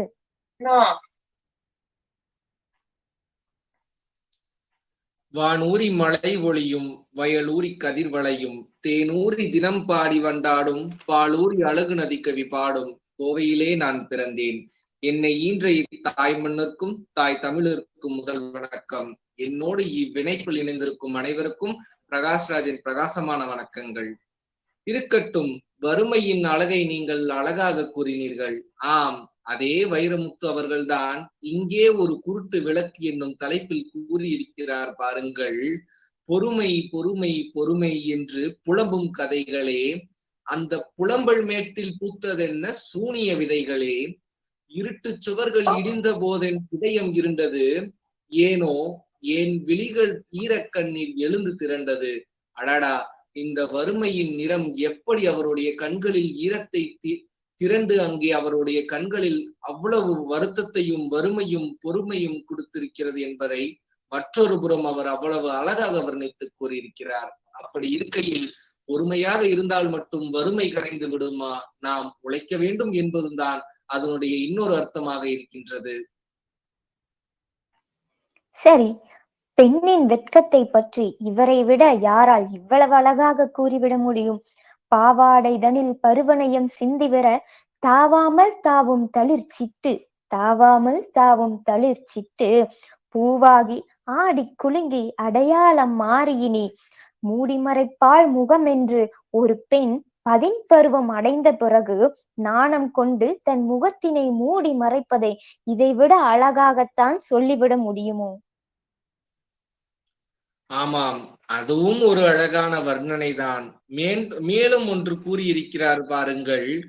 மலர்ச்சி, பெண்ணின் பருவ மலர்ச்சியை பற்றி, அதனுடைய கேலியும் கிண்டலையும் பற்றி அவ்வளவு வர்ணனையுடன் கூறியிருக்கிறார் பாருங்கள். தேனளந்து வைத்திருக்கும் செவ்விதழால் என் நெஞ்சு வானளந்து வண்ண நிலா வந்து நின்றாள். நான் அழைத்து கில்லாமல் கிள்ளி மிக்க கேலி செய்வேன் என்றழைத்து சொல்லாமல் போகும் சுடர். அடடா, என்னே ஒரு கவிதையின் வர்ணனை இருக்கின்றது. கேலியும் கூட இவ்வளவு வர்ணனையாக எழுத முடியும் என்றால் அது அந்த வைரமுத்து ஐயா அவர்கள் மட்டுமே முடியும் என்பது நான் இங்கே பதிவு செய்ய விரும்புகின்றேன். இவரின் ரசனைக்கு அந்த வானுலகும் ஈடாகாது போலும். பெண்ணுலகு தந்தவனே பெரியவன் நீ போற்று, அன்னரத மங்கைகளை ஆடி வரவேற்று, கண்ணழகு கண்டதிலே காதல் மது ஊற்று, கண்ணழகு கண்டதிலே காதல் மது ஊற்று, கண்ணியரை மறந்து விடும் கவிஞனவன் காட்டு என்று ஒரு பெண்ணின் கண்ணழகில் விழுந்தவன் காதல் மது அருந்த வேண்டும் என்றும், பெண்ணை மறந்துவிடும் கவிஞன் எவன் என்று காட்டு என்றும் பெருமிதம் கொள்கிறாரே அக்கவிஞர். அடடா, காதலின் வரிகள் நீங்கள் கூறினீர்கள். அதே கிழவன் கிளத்தியை வைத்து இன்னொரு வரிகள் இருக்கிறது பார்த்தீர்களா? கிழவனும் மூத்திருக்கும் கிழவியும் மட்டும் இங்கே களங்கமே இல்லா தூய காதல் செய்திடட்டும். இளைஞரோ, நாம் செய்கின்ற இழிச்செயலெல்லாம் காதல் அல்ல, இது ஆள்பவன் கூறுவதல்ல, ஒருவன் அனுபவத்தில் கூறுகிறேன் என்று அவ்வளவு அழகாக தனக்கு காதல் இருந்த அனுபவத்தையும் மற்றவர்கள் யாரும் அதில் சிக்கிவிடக் கூடாது என்பதையும் நமக்கு எவ்வளவு அழகாக எச்சரித்து கூறியிருக்கிறார். அப்படி ஒரு வர்ணனை கிழவன் கிளத்தியை வைத்து கவிதை எழுத முடியும் என்றால் அதுவும் வைரமுத்துவால் மட்டுமே முடியும் என்பது என்னுடைய கருத்தாக இருக்கின்றது. காதல் பயணத்தை பற்றி சொல்ல காதலே காதல் செய்யும் நபரால் மட்டுமே சொல்ல முடியும். இதோ அந்த காதல் கவிஞனின் வரிகள்.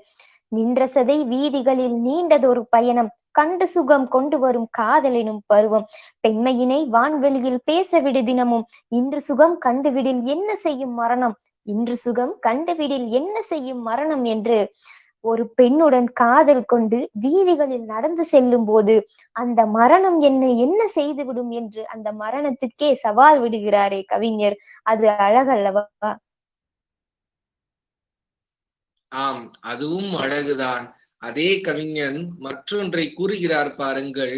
இருவிழி திறந்தால் எந்தன் எதிர் வருகின்றாய், பூ போல் ஒரு கரம் உயர்த்தி மெல்ல ஒளிர் விடுகின்றாய், பச்சை பருவமாய் சிரித்து கொஞ்சம் பதந்தருகின்றாய், நானும் கருவிழி மூடி பார்த்தேன் கனவிலும் நீயே வந்தாய் என்று கனவில் கூட காதலியையும் கனவில் கூட அந்த பெண்ணையும் நினைத்து வாழ்கின்றோம் என்பதை எவ்வளவு அழகாக வர்ணித்து கூறியிருக்கிறார். இப்படி ஒரு வர்ணனை நாம் எங்காவது காண முடியுமா? அவர் அப்பொழுதே அதை கூறியிருக்கிறார் என்றால் எத்துணை சிறப்பு வாய்ந்ததாக இருக்கிறது இவ்வரிகள்.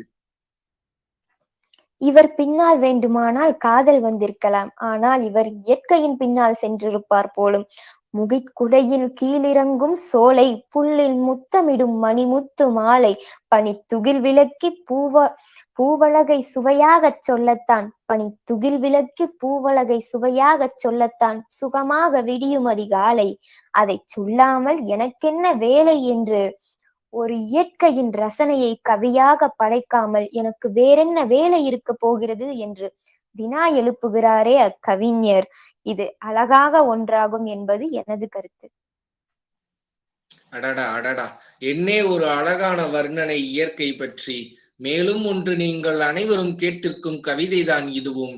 உண்ண கனி ஒதுங்க நிழல், உடலுக்கு மருந்து உணர்வுக்கு விருந்து, அடைய குடில் அடைக்க கதவு, அழகு வேலி ஆட தூளி, தடவ தையலம் தாளிக்க எண்ணெய், எழுத காகிதம் எரிக்க விறகு, மரம்தான் மரம்தான் எல்லாம் மரம்தான், ஆனால் மறந்தான் இந்த மனிதன் மறந்தான் என்று அத்துணை வர்ணனையாக கூறியிருக்கிறார்.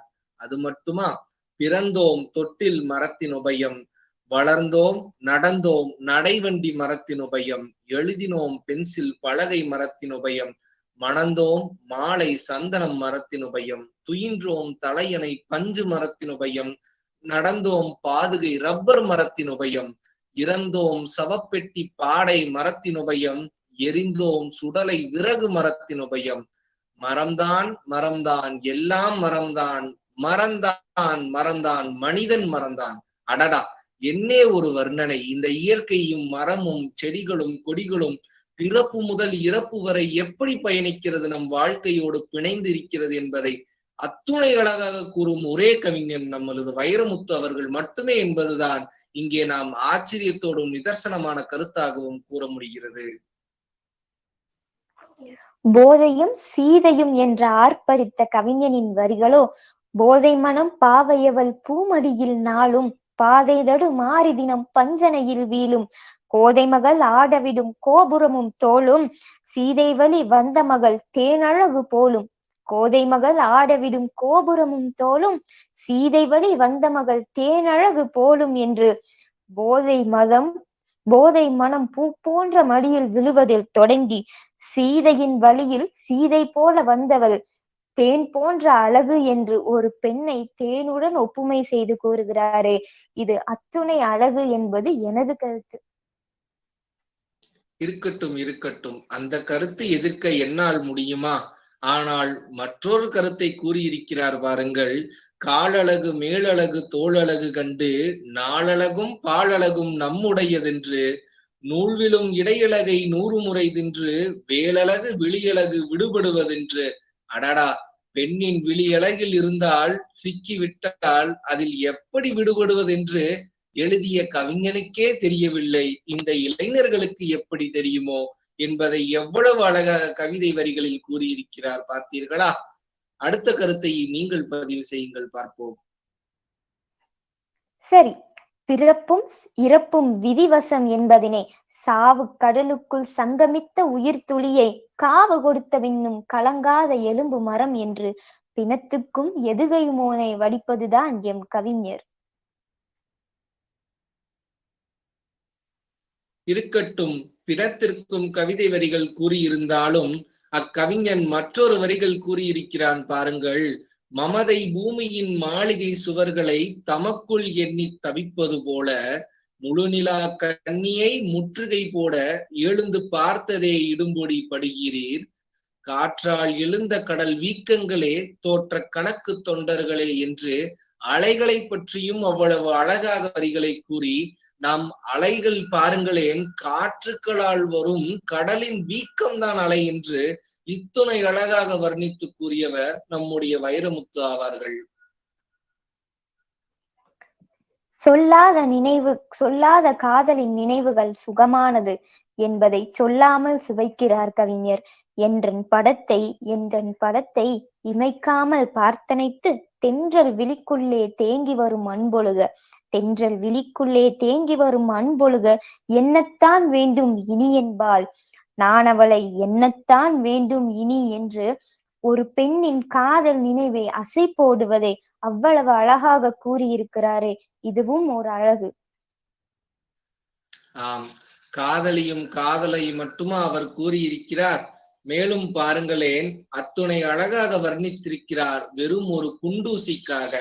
வெறுப்பினால் உன்னை தூர வீசுவர் ஆமாம், வெறுப்பினால் உன்னை தூர வீசுவர் ஆமாம், அந்த கிறுக்கருக்கு தேடும் போது கண்களில் கிடைக்காமல் ஆட வைப்பாய்.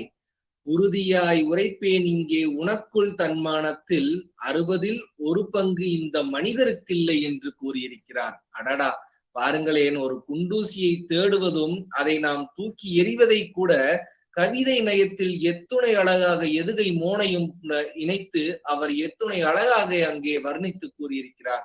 அடடா, என்னே ஒரு சிறப்பு, என்னே ஒரு சிறப்பு. இவர் கொள்கைகளை கற்கத்தான் விதி இவரை இங்கே கூட்டிச் சென்றிருக்கும் போல. குருட்டு பயணம் எனக்கு மட்டும் கொள்கை தந்தது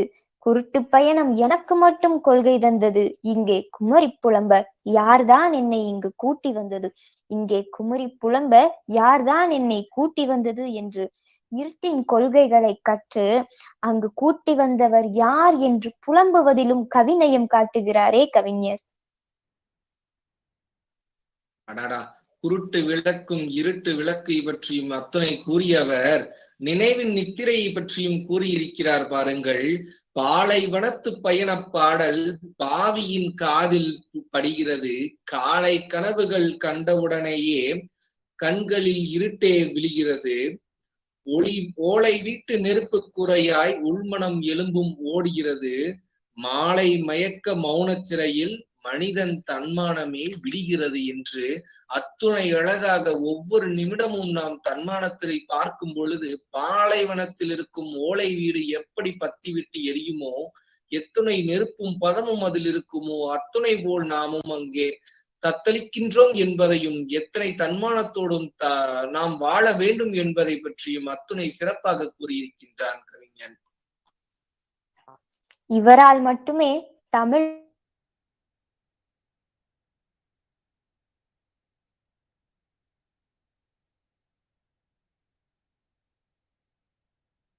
சித்திரம் போல் பூஞ்சிவப்பு சிந்துகின்ற அத்தை மகள் பூப்பெய்தி விட்டாலாம் அப்பூமகளின் காலடியில் பூப்பெய்தேன் என்னை வியப்பு என்று தனது அத்தை மகள் பதின்பருவம் அடைந்த பொழுது தானும் அம்மகளின் காலடியில் பூப்பெய்து விட்டதாக வியக்கிறாரே, என்னே வியப்பு. இத்துணை சுவைமிக்க கனிகளாகிய கவிதைகளை சுவைக்க நான் தேடாமல் போவேனோ என்று கவிதையின் தேடலும் கவிதையின் கருத்துக்களையும் கூறி வாய்ப்புக்கு நன்றி கூடி விடைபெறுகிறேன். நன்றி. இருக்கட்டும், நானும் என்னுடைய இறுதி கருத்தினை பதிவு செய்துவிட்டு விடைபெறுகின்றேன். பாருங்கள், பழைய கனவின் புதிய நிழல் என்று ஒரு தலைப்பில் கூறியிருக்கிறார். தேன் கொண்ட நிலவு பூக்கள் தேர் கொண்டு தவழும் போது, நான் கண்ட கனவு கோலம் நான் மீண்டும் காணும் போது, வான் தொட்ட நினைவு மெல்ல வார்த்தையாய் விழுந்த போது, தேன் நின்ற கனியே வெள்ளி சிரிப்பில் மிதந்து நின்றாய். அடடா, முன்னாள் காதலிகளையும் முன்னாள் நினைவுகளையும் எண்ணி பார்க்கும் பொழுது வார்த்தைகள் வெளியே வருவதுடன் அதில் புன் சிரிப்பும் இருக்கிறது என்பதை எத்துணை அழகாக சிறப்பாகவும் அவர் கூறியிருக்கிறார். அடடா, என்னே ஒரு கற்பனை. இருக்கட்டும் இருக்கட்டும், காலம் வேண்டுமானாலும் கவிஞர்களையும் கவிஞர்களின் திறமைகளையும் கொன்றுவிடலாம், இல்லை அதை வென்றுவிடலாம். ஆனால் என்றுமே கவிஞர்களின் கவிதைகள் எப்பொழுதுமே வென்று கொண்டே இருக்கும் என்பதுதான் என்னுடைய கருத்து. இத்துணைக்கும் மேல் உங்களை சோதிக்க விரும்பாமல் நன்றியுடன் விடைபெறுகின்றேன். நன்றி, வணக்கம். அடுத்தபடியாக கேஜி கலை அறிவியல் கல்லூரியின் ஆங்கில பேராசிரியர் சாரதா அம்மா அவர்கள் உரையாற்றுவார்.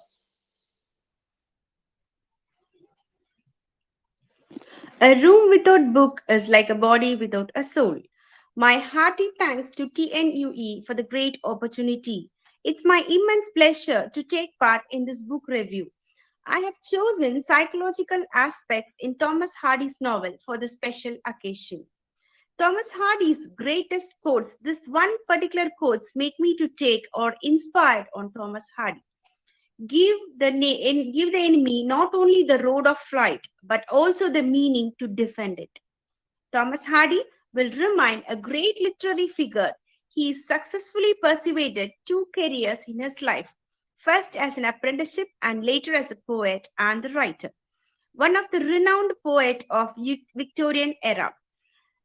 Thomas Hardy was a Victorian poet and also the novelist whom he denoted himself as a novel of character and the novel of environment.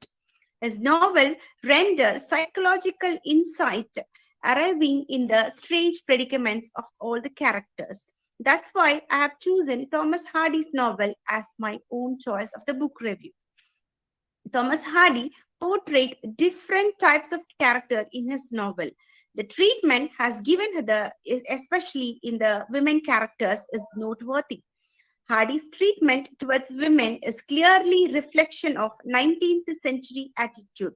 So as you all know, 18th century is an big era where you can understand how the characters are personified or portrayed in the field of literature. Hardy had a deep sympathy of women due to their sufferings and a particular society. The harsh reality of Victorian society, the treatment of women can be found in most of the novel. These aspects, the novel may be illustrated by comparing the contemporary society conditions through the female character of the novel. Thomas Hardy feminine outlook is very beautiful delineated the novels like Mayor of Casterbridge and Tess of T. Abuels. This is my first novel, that is Mayor of Casterbridge. So it is a genre tragedy, and it is the theme is all about tragedy, naturalism, and the time taken place is in 1885 to 1886, and it is in Dorset, England. So the publisher is Mr. Smith Elder, that is Henry Howlett. The first date of publication, the novel appeared in serials of Contrary in Graphic magazine in England and in Harper's Weekly in United States of from January to May 1886. It was the first publications in the book of 1886. So here I would like to talk about the overall review of the Mayor of Casterbridge. From the beginning of the character, you can understand that the character's tragic sequence make him to go to his life. The novel sets up in the fictional town called Casterbridge, a place that has deeply influenced the town in which Hardy spent his childhood days. The story opens with dramatic scenes where Henchard, the protagonist, the important person in this novel, was of 21 years. He was traveling with his wife Susan and infant daughter Elizabeth Jane. At that night, he was tempted to take opium, so he just crossed a cheap country caravan and sells his wife and daughter just for 5 guinea. A sailor to a sailor called Richard Newton. This is the first tragic sequence he met in his life. The next morning, he wakes up and he realized that what he had done is absolutely foolish and decided not to touch the alcohol for next 21 years. So the second part of the novel moves after 18 years. The novel moves 18 years in the time when the day the sailor dies. So no other go. Susan and Elizabeth were in search of Henchards and they were traveling. And finally, they reached the destination where they can understand here the Henchard is now become a mayor of Casterbridge. So it was little bit hesitation and how to approach Mr. Henchard too for their life.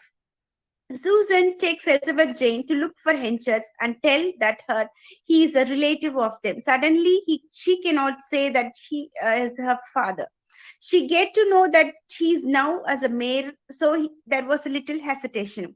When she reaches Casterbridge, she stays in the inn and she was just waiting for the particular time or a right time to meet Mr. Henchard.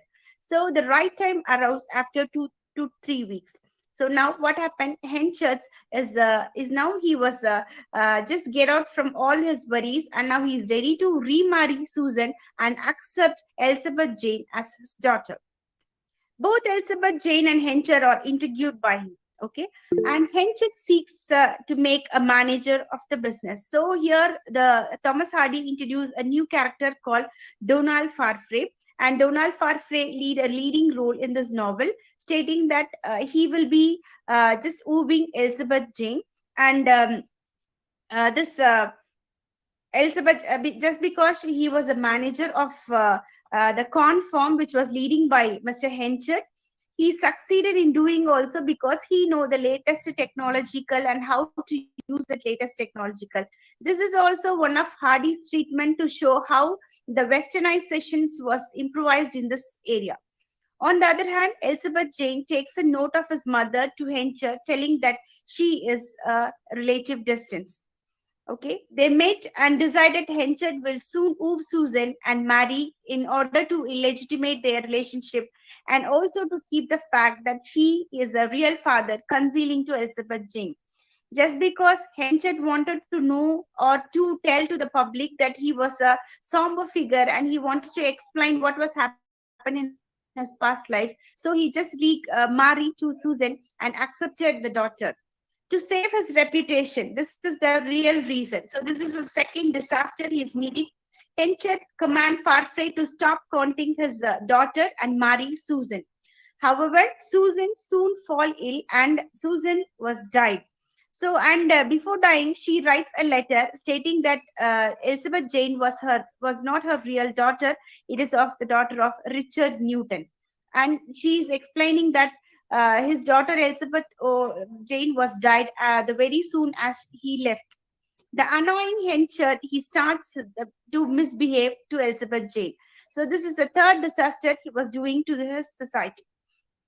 Troubled by her father, Elizabeth Jane started to live with a woman called Lucetta. So that you can understand that Lucetta is another character. Once Lucetta and Henchard were lovers. But after that, Susan came back to the second time in his Henchard's life. So Henchard decided that not to marry Lucetta and he wanted to justify towards Susan and Elizabeth. So now you can see this helps. Elizabeth is going to shelter in the house of Lucetta.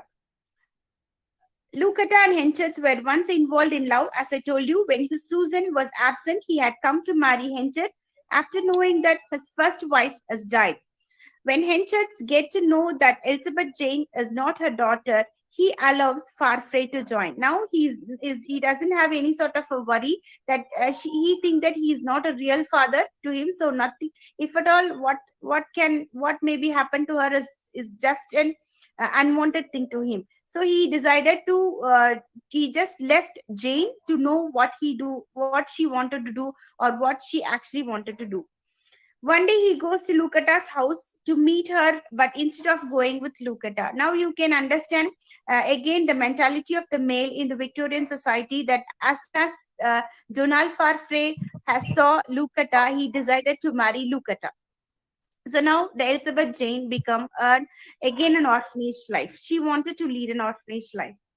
So now you can understand that these two peoples were get married, that is Lucata and Donald Farfrae. So Elizabeth Jane was leading unnatural or undisastrous life here.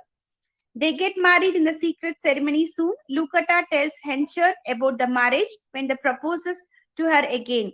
And there is a twist and turn in this third part of the story, where you can understand the one particular person will be watching that Henchard, the activities of Henchard. One fine day, Lucata and Farfrae, they will be going to the caravan, the same caravan, where a person will be identified that Lucata and Henchard was once they were lover. Now it was totally break up. And now this girl, that is a lady, she will be telling this information to another. So again, it will like a gossip. So finally, Lucata will be getting a bad or remark, she will not get a good fame name.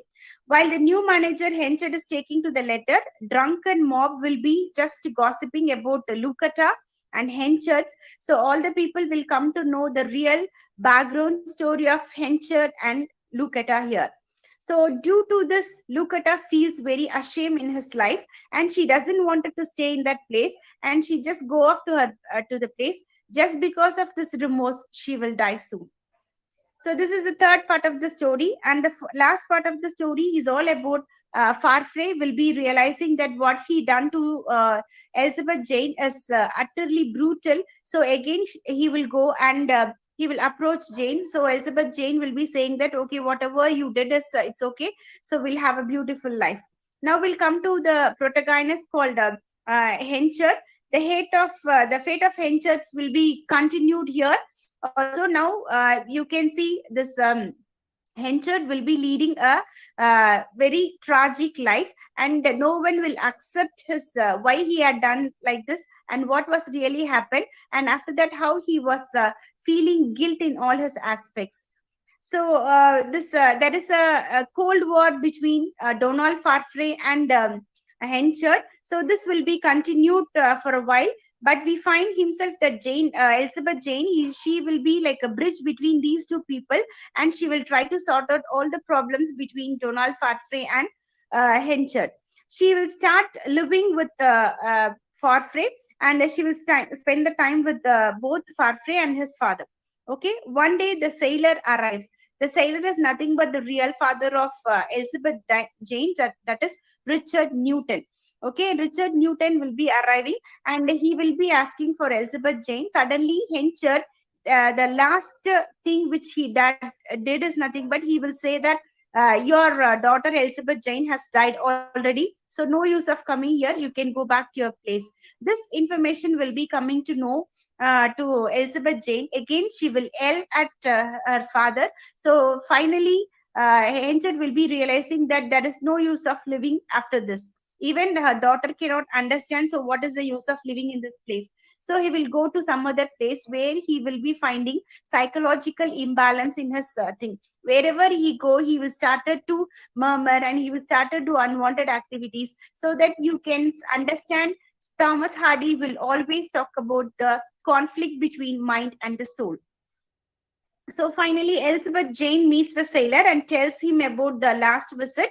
Here, the heartbroken instance will be happen, and finally, you can understand that Henchard will be leading an isolated thing. So Henchard leaves Casterbridge again. So, however, Elizabeth Jane soon feels bad of her behavior, and she set off to Henchard's and again Farfrae, Elizabeth. These two people go and approach Henchard. So Henchard's wish, the final will be, is all about forget the person like me. So this was the will he will be written, that no one should remember Henchard forever. So from this we can understand that the Henchard complex character who always try to keep the focus on portraying a good image for himself. However, his fate is repeatedly taking him to the darker past, and he forecasted to the will of destiny. However, Hardy provides a relief throughout the character of Farfay, who is everything that Henchard is not. He is able to take a control over his life by the meanwhile a calm and rational attitude, and manage to the control of his life as instead of rely upon.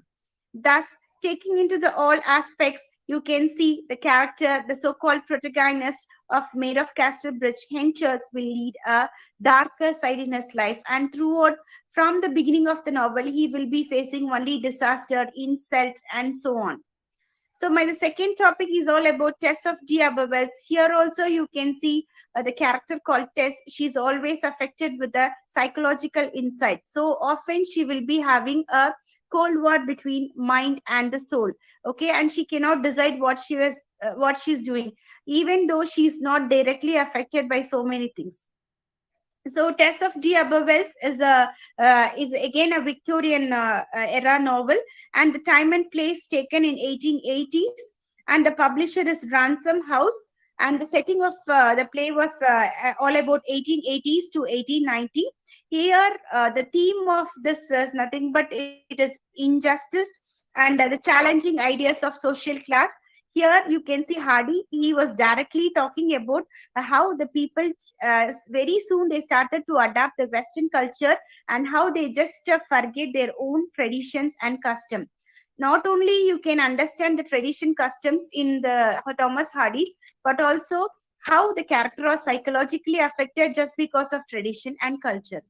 So moving into the story of Tess of D'Abervilles, the Tess of D'Abervilles is regarded as Thomas Hardy's greatest masterpiece. It is a story of a country girl, that is a pure girl, like an innocent girl, how she fall in the tragic life. So from Thomas Hardy's point of view, Tess is not responsible for what she did or what has undergone in her life. She is a victim of series of misfortune which slowly destroy her personality. The novel is written with the 7 chapters. Each chapter represents a phase of Tess' life after the Tess becomes more mature. With the life of serious tragedies, Tess refused to remain a victim and struggled through the life. So one fine day, what happened? The story starts with a May dance, where you can see the Tess was beautifully dressed, and she was dancing in the like a mountain yard, and where she will be finding out the hero of this novel, that is Al, and from this we can come to know that this Tess is a descendant of D'Abervilles family, that is Mr. John, that is Tess's father, found out that they were the descendant of D'Abervilles family.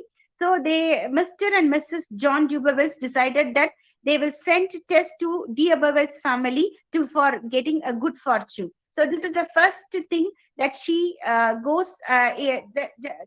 She just entered into the tragic of his life. The first step of tragic life is nothing but she left her house and she's going to join in the unknown area called D'Abervilles family, where she was seduced by Mr. Al, and she gave birth to a baby, and she named and baptized the name baby as Sorrow. Very soon the baby will die. So this is the second stage of the tragic sequence happen in her life. She's a poor country girl. So unfortunately, Tess, she's a relatives, and she taken to be a good sounded person, but she meet as, so the second part of the life, that is after 18 years, she meets one person, that is Mr. Angel Clara. He will show most of the concern towards her, where she will be working as a maid in the dairy farm. So these two persons will fall in love, and they decided to get married. So this is the fourth stage of disaster. Tess returned to her parents' home, and she will be thinking about her past and darkest side of the life. Okay. And now Angel cannot bear the thoughts of Tess, and Angel will be saying that, okay, I had a love affair with a girl, so it was a breakage, so now I'm not in a relationship with her. I'm purely loving with you, so we'll get married. So after so many dilemmas and discussion with her friends, she decided to get married to Angel Clara. Okay, so and being she was a bride over there, and she will be thinking that I just wanted to tell all my darkest past to my husband, but she'll write a letter, and unfortunately the letter will reside under the carpet. So no, in no way this Angel Clara will not know about the darkest part or the secret area of Tess. Okay, the very next day of their marriage, Tess will relieve all the secret. Now Angel Clara is not ready to accept her as a wife, so she'll leave the place, and Angel Clara will be giving some sort of amount, and she will be traveling with all sort of amount. This is the fifth thing where you can see there is always conflict between the mind and the soul, and how the women are portrayed in the Victorian society. So finally, the image of Tess is modern worm suffering from old moral perceptions and new farm works. So Tess came to the peasant family, and some old moral fantastic ideas were left to the resistance to the morality. When she was predicted to the public opinion, traditional morality, she regarded himself as a guilt, and she cannot even talk that, and she cannot go and explain to any sort of a person that she doesn't do anything at all. She regarded herself as an incarnation of sin. Okay, and she always used to say that I'm sin of sinful. She could not forget her shame more than anyone else. It was with the net of her own morality that Tess bound concrete expression of whole social and consciousness. Tess, as an individual in certain historical period, inevitable form of social consequence, moral concept of specific historical period of her thoughts and actions were inevitable, and restrictions by the time of social idea. So thus, I recommended these two books. By reading these two books, you can also understand how the women were portrayed. Not only women, there is a psychological aspects, and the character will be all along talking or revolving around social, economical, and political cause in the Victorian era. So I strongly recommend to the UG and PG students to read about these two papers and understand how Hardy not only he portrayed the women character, but also the men character in the tragic flaw. So it is because these two novels holding both culture and the theme as it presented even in the contemporary society. So thank you for the opportunity. I thank KG College of Arts and Science and TNUU for this great opportunity. Thank you so much.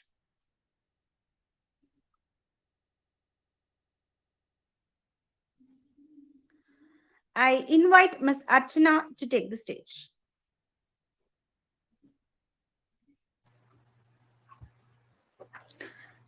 So, good evening to one and all present here. So, it's Archana Kumar from 2nd BA English Literature from KG College of Arts and Sciences. Today, I take my privilege on sharing my thoughts on the book review Persuasion written by Jane Austen. So, first of all, we can have a look on the author Jane Austen. So, Jane Austen was born on December 16, in the year 1775, and died on July 18, 1870. So, she was an English novelist whose exacting literary craftsmanship and insight into women's love have greatly influenced the development of English novel. So when we have a take deep look into Austen's novels, they are typically centered on the loves of intelligent heroines embodied in a family life who unmask falsity and pretension on the ultimate path to successful matrimony. So the role of religion is largely formalized. So for 6 completed novels, the most of the novels theme has the theme of marriage. So all of which were remained popular both in print and film adaptations. 4 were published during her lifetime, all under a pseudonym. Because it was published in a pseudonym because the novelists during that period was not encouraged, especially women novelists. So Austen endures over the more romantic and sentimental novelists of her time for the complexity and intelligence of her fiction. so which is considered part of the Western genre. During her period, romantic novels were very famous. But when we take a look at Jane Austen's books and novels, so it was not much romantic when compared to other contemporary authors. So Austen novels were published in a situation where women novelists were not encouraged. So when we take a look into Austen's life, so Austen's life was singularly an eventful one. And with the exception of a brief disappointment in love, tranquil and happy. The tragedy and happiness that she met in her life was well reflected in all her novels. So the theme of Austen novels were marriage. So marriage plays a large role in all Austen novels. So some characters marry for security, some characters marry for wealth, and some marry for love. So the idea of marriage is very important throughout her works. Primarily because it was often the only way for women of the period to secure her freedom, social status, and living standard. The novel asks whether it is better to be firm in one's convictions or to be open to the suggestion of others. So, if we take Persuasion, after being dismissed by Annie 8 years ago, Captain Wentworth believes strongly that any woman he marries will have a strong character and independent mind. While the protagonist, Annie believes that these are good qualities, so she also receptive to a sense of obligation and duty. So she concludes that it was a right for her to allow herself to be persuaded by others. So because a strong sense of duty is no bad part of women pushing. So I can't put my finger exactly on why I keep coming back to Persuasion in particular. The plotline is a more mature romance than the Youthful Pride and Prejudice written by Jane Austen. And I suppose there is a specific pleasure in seeing Austen at the height of her powers. So Persuasion shows a shift from the coy witticisms of earlier writings. So mostly, this is not outspoken during her ages, but however, she manages to bring it in a beautiful style. So Persuasion opens with a brief history of Eliot's family as recorded in Sir Walter Elliot's favorite book, The Baronetcy. So we learn that Elliot's are a respected titled landowning family. So Lady Elliot, Sir Walter's wife, died 14 years ago and left him with 3 daughters. Their names were Elizabeth, Annie, and Mary. Both Elizabeth and Annie are single, but Mary, the youngest, is married to a wealthy man named Charles Musgrove.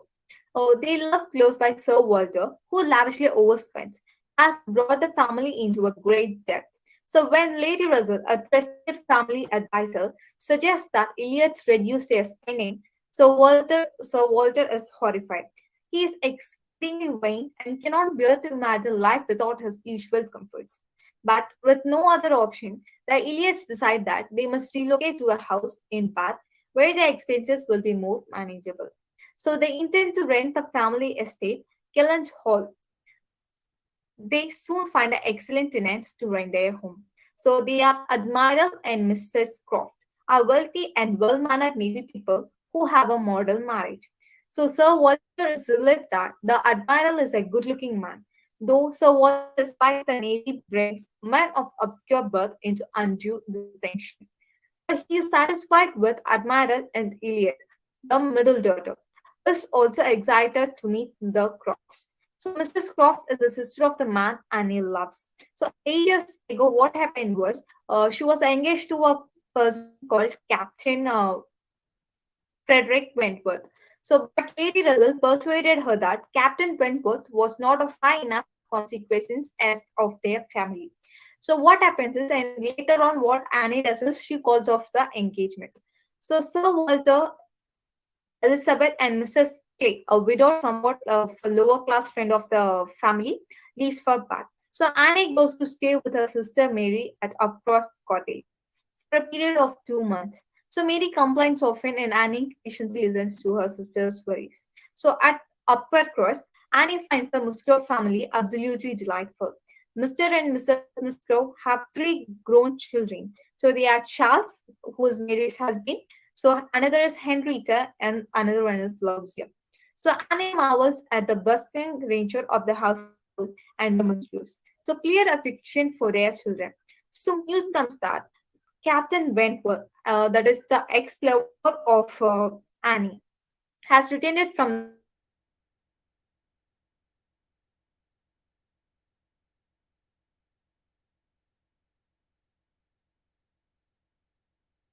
Annie is at first anxious to see him again after such a long time, but his actions towards her are merely detached and polite. So he seems more smitten with Henrietta and Lauzia and Musgrove.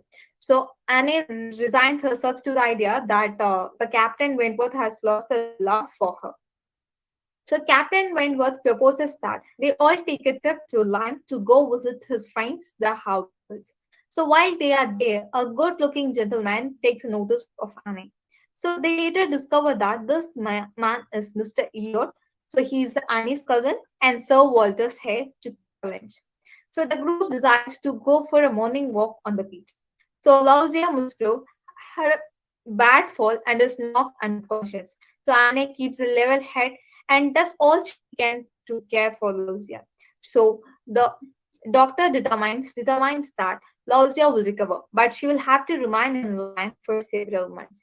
So Captain Wentworth blames himself for Lauzia's fall and tries to help the Musgrove family.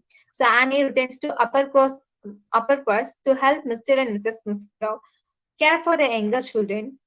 After a few weeks, she leaves to stay with Lady Russell. So who is the family advisor? So after Christmas, Lady Russell and Annie decided that they must rejoin the rest of the Elliot family in Bath. So much to Annie's dismay, Captain Wentworth soon arrives in Bath. So he is now a much richer man than he was 8 years ago. And Sir Walter reluctantly admits him into their social circle. So Wentworth grows jealous because he believes Annie is attached to her cousin, Mr. Eliot. Yet, he writes Annie a love letter in which a spouse describes his true, constant, and undying love for her. So Annie is thrilled and they become engaged. So Mr. Eliot is shocked that his plans to marry Annie has been foiled. So he and Mrs. Clay leave Bath. So it is rumored that they are together. There is no longer any danger that Sir Walter will marry beneath his station. So Sir Walter and Lady Russell give their approval for the marriage between Annie and Captain Wentworth. So when we take a look on this overall look on the book review, the book is clear-eyed, deft portraits are drawn of every character, even one for the supporting ones. So among her more explicit summaries of various characters, the way she brings her character out is appreciable. The heroine Annie Elliot is sympathetic because, unfortunately for her amusement and sympathetic, because she shares the authorial and reader insight. Yet this knowledge does not empower her. Throughout the book, she accommodates herself to a circumstance, allowing herself to be persuaded by the forces of other, more assertive personalities. So her awareness makes her more plain, a valuable companion, removing all personal sharp edges so that she can be pleasant. And saving grace of persuasion is that Annie becomes aware of her major fault, which ironically is a complete lack of hubris. So part of Annie's growth in self-assertion is learning from that social interaction and confidence of other younger, more light-hearted characters. So when we take a deep look into the climax, a major climax occurs when Captain Wentworth finally reveals his feelings to Annie in a letter. So she finds him and immediately responds that his love was requited. The lesser climax is the cool, but the favorable reception of Captain Wentworth by Annie's family. So in the end, Austen allows the reader to judge whether persuasion is a positive or negative force in the novel.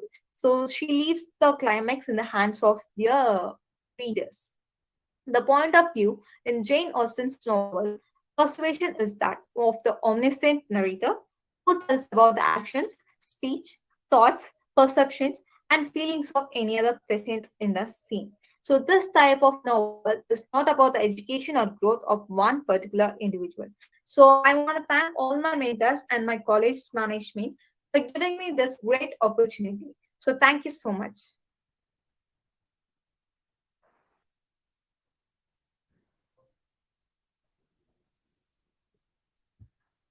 Hello everyone, my name is Gautam. I'm doing my MA English in KG College of Arts and Science. Today I'm going to review a book, Natya Sastra, a revised version by Bharat Gupta. An actual Natya Sastra contains 36 chapters, but here there is no chapter in this format. He is edited by Bharat Gupta. The actual Natya Shastra contains an ancient format and very spiritual, religious things, and all about what is a new Veda that is created by Brahma, and how is it actually created, and why for the Veda is created in the Natya Shastra in an actual way. But now I'm dealing with the culture of Natya, that is Bharatanatyam, which was actually written by Bharat Gupta, a revised version. So yeah, I would love to share few words by Bharata Muni.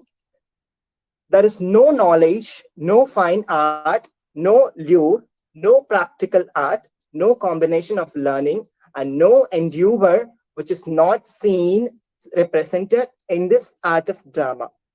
Sciences of all sort, contrivances of different kinds and activities of vivid nature are blended here in this drama conceived by me.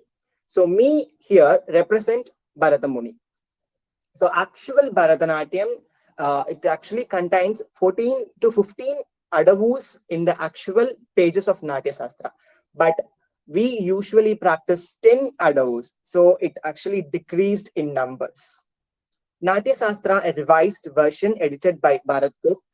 When I read this book, I got more knowledge about dance, gestures, music, poetry, costumes, masks, and theater decorations. So these are the basic concept of Bharatanatyam. So I would like to share what is actually Bharatanatyam and what are the adavus they actually followed and all those things. So unlike any other book, this book stands high on my mind since it conveys the mentioned and criticism, and it's all about his own history. We all know the actual story of the purest dance of Bharatanatyam and its origination.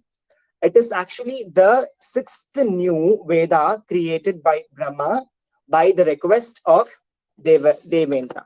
So what happened? Why this actually created? In the sense, on that period, the world is full of evils. So evil was actually handed over the whole world and dealing and ruling the world. So after the birth of dance in Devaloka, the dramatic dance is twice performed in Devaloka. The first one was spoiled by the evils, and the second one was dealing with good. So both was performed in front of Devendra by the advice of Bharata Muni. He is the choreographer of both dance. So he created Bharatanatyam and he created the principles of Bharatanatyam, and he taught Bharatanatyam to all common peoples. That is how world know what is Bharatanatyam and the culture. So unfortunately, when you ask me, it is actually, when you following the purest form of Bharatanatyam, a very big question mark stands still. So the book says it has 13 different banis that we usually practice in Bharatanatyam. So banis are nothing but the styles of a particular guru, particular person following some different styles and aspects of their own knowledge. So that is called bani. The purest form of bani is Pandanallur bani, Kalakshetra bani, Tanjavur bani, Valluvur bani, Melattur bani, Mysore bani, Kalamandala, Dandavida bani or bani. These are some different aspects of a different guru. So it may differ in banis. So Bharatanatyam, it may difference in banis, but the actual style and the actual method is same in the initial stage of learning the Bharatanatyam. So the book gives a brief account on adavus. So when it comes to adavus, we usually know there are 10 different adavus are there in Bharatanatyam, like Tattadavu, Natadavu, Sutraladavu, Sarikkaladavu, Paravaladavu, Tirmanamadavu. So these are the some different adavus that we have. But practical, we use this practical items. But theoretically, it is all about 15 adavus they recorded in Natya Shastra. So, and also Vedas. Vedas are nothing but movements of head. Head movements is actually called Griva Vedas. So eye movement is called as Drishti Vedas. So leg movement is called as Pada Bedas. So these are the different Bedas we used in Bharatanatyam. So Navarasas, nothing but Navarasas is an expression. Abhinaya. Abhinaya is a combination of gestures and expressions. So single and double hand gestures. And a very notifying Tandavas and its types.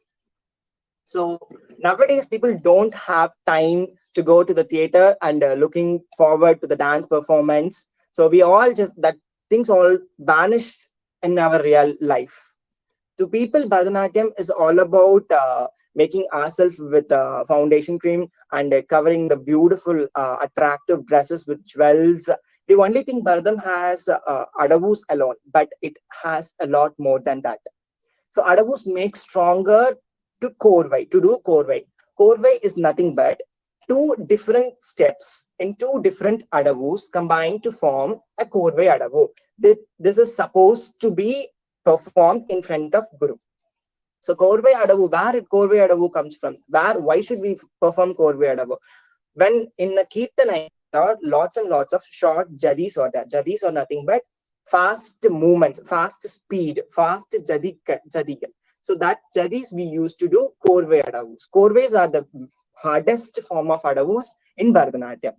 So since the 5th century BC, when the Bharata Muni compiled it, the structure of Natya Sastra has remained intact. There has been no alternatives emendations to its original purpose. Thus, the great stature of Bharata Muni, or recognized in tradition, is no exaggerations. So now I would love to show you the model descriptions of Bharatanatyam. So this is a model of a girl who she is wrapping her sari to Bharatanatyam dresses and Bharatanatyam jewels. So this is an Anjali Hasta. So Anjali Hasta we used to salute Guru and to the elder person before us. So the next one is Pataka Hastam. So Pataka Hastam is a gesture, is a single hand gesture. We use this gesture to show the way. So go in this way to show the way or to reject something. I don't want this. I don't need this. Get away from me. To reject this thing, we use Pataka Hastam.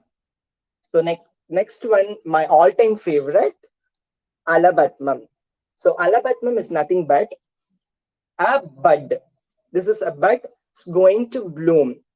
So we used lotus for this thing. So lotus. So this gesture represent lotus, a bloomed flower.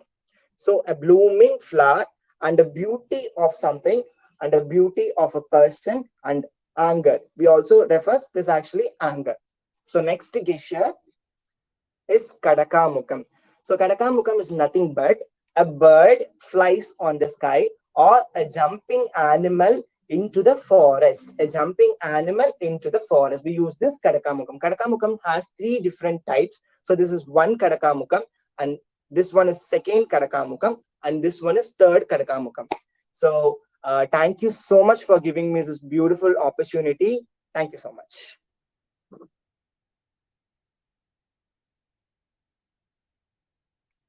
Hello to each soul hearing and watching this. I'm Megha from KG College of Arts and Science. As a literature student, I found my fondness in reading books, especially fiction. Today, to give my book review, I have chosen the fiction novel To Kill a Mockingbird by Harper Lee.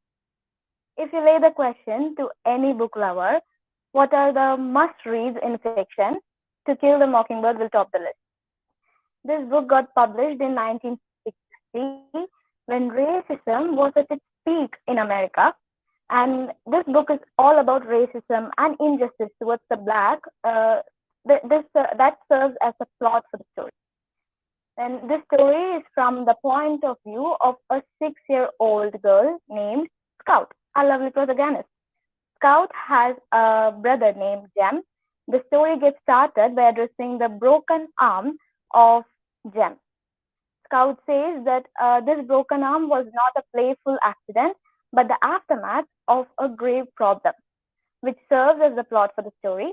And Jem and Scout were accompanied by Dill, who came to spend his summer vacations with his aunt Rachel.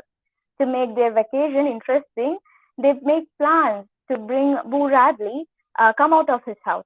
Boo Radley is a nickname given to Mr. Arthur Radley because he was shut in his home for like 15 years. He was an aggressive child in his teens and he had done so many dreadful things. So his father decided to shut him inside the house as a punishment. So the people of Macomb County always spin stories about him, thus portraying Arthur as Boo Radley, a bad guy. When these silly events were happening on the side, the other side of this world was fighting for justice. Atticus Finch, our second protagonist, father of Scout and Jem, was fighting for a black man named Tom Robinson. Tom was accused of raping a white woman, Mayella, daughter of Bob Ewell. Bob used to harass his daughter and threatened Mayella to keep her mouth shut, not to say anything to anyone, because he used to harass her daily. Bob found Mayella seducing Tom, and he bet black and blue out of Mayella for showing interest in a black man.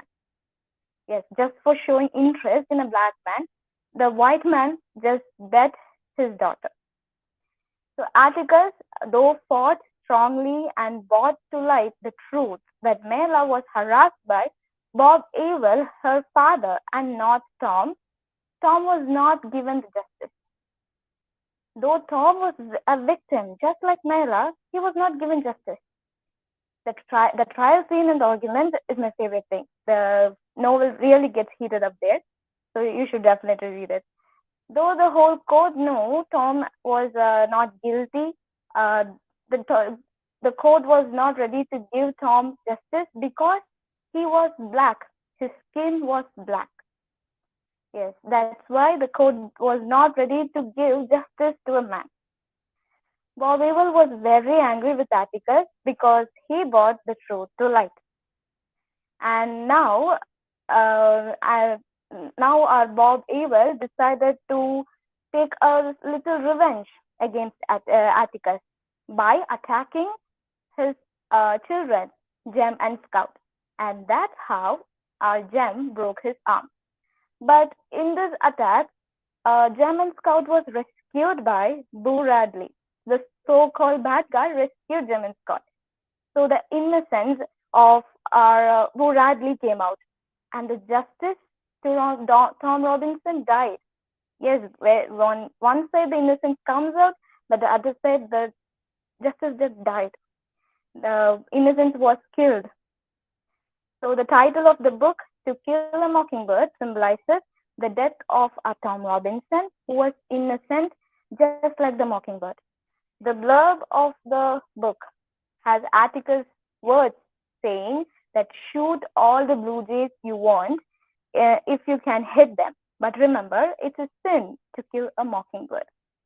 He says that mockingbirds are innocent and does not knock down anyone's birds. They just do their own job. They just mind their own business and does not just involve in anyone's job. This is like just like the statement, just like our motto, actually, the motto of our law, that 100 guilty be acquitted, but one innocent should not be convicted, right? That motto is actually equal to this title of the book. So this book has so many takeaways, and the writing and setting of the novel are realistic and to the point. A book wholly about racism got published and got hit in 1960s when the racism was running through the veins of people.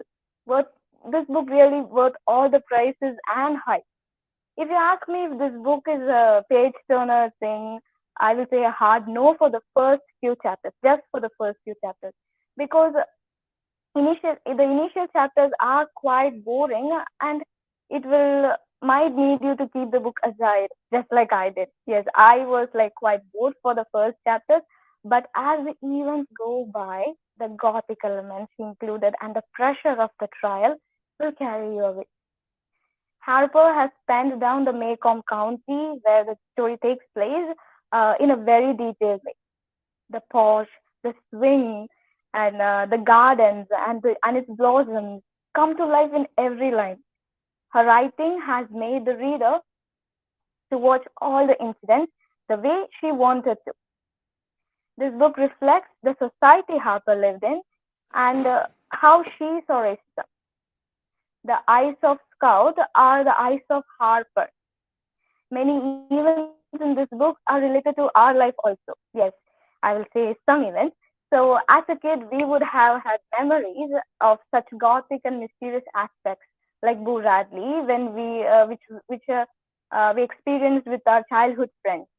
A closed bungalow or something like that, right? And such elements are included in this book also. And we would have taken our parents at some time as an ordinary human being when we start comparing our parents to like our friends' parents.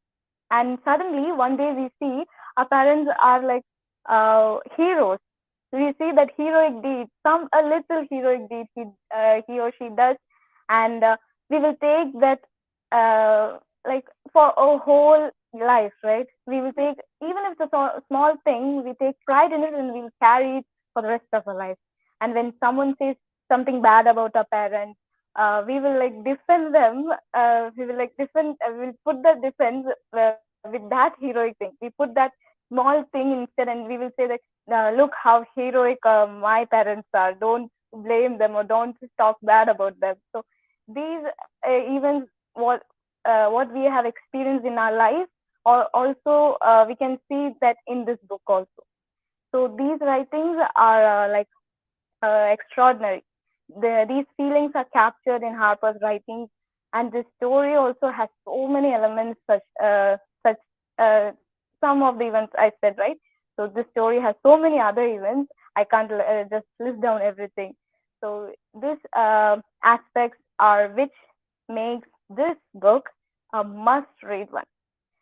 So thank you for listening to my words, and I wholeheartedly thank all the spine bones of this program for giving me this opportunity. Thank you again. அனைவருக்கும் மீண்டும் வணக்கம். KG கலையறிவியல் கல்லூரியில் இருந்து பங்கேற்ற அனைவருக்கும் நாங்கள் நன்றியை தெரிவித்துக் கொள்கின்றோம். மேலும் இவ்வாய்ப்பினை வழங்கிய கேஜி கலையறிவியல் கல்லூரியின் செயலர் முனைவர் வனிதா அம்மா அவர்களுக்கும் முதல்வர் முனைவர் ரத்தினமாலா அம்மா அவர்களுக்கும் எங்களுடைய நன்றியை தெரிவித்துக் கொள்கின்றோம். மேலும் இத்துணை நேரம் எங்களுடன் இணைந்து இதில் பங்கேற்ற dean of students affairs Poovalingam ஐயா அவர்களுக்கும், எங்களை இத்துணை நாள் பயிற்றுவித்து எங்களோடு இணைந்து பங்கேற்ற சாரதா அம்மா அவர்களுக்கும், ஆங்கில பேராசிரியர் அவர்களுக்கும் எங்களுடைய நன்றியை தெரிவித்துக் கொள்கின்றோம்.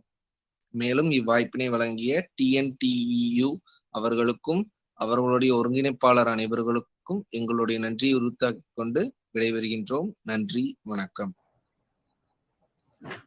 Yes, thank you, sir. It's our privilege to thank KG College of Arts and Science, Coimbatore, for your wonderful contribution. On behalf of Tamil Nadu Teachers Education University, we thank you wholeheartedly for this fruitful session. Thank you so much.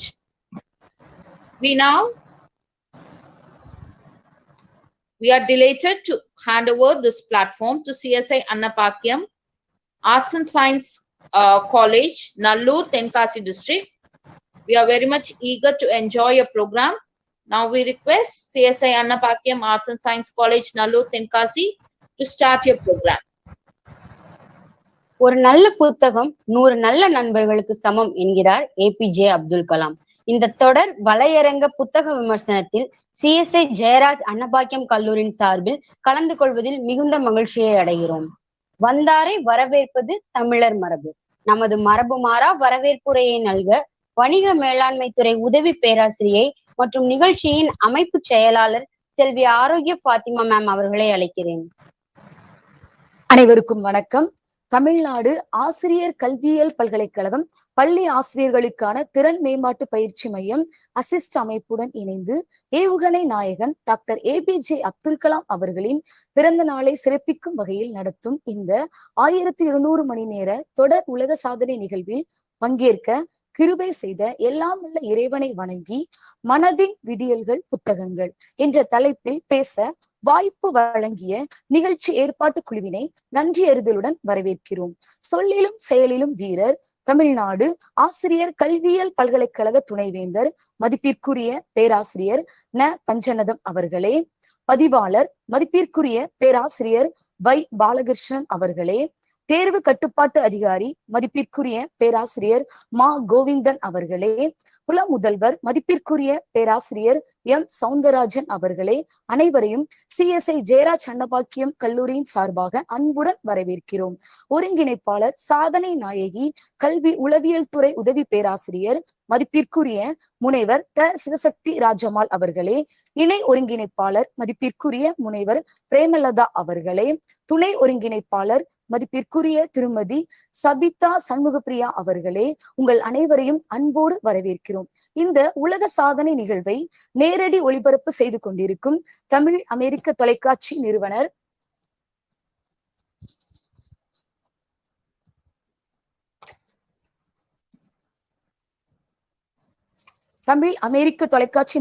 தலைவர் Austin ஏ. கில்டஸ் அவர்களே, the American தொலைக்காட்சியின் தலைவர் மதிப்பிற்குரிய திரு மகேஷ் நாட்டாமி அவர்களே, சாதனை நிகழ்வினை மதிப்பீடு செய்து கொண்டிருக்கும் அசிஸ்ட் அமைப்பின் நிறுவனர் மதிப்பிற்குரிய முனைவர் ராஜேந்திரன் அவர்களே, உங்களை அன்போடு வரவேற்கிறோம். அனைத்து கல்லூரி நிர்வாகிகளே, முதல்வர்களே, பேராசிரியர் பெருமக்களே, எம் கல்லூரி முதல்வர் மதிப்பிற்குரிய முனைவர் வில்சன் அவர்களே, பேச்சாளர்களே, எம் இனிய மாணவர்களே, நிகழ்ச்சியை கண்டு கொண்டிருக்கும் அனைத்து தமிழ் உறவுகளே, உங்கள் அனைவரையும் CSI ஜெயராஜ் அன்னபாக்கியம் கல்லூரியின் சார்பாக வருக வருக என அன்போடு வரவேற்கிறோம். நன்றி, வணக்கம். வரவேற்புரை நல்கிய பேராசிரியர் அவர்களுக்கு நன்றி. எழுத்துக்களும் உயிர் பெற்று வாழ்வது வாசிப்பவர்களும் புத்தகத்தை நேசிப்பவர்களும் உள்ளவரையே. புத்தகங்களை சேமித்து பயனில்லை, புத்தகத்தில் உள்ளவை புத்தியில் சேமித்து வைக்க வேண்டும். அவ்வாறு சேமித்து வைத்த புதையல்களை நவீன அறிவியல் பார்வையில் பஞ்ச காவிய நிகண்டு என்ற தலைப்பின் கீழ் பகிர்ந்து கொள்ள வருகிறார்கள் எம் கல்லூரியின் பேராசிரியர்கள்.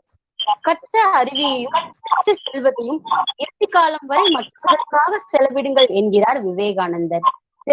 சிறப்புரையோடு தான் புத்தகம் வழி பெற்றுக்கொண்ட அறிவையும் அனுபவத்தையும் அறிமுக உரையில் பகிர்ந்து கொள்ள வருகிறார் எம் கல்லூரியின் ஆசிரியர் நல சங்க செயலாளர் மற்றும் பேராசிரியர் முனைவர் ஜூலியன்ஸ் ராஜாசிங் அவர்கள். அனைவருக்கும் வணக்கம். புத்தகங்களை வாசிக்கவும் நேசிக்கவும் தூண்டுகின்ற உலகளாவிய வரலாற்று சிறப்புமிக்க நிகழ்வை ஏற்பாடு செய்திருக்கின்ற அனைத்து நல் உள்ளங்களுக்கும், அறிவாற்றலை பெற்று அறிவொளி வீச காத்திருக்கின்ற பார்வையாளர்கள் அனைவருக்கும் முதற்கண் வணக்கத்தை தெரிவித்துக் கொள்கிறேன். தென்பொதிகை குற்றாலச்சாரல், தென்காசி மாவட்டம், நல்லூர் CSI ஜெயராஜ் அன்னபாக்கியம் கல்லூரியின் சார்பாக மீண்டும் ஒரு முறை உங்களை வாழ்த்து வரவேற்கிறேன். எங்களுக்கு இந்த நல் வாய்ப்பை நல்கிய கல்லூரியின் செயலர் மற்றும் தாளாளர் தொழிலதிபர் பெருமதிப்பிற்குரிய திரு ஜேசு ஜெகன் அவர்களுக்கும், கல்லூரியின் பொறுப்பு முதல்வர் முனைவர் எஸ். வில்சன் அவர்களுக்கும் மனமார்ந்த நன்றியை தெரிவித்துக் கொள்கிறேன். தமிழ்நாடு ஆசிரியர் கல்வியியல் பல்கலைக்கழகம் பள்ளி ஆசிரியர்களுக்கான திறன் மேம்பாட்டு பயிற்சி மையம் சென்னை அசிஸ்ட் உலக சாதனைக்கான 24 உட்தலைப்புகளுடன் 24 கல்வி நிறுவனங்கள் பங்கு பெறும் இந்த 24 மணி நேர பன்னாட்டு தொடர் வலையரங்கு நிகழ்வை நேரடி ஒளிபரப்பிக் கொண்டிருக்கும் தமிழ் அமெரிக்கா தொலைக்காட்சிக்கும், உலகளாவிய வரலாற்று சிறப்புமிக்க நிகழ்வை ஏற்பாடு செய்திருக்கின்ற அனைத்து நல் உள்ளங்களுக்கும் என்னுடைய மனமார்ந்த வாழ்த்துக்களை தெரிவித்துக் கொள்கிறேன். இந்த நிகழ்ச்சியின் தொகுப்பாளர் எம் கல்லூரியின் முதுகலை ஆங்கிலத்துறை மாணவி மெர்சி டியூலா அவர்களையும், வரவேற்புரை வழங்கின வணிக மேலாண்மையில் பேராசிரியரும் ஒருங்கிணைப்பாளருமாய் ஃபாத்திமா அவர்களையும், நன்றியை வழங்கியிருக்கும் ஆங்கிலத்துறை பேராசிரியர் முனைவர் சல்மான் குர்ஷித் அவர்களையும் வாழ்த்துகின்றேன். மற்றும் நூலை பற்றிய மதிப்பீடு செய்து பேச இருக்கின்ற கல்லூரியின் பேராசிரியர்கள் Salman Khurshid, Kavitha madam, Swarnajaya madam, Jaba Angel madam, Nithi Kalyani madam ஆகியோரையும் வாழ்த்துகின்றேன். இந்த இனிய நிகழ்வுக்கு வருகை தந்திருக்கின்ற அனைத்து பார்வையாளர்களையும் நல்லூர் CSI ஜெயராஜ் அன்னபாக்கியம் கல்லூரியின் சார்பாக மீண்டும் ஒரு முறை நான் வாழ்த்தி உங்களை வரவேற்கிறேன். அது மாத்திரமல்ல, இந்த சிறப்பு நிகழ்வு இனிதாய் அமைந்து இனிதாய் நிறைவு பெற என்னுடைய வாழ்த்துக்களையும் இறை அன்போடு தெரிவித்துக் கொள்கின்றேன். நூல் அறிமுகமாக இந்த சிறப்பான நிகழ்விலே பஞ்சகாவிய நிகண்டு என்கிற பழமை வாய்ந்த நூலை குறித்து அறிமுகம் செய்ய விரும்புகின்றேன். தமிழ் கல்வியில் இலக்கியம், இலக்கணம் என்ற பதத்தை போன்று நிகண்டு என்பது முக்கியத்துவம் வாய்ந்ததாகும்.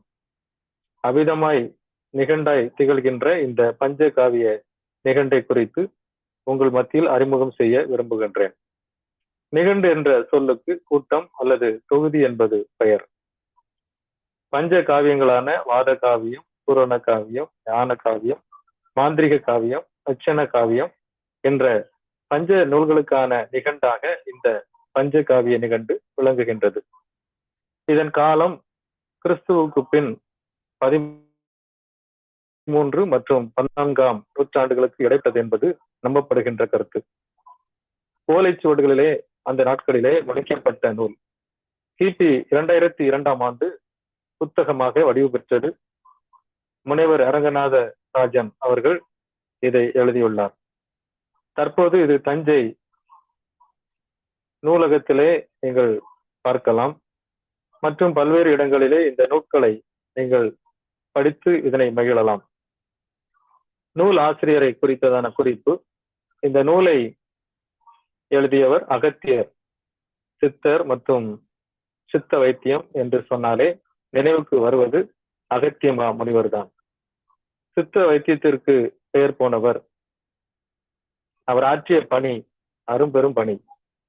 இன்றைய மருத்துவ அறிஞர்களும் விடை காண முடியாத பல நோய்களுக்கு மற்றும் மருத்துவ சந்தேகங்களுக்கும் சில 1000 ஆண்டுகளுக்கு முன்பே தெளிவான விளக்கம் கொடுத்துள்ளார் அகத்தியர். நூல் விளக்கம்: வரலாற்று சிறப்புமிக்க இந்நூல் மாநில வர்க்கத்தை பற்றியும், நிறத்தின் அடிப்படையில், குணத்தின் அடிப்படையில், தோற்றத்தின் அடிப்படையில் ஆண் இன பெண் இன வேறுபாடுகளையும், இயற்கையின் தத்துவங்களையும், விலங்குகள், தாவரங்கள், நிலங்கள் பற்றியும் சில 1000 ஆண்டுகளுக்கு முன்பே தெளிவாக கூறியுள்ளது.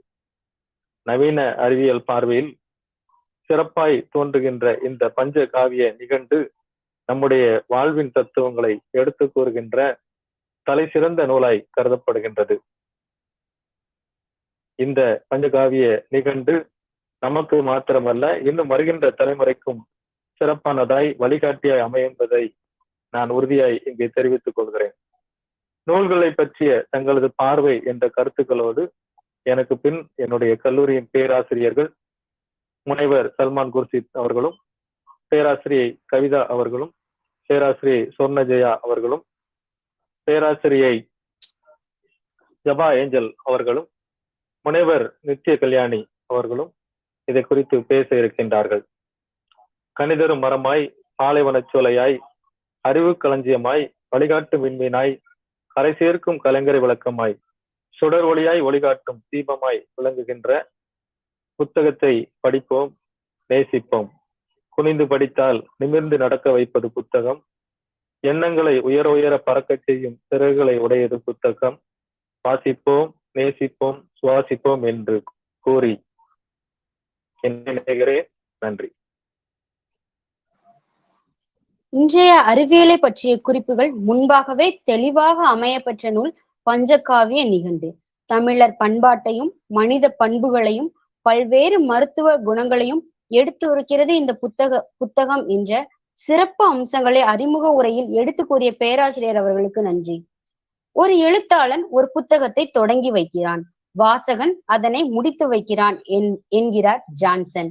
பஞ்சகாவிய நிகண்டில் மானிட வர்க்கம் என்பதை பற்றி பகிர்ந்து கொள்ள வருகிறார் ஆங்கில துறையின் உதவி பேராசிரியர் திரு முகமது குர்ஷித் கான் அவர்கள்.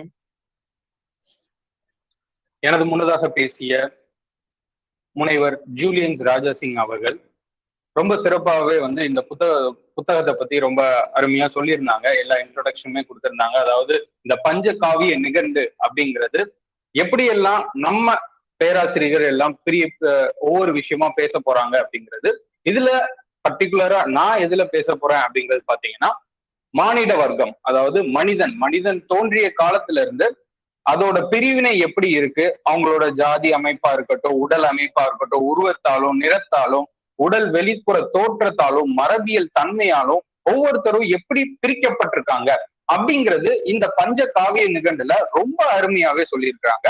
இதுல மனிதன் பிறக்கும் போது ஆண் பெண் அப்படிங்கிற பாகுபாடுதான் முதல்ல வருது, அதாவது பிரிவினை அப்படின்னு சொல்லலாம். அந்த பிரிவினைக்கு அப்புறம் வரக்கூடியதுதான் ஒவ்வொரு விஷயமா இந்த பஞ்ச காவிய நிகழ்வுல நம்ம பேச போறோம். இதுல சிறப்பா நான் பேசக்கூடியது மானிட வர்க்கம். 22 முதல் 37வது பாடல்கள் வரை நான் பேச போறேன். அதுல மனித வர்க்கம் அப்படிங்கிறது பிரம்ம குலம், வைசியர் குலம், சத்திரியர் குலம், சூத்திரர் குலம் என 4 பாகாக பிரிக்கிறாங்க. இப்படி பிரிக்கும் போது என்ன ஆகுது அப்படிங்கிறது பாத்தீங்கன்னா வர்ணாஸ் அப்படின்னு சொல்றாங்க, வர்ண சாஸ்திரம் அப்படின்னு சொல்லுவாங்க. அதுக்கு கீழே தான் ரேங்கிங் விஷயமா, அதாவது அப்பர் லோவர் அந்த ஹையார்கி இருக்கும். அந்த ஹையார்கி இருக்கிற பட்சத்துல எப்படி ஆகுது, எப்படி இவங்க வேலையின் அடிப்படையில, தொழில்களின் அடிப்படையில, உடல் வலிமை அடிப்படையில எப்படி பிரிக்கப்படுறாங்க அப்படின்னு பாத்தீங்கன்னா, பிராமன்ஸ் அப்படிங்கிறவங்க பிரீஸ்ட் ஸ்காலர்ஸ் அந்த உயர்ந்த இடத்துலையும், சத்ரியாஸ் அப்படிங்கிறவங்க பொலிட்டிக்கல் லீடர்ஸ் சோல்ஜர்ஸ் ஆகவும், வைசியாஸ் அப்படிங்கிறவங்க கம்யூனிட்டியோட ப்ராஸ்பரிட்டி அதாவது டெவலப்மெண்ட்காக செய்யக்கூடிய விவசாயம் அக்ரிகல்ச்சர், அப்புறம் ட்ரேடிங் வணிகம் வியாபாரம் செய்யறவங்களாகவும், இறுதியா வரக்கூடிய சூத்ராஸ் அப்படிங்கிறவங்க இவங்க வேலை செய்யறவங்களாகவும், அதாவது அக்ரிகல்ச்சர்லயோ இல்ல கேட்டில் ரீடிங்லயோ அந்த வைசியாஸ் வச்சிருக்கிற விஷயங்கள்ல வியாபாரம் செய்யறவங்களா இருக்கிறாங்க, அந்த மெர்ச்சன்ஸா இருக்கிறாங்க. இந்த 4 பிரிவுமே எப்படி எதுல இருந்து உருவாகுது அப்படிங்கிற இந்த புத்தகத்துல சொல்லி இருக்கிறது என்னன்னு பாத்தீங்கன்னா, ஆதி மனிதன் அதாவது புருஷ் அப்படிங்கிறவங்க தன்னைத்தானே அழிச்சுக்கிட்டு உருவாக்குனதுதான் இந்த ஹியூமன் சொசைட்டி அப்படின்னு சொல்லப்படுது. அதுல முதல் விஷயமா தலைப்பகுதி, இந்த தலைப்பகுதியிலிருந்து படைக்கப்பட்டவங்க தான் பிராமின்ஸ் அப்படின்னும், கைப்பகுதியிலிருந்து படைக்கப்பட்டவங்க தான் சத்ரியாஸ் என்றும், தைஸ் தொடைப்பகுதியிலிருந்து படைக்கப்பட்டவங்க தான் வைசியாஸ் என்றும், அப்புறம் ஃபீட் அதாவது பாத பகுதியிலிருந்து படைக்கப்பட்டவங்க தான் சூத்ராஸ் என்றும் இந்த வர்ண சாஸ்திரம் சொல்லுது.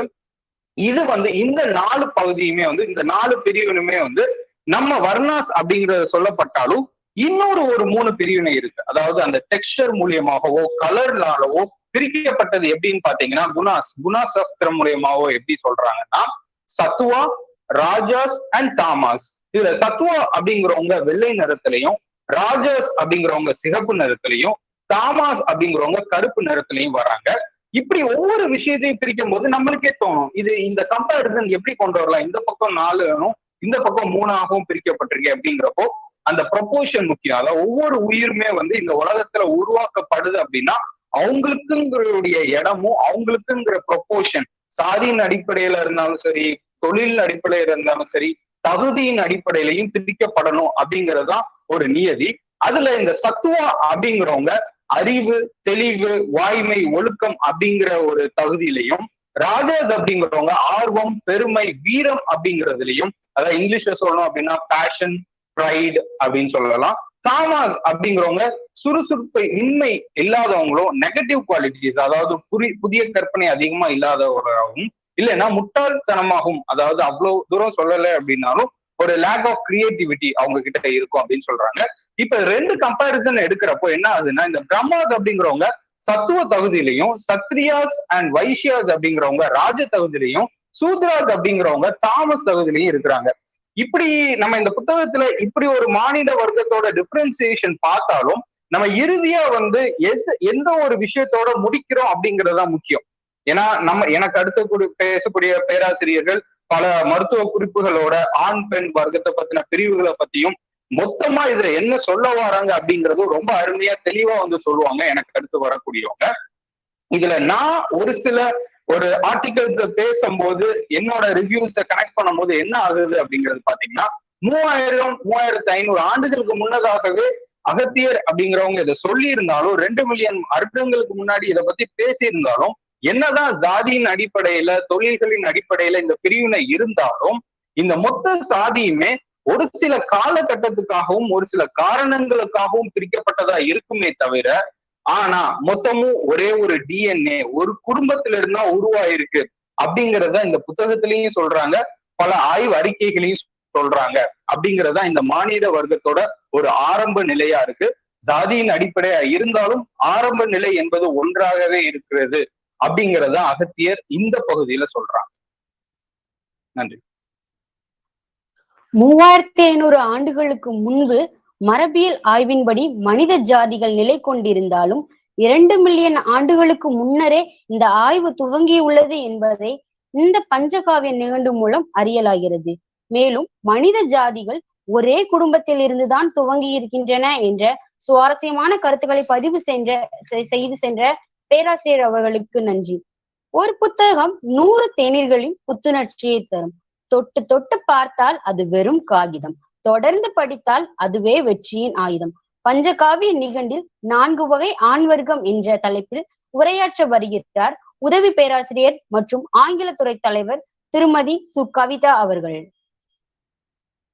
அனைவருக்கும் வணக்கம். எனக்கு முன்பதாக பேசிய முகமது குர்ஷித் கான் அவர்கள் மானிட வர்க்கம் பற்றி மிக தெளிவாக சொல்லி சென்றிருக்கிறார். நவீன அறிவியல் பார்வையில் பஞ்சகாவிய நிகண்டு என்ற புத்தகத்தின் மூலமாக என்னுடைய பார்வையில் இந்த புத்தகம் எப்படி இருக்கிறது என்பதனை பதிவு செய்ய இருக்கிறேன். இந்தியர் என்ற ஒற்றுமை நம்மில் காணப்பட்டாலும் நம்மில் பல வேற்றுமைகள் நம்மில் காணப்பட்டு கொண்டிருக்கிறது. உதாரணமாக மொழி, ஜாதி, இனம், நிறம், கலாச்சாரம், பண்பாடு, மதம் ஆகியவற்றில் நாம் வேறுபட்டு கொண்டே இருக்கிறோம். தமிழகத்தில் குறிப்பாக 429 ஜாதியினர் வாழ்ந்து கொண்டு இருக்கின்றனர் என்பது அகத்தியரின் கூற்று. உடல் அமைப்பால், உள அமைப்பால் அவர்கள் பிரிக்கப்பட்டு காண்பிக்கப்படுகின்றனர். அகத்தியர் 4 வகையான ஆண்கள் ஜாதியை 8 பெயரால் அடையாளப்படுத்தி காண்பிக்கிறார். அவருக்கு பின்பதாக கோகோ முனிவர் ஆண் ஜாதி திருமணத்தின் போது பொருத்தமான ஒரு இனப்பெண்ணை தேர்ந்தெடுக்க வேண்டும் என்பதை சிறப்பாக சொல்லியிருக்கிறார். உதாரணமாக முயல் ஜாதி ஆண்கள் பத்மினி என்ற பெண்ணையும், மான் ஜாதி ஆண்கள் சித்தினி என்ற பெண்ணையும், ரிஷப ஜாதி ஆண்கள் சங்கினி என்ற பெண்ணையும், குதிரை அசுவ ஜாதி ஆண்கள் அத்தினி என்ற பெண்ணையும் தேர்ந்தெடுக்க வேண்டும் என்பதை அவருடைய விருப்பத்தை சொல்லியிருக்கிறார். 4 ஜாதி ஆண் பெண்கள் பற்றிய பாடலை அகத்தியர் தெளிவாக எழுதியிருக்கிறார். அந்த பாடல் மூலமாக அவர்களின் பிரிவு, குணப்பண்புகளை மட்டுமே சொல்லி சென்றிருக்கிறார். அவருக்கு பின்பதாக கோகோ முனிவர் 4 வகை ஆண்களின் உரிய இலக்கணங்களை தெளிவாக கூறியிருக்கிறார். முதலாவது பார்த்தோம் என்றால் முயல் ஜாதி ஆண்கள். இந்த பிரிவில் குணம், தோற்றம், சுபாவம், நற்பண்புகள் ஆகியவற்றை குறித்து நாம் பார்க்க இருக்கிறோம். உயரமாகவோ குட்டையாகவோ இருக்க மாட்டார்கள். சுந்தர முகத்தோற்றம் இருக்கும் அவர்களுக்கு தாய், தந்தை, குரு ஞான உபதேசம் செய்கிறவர்களை அவர்கள் எப்பொழுதும் மறக்க மாட்டார்கள். அதிக மதிப்போடு பக்தியோடு அவர்களை வைத்திருப்பார்கள். கடவுளை பற்றி அதிகமாக பேச விரும்புவார்கள். கடவுளின் குணம், சரித்திரம் அதை பற்றியே கேட்க ஆசைப்படுவார்கள். உண்மையாக இருப்பார்கள். நல் ஒழுக்கத்தோடும் நடந்து கொள்வார்கள். மொத்தத்தில் நல்ல ஆண் மகனுக்கு அடையாளமாக திகழ்வார்கள் இந்த முயல் ஜாதி ஆண்கள். இரண்டாவது எடுத்துக்கொண்டோம் என்றால் மான் ஜாதி ஆண்கள். இவர்கள் எப்படிப்பட்டவர்கள் என்று நாம் சற்று பார்த்தோம் என்றால் எப்பொழுதும் புன்சிரிப்போடு இருப்பார்கள். நடை பார்த்தோம் என்றால் குதித்து குதித்து உற்சாகமாக நடந்து செல்வார்கள். ஏராளமாய் சாப்பிடக்கூடிய ஒரு மனப்பக்குவம் உடையவர்கள். இவர்கள் காட்சி அளிக்கும் போது ஒரு போர் வீரனை போல காட்சி அளிப்பார்கள். கடவுளை ஆசையாக தேடுவார்கள். அவரிடம் எப்பொழுதும் பேசிக்கொண்டே இருப்பார்கள். விருந்தினர் வந்தால் அன்னம் கொடுத்து அவர்களை உபசரிப்பார்கள். இறுதியாக பார்த்தோம் என்றால் தாய், தந்தை, குருவை தெய்வமாக நினைப்பார்கள். ஒரு நல்ல குணத்திற்கு எடுத்துக்காட்டாக இந்த மான் ஜாதி ஆண்களை நாம் சொல்லலாம். மூன்றாவது பார்த்தோம் என்றால் ரிஷப ஜாதி. இவர்களை குறித்து நாம் சற்றே சிந்தித்து பார்ப்போம். சிறிய கால்களை உடையவன், நீண்ட நாக்கு உடையவன். சற்று யோசித்து பாருங்கள். இவனுக்கு கடவுள் பக்தி இல்லை என்றே சொல்லலாம்.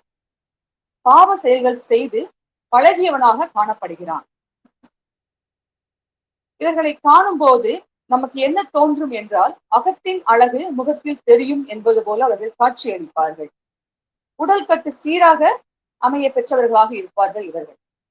நான்காவது பார்த்தோம் என்றால் அசுவ ஜாதி ஆண்கள். இவர்களுடைய மேனி கருத்த மேனியாக காணப்படும். இவர்களுக்கு தெய்வ பக்தி இல்லை. இவருடைய நடையை நாம் கவனித்து பார்த்தோம் என்றால் வேக நடை உடையவர்களாக இருப்பார்கள்.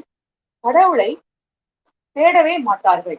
அதிகமான கெட்ட காரியங்களை செய்து நிறைய பிரச்சனைக்குள் மாட்டிக்கொள்வார்கள். எதை குறித்தும் பயப்பட மாட்டார்கள். இவை நான்கையும் கோகோ முனிவர் தன்னுடைய பதிவில் அழகாக பதிவு செய்திருக்கிறார். தன்னுடைய ஆய்வில் அழகாக எழுதியிருக்கிறார், தெளிவாக சொல்லியிருக்கிறார். இறுதியாக புத்தக மதிப்பீடு மூலமாக பார்வையாளர்கள் என்ன தெரிந்து கொள்ளலாம் என்றால், அகத்திய முனிவரின் வழி வந்தவர்கள் தெரிவிக்கும் மனித இலக்கணமும் பல ஆண்டுகளுக்கு முன்னமே தமிழர்களிடம் சாதி பிரிவுகள் இருந்தது என்பதை உறுதிப்படுத்துகின்றது. வாய்ப்பளித்தமைக்கு நன்றி, வணக்கம். முயல், மான், ரிஷப, குதிரை என 4 வகை ஆண் ஜாதியினரும் தனித்துவமான குணங்களையும் உடல் கட்டமைப்பு உடையவர்கள் என்றும் இவர்களுக்கு ஏற்ற ஒத்த குணமுடைய பெண் ஜாதியினரை கண்டு பொருத்தத்தை தான் அறிந்து திருமணம் நிச்சயிக்கப்படுகிறது என்ற சுவாரஸ்யமான கருத்தை பதிவு செய்து சென்ற பேராசிரியை அவர்களுக்கு நன்றி. தலை குனிந்து என்னை பார், தலை நிமிர்ந்து உன்னை நடக்க வைக்கிறேன். இப்படிக்கு புத்தகம் பஞ்சகாவிய நிகண்டில் பெண்ணின வேறுபாடு என்பதை பற்றி பகிர்ந்து கொள்ள வருகிறார் எம் கல்லூரியின் தமிழ்துறை உதவி பேராசிரியை திருமதி சொர்ணஜயா அவர்கள். அனைவருக்கும் வணக்கம். பஞ்சகாவிய நிகண்டு அடையாளப்படுத்தும் பெண் இன வேறுபாடுகள். இறைவன் மனித இனத்தை படைக்கும் பொழுது ஆணையும் பெண்ணையும் படைத்தார். இவ்விருவரிலும் பெண் பூவை போன்று மென்மை உடையவளாய், அழகு நிறைந்தவளாய், ஆணிடமிருந்து வேறுபட்ட உடல் அமைப்பு, உடல் நிறம், உடல் உறுப்புடைமை மற்றும் நளினம் போன்ற பண்புகளை உடையவளாய் படைக்கப்பட்டாள். அப்பண்பே அவளை ஆண்களிடமிருந்து வேறுபடுத்தி காட்டியது. பெண்களின் மேன்மையை உணர பல பெண் தெய்வங்கள் தோன்றின. மக்கள் பெண்கள் என்ற அமைப்பின் வழியாக மகிழ்ச்சியாக வாழ வழி செய்யப்பட்டது. பெண்ணை அனைத்து இலக்கியங்களும் அழகு தேவதை, ஒளியுடையாள், இல்லாமையை போக்கும் இல்லாள், மனையாள் என போற்றப்படுகின்றது. பெண்கள் ஒரே தன்மையாக படைக்கப்பட்டாலும் அந்த காலகட்டங்களில் நிலவிய தொழில் மற்றும் மரபியல் சார்ந்த காரணங்களால் உருவத்திலும், உடல் அமைப்பிலும், நிறத்திலும், தோற்றத்திலும் வேறுபட்டாள். பெண்களின் தோற்றம், குணாதிசயங்களை வைத்து பெண்கள் பல பிரிவினராக இருந்தனர் என்பதை பஞ்சகாவிய நிகண்டு நமக்கு தெளிவுபடுத்துகிறது. மனிதன் நிற வேறுபாட்டாலும் பரிமாண கொள்கையிலும் கும்பமுனியாகிய அகத்தியர் வாழ்ந்த காலத்திலே சாதியம் இருந்தது என்பதற்கு பஞ்சகாவிய நிகண்டு செய்திகள் சான்று ஆதாரமாக நமக்கு விளக்குகிறது. இன்றைய நவீன விஞ்ஞான அடிப்படையில் மரபியல் தன்மைகளை ஆய்வு செய்யும் போது வெவ்வேறு மரபியல் குணங்கள் ஒவ்வொரு சாதியினருக்கும் வெவ்வேறாக காணப்படுகிறது. எந்த குணாதிசயம் ஒரு உயிரினத்தின் வாழ்வின் இடைநிலையில் ஏற்படும், அது பின்பு மரபியல் மாற்றம் பெற்று மரபியல் தன்மையை தீர்மானிக்கும் குணமாக மாறுகின்றது என்று பரிணாம கொள்கையை படைத்த லெம்மார் கூறுகிறார். அகத்தியர் 4 வகை சாதியினர் இருந்தனர் என்பதை குறிப்பிடுகின்றார். மனித அமைப்புள் உட்பிரிவுகள் பல ஆண்டுகளுக்கு முன்பே தோன்றி இருக்கின்றது என்பதை பஞ்சகாவிய நிகண்டு வழி அறிய முடிகிறது. பெண்களை பற்றி பஞ்சகாவிய நிகண்டில் கூறப்படும் கருத்துக்களும் ஆண் வர்க்கத்தின் முற்பகுதியில் கூறப்பட்டுள்ள கருத்துக்களும் சாதி இன அமைப்புகளை உறுதிப்படுத்துவதாக அமைகின்றது. இந்த 4 வகை குணமுடைய ஆண்மகனின் குடும்பத்தில் தோன்றிய 4 வகை பெண்களும் பிரிவுகளாக படைக்கப்பட்டுள்ளனர். பஞ்சகாவிய நிகண்டு கூறும் 4 வகை பெண்கள். பெண்களை உடல் அமைப்பாலும் நிறத்தாலும் 4 வகை பிரிவுகளாக பிரிக்கப்பட்டுள்ளனர். எனக்கு முன்னால் பேசின பேராசிரியர் அவர்கள் ஆண்கள் 4 வகையினர் அப்படிங்கிறத தெளிவுபட கூறினாங்க. அதே மாதிரிதான் இதுல பெண்கள் பஞ்சகாவிய நிகண்டுல 4 வகையாக எவ்வாறு பிரிக்கப்படுகின்றனர் அப்படிங்கிறத இங்க நான் கூற விரும்புகிறேன். அத்தினி, சங்கினி, சித்தினி, பத்மினி. அத்தினி பிரம்ம குலப்பெண், சங்கினி சத்திரிய குலப்பெண், சித்தினி வைசிய குலப்பெண், சூத்திர குலப்பெண், பத்மினி என்று பெண்கள் 4 வகை பிரிவினராக இருந்தனர் அப்படிங்கிறத பாக்குறோம். அடுத்து அகத்தியர் தனது பஞ்சகாவிய நிகண்டில் 4 வகை புருஷர்களும் 4 வகை சாதி பெண்களும் இருந்தனர் என கூறுகின்றனர். பெண்கள் பத்மினி, சித்தினி, சங்கினி, பத்மினி இருந்தனர். அதே போல கொக்கோ முனிவரும் இதை என்ன செய்யறாரு கூறுகிறார். அடுத்து பார்த்தோம் அப்படின்னா பெண்களுடைய நிறங்கள். பெண்கள் 4 வகை ஜாதியினராக இருந்தனர். அவர்களுடைய நிறங்கள் என்ன அப்படின்னு நம்ம பார்க்கும்போது, ஒரே நிறத்தில் இறைவனால் உருவாக்கப்பட்ட பெண் எப்படி 4 வித நிறங்களையும் 4 வித உடலமைப்பிலையும் பெற்றாள் என்பதை உற்று நோக்கும் போது நவீன பரிணாம கொள்கை உறுதிப்படுத்துகிறது. பஞ்சகாவிய நிகண்டில் கருத்துக்கள் இடம்பெற்றுள்ளதை அறிய முடிகிறது. 4 வகையான உருவ மாறுபாடு, நிற மாறுபாடு ஒரே பெண்களிடம் இருந்து பரிமாணம் பெற்று சூழல் அடிப்படையில் தோன்றுகிறது. இதுல பார்த்தோம் அப்படின்னா 4 வகையான பெண் எந்த குலம் எந்த நிறத்துல தோன்றினாங்க அப்படிங்கறத நாம பார்க்க முடிகிறது.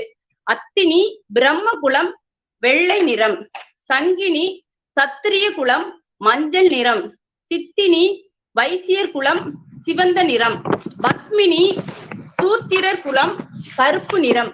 இவ்வாறு பஞ்சகாவிய நிகண்டுல ஒருவேளை நம்ம பெண்களை பத்தி நம்ம பார்த்திருக்கோம்.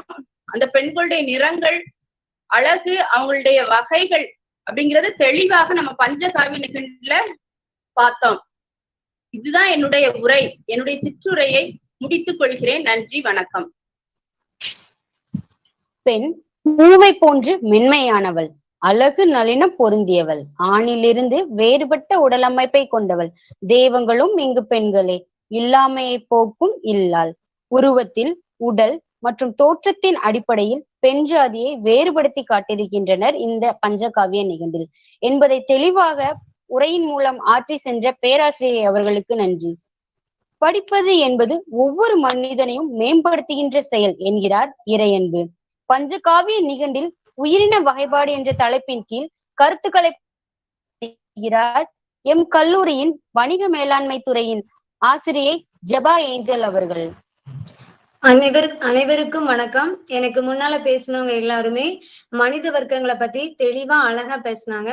நான் இப்போ பஞ்சகாவிய நிகண்டுல உயிரின வகைப்பாடு பத்தி பேச வந்திருக்கேன். என்னோட பாயிண்ட் ஆஃப் வியூல என்னென்ன உயிரினங்கள்லாம் இருக்கு அதனோட டீடைல்ஸ பத்தி நான் இப்ப உங்ககிட்ட சொல்ல வந்திருக்கேன்.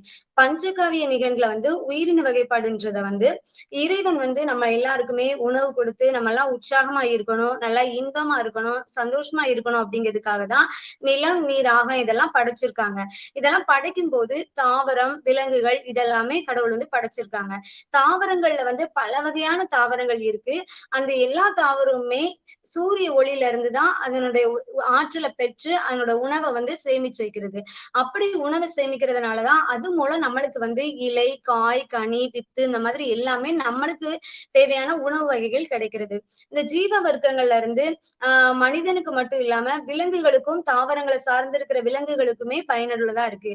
விலங்குகள்னு எடுத்துக்கிட்டோம் அப்படின்னா விலங்குகள்ல இருந்து நமக்கு உணவு, உடை, உறைவிடம் இந்த மாதிரி பயன்படுகிற பொருட்கள் மட்டும் இல்லாம அதுல இருந்து மருத்துவ பொருட்களுமே நம்மளுக்கு கிடைக்குது அப்படின்னு சொல்லி இந்த அகத்தியர் ஃபர்ஸ்ட் உலகத்திற்கு வெளிப்படுத்தியிருக்காங்க. ஃபர்ஸ்ட் என்ன அப்படின்னா காட்டுல வாழும் விலங்குகள் எல்லாமே இயற்கையாகவே உணவு மூலம் தான் அதனுடைய வேதியியல் பொருட்கள் எல்லாமே கிடைக்குது. இதனாலதான் அந்த விலங்குகளுக்கு பல உபாதைகள்ல இருந்து விடுதலை பெறுறது எல்லாத்தையுமே பார்த்துக்கிட்டு இருக்கோம். மனிதர்கள் எல்லாருமே இதையும் பயன்படுத்தலாம் அப்படின்னு சொல்லி நினைச்சு அகத்தியர் ஃபர்ஸ்ட் சித்த மருத்துவம், ஆயுர்வேதம், யுனானி போன்ற மருத்துவ முறைகளை ரெடி பண்றாங்க. ஃபர்ஸ்ட் சித்த மருத்துவ துறையில முன்னோடி யாரு அப்படின்னா அந்த அகத்தியர் தான்.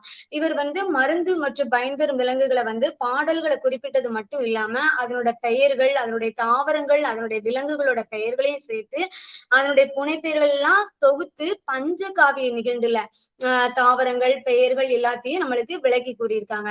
பஞ்சகாவிய நிகண்டுல தாவரங்கள், விலங்குகளோட பெயர்கள் மட்டும் சொல்லாம அதனுடைய பயன்பாடுகளையும் நம்மளுக்கு தெளிவா எடுத்து கூறதுனால இலக்கிய பார்வையில மட்டும் இல்ல அதனுடைய மருத்துவ கண்ணோட்டத்திலே சேர்த்துதான் இந்த பஞ்சகாவிய நிகண்டு அகத்தியர் நம்மளுக்கு கூறியிருக்காங்க அப்படிங்கறத நாம தெளிவா பார்க்க முடியும். சரியா? உயிரினங்களோட வகைப்பாடு பஞ்சகாவிய நிகண்டும் அப்படின்னு எடுத்துக்கிட்டோம் அப்படின்னா உயிரினங்களை அரிஸ்டாட்டில்ங்கிறவர் 2 வகையா பிரிச்சிருக்காங்க. தாவர இனம், விலங்கு இனம் அப்படின்னு சொல்லிட்டு 2 இதா பிரிச்சிருக்காங்க. இதுல ஆயுர்வேத தந்தை அப்படிங்கிறவங்க யாரு அப்படின்னா சாராங்கிறவங்க தான் ஆயுர்வேத தந்தை. இதுல தாவரங்களையும் விலங்குகளையும் மட்டுமே ஆராய்ஞ்சி அதற்கான மருந்துகளை வந்து நம்மளுக்கு சித்த மருத்துவ முறையில ரெடி பண்ணியிருக்காங்க. இப்போ வந்து பயன்தரும் பல மருத்துவ விலங்கினங்கள் உயிரினங்கள் இருந்ததெல்லாம் பார்த்து நமக்கு என்ன மாதிரி எல்லாம் பயனுள்ளதா இருக்கும் அப்படின்னு சொல்லிட்டு அறிஞ்சிருக்காங்க. இப்படி வந்து பல்லுயிரினான தன்மைகளை மட்டும் நம்மளுக்கு குறிப்பா சொல்ல அறிஞ்சதோட மட்டும் இல்லாம ஒவ்வொரு மருத்துவத்துறையிலையுமே அவரோட ஞானத்தையும் இதுல வந்து தெளிவா பார்க்க முடியுது. இவ்வளவு தூரம் வந்து மருத்துவ குறிப்புகளை ரெடி பண்ணிருக்காங்கன்னு சொல்றத நம்ம வந்து தெளிவா பார்க்க முடியுது. பஞ்சகாவிய நிகண்டுல வந்து உயிரினங்கள் அப்படின்னு எடுத்துக்கிட்டோம் அப்படின்னா விலங்குகள் தான். அதுல வந்து உயிரினா வந்து எப்படின்னா முதுகெலும்பு உள்ளது முதுகெலும்பு அற்றது அப்படின்னு சொல்லிட்டு 2 வகையா பிரிக்காங்க. முதுகெலும்பு உள்ளது வந்து என்னெல்லாம் அப்படின்னா மீன், ஊர்வன, பாலூட்டிகள், இருவாழ் உயிரினம், பறப்பது இதெல்லாமே. அதுக்கப்புறம் முதுகெலும்பு அற்றது அப்படின்னு எடுத்துக்கிட்டோம் அப்படின்னா கடல் பாசி, புழுக்கள், கணுக்காலிகள், பூச்சிகள், பூரான்கள், மெல்லுடையல்கள் இதெல்லாமே என்ன அப்படின்னா உயிர் அற்றது, அதாவது முதுகெலும்பு அற்றதுதான். அது மட்டும் இல்லாம நம்ம தமிழ்நாட்டுல வந்து 5 வகை நிலங்கள்ல நம்ம வாழ்ந்துகிட்டு இருக்கோம். குறிஞ்சி, முல்லை, மருதம், நெய்தல், பாலை இதெல்லாமே நம்ம வந்து அன்றாடத்துல வந்து நம்ம என்ன பண்றோம் அப்படின்னா இந்த இதுலதான் நம்ம வாழ்ந்துகிட்டு இருக்கோம் அப்படிங்கறத வந்து தெளிவா வந்து அகத்தியர் வந்து அறிந்து நமக்கு வந்து மருத்துவ குறிப்பீட்டு மூலம் பயன்படுத்தி இருக்காங்க. தமிழகத்துல வந்து உயிரினங்களோட பஞ்சகாவிய நிகண்டுல வந்து குறிப்பிடுறதுனால இந்த நிகண்டை வந்து அகத்தியர் வந்து தமிழகத்தோட நல்லா எல்லா பரப்பையும் அறிஞ்சு அது மூலம் மருத்துவ குறிப்புகளை வந்து நம்மளுக்கு தந்திருக்காரு அப்படிங்கிறத வந்து நாம வந்து இது மூலம் கண்டறியதுக்கு ஒரு வாய்ப்பா இருந்தது. அது மட்டும் இல்லாம பல்லுயிரினங்களோட அந்த நிகண்டுல வந்து என்ன சொல்லியிருக்காங்கன்னா பல்லுயிரினங்களோட பெயரை மட்டும் சொல்லாம அதனோட புனைப்பெயர்கள், அதனோட அறிவியல் ஞானம் இது எல்லாத்தையுமே தெளிவா அந்த அகத்தியர் வந்து நம்மளுக்கு சுட்டி காட்டியிருக்காங்க.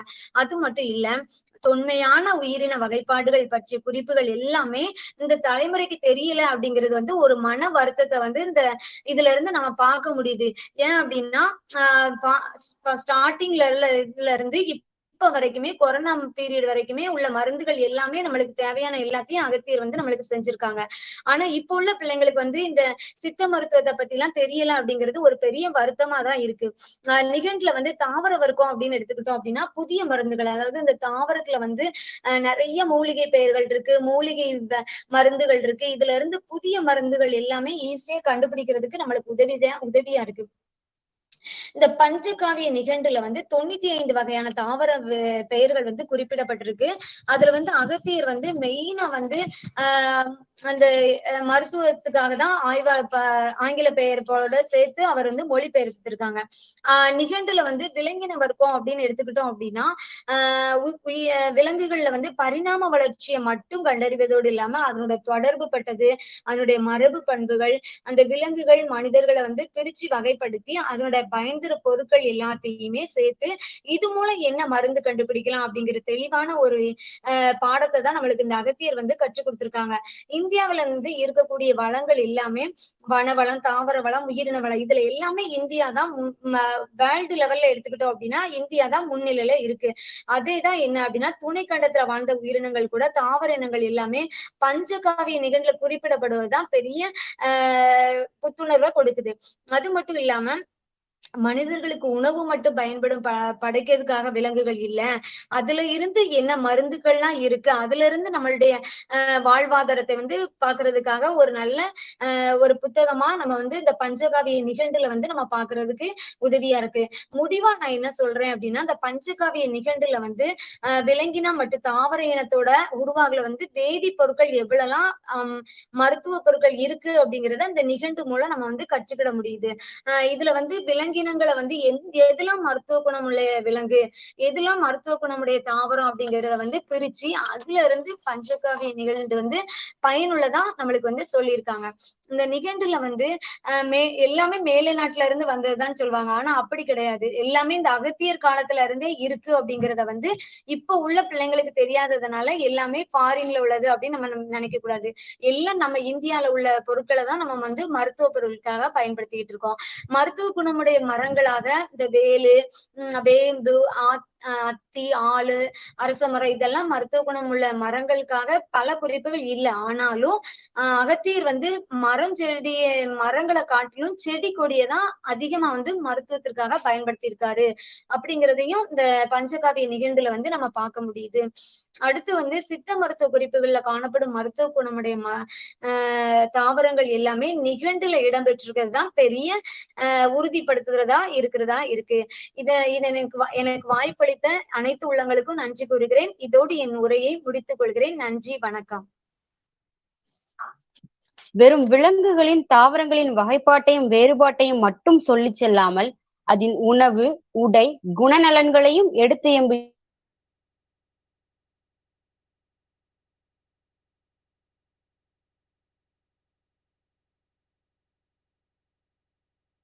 அடித்தளமாக அமைகிறது இந்த பஞ்சகாவிய நிகண்டு என்பதை பதிவு செய்த பேராசிரியர் அவர்களுக்கு நன்றி.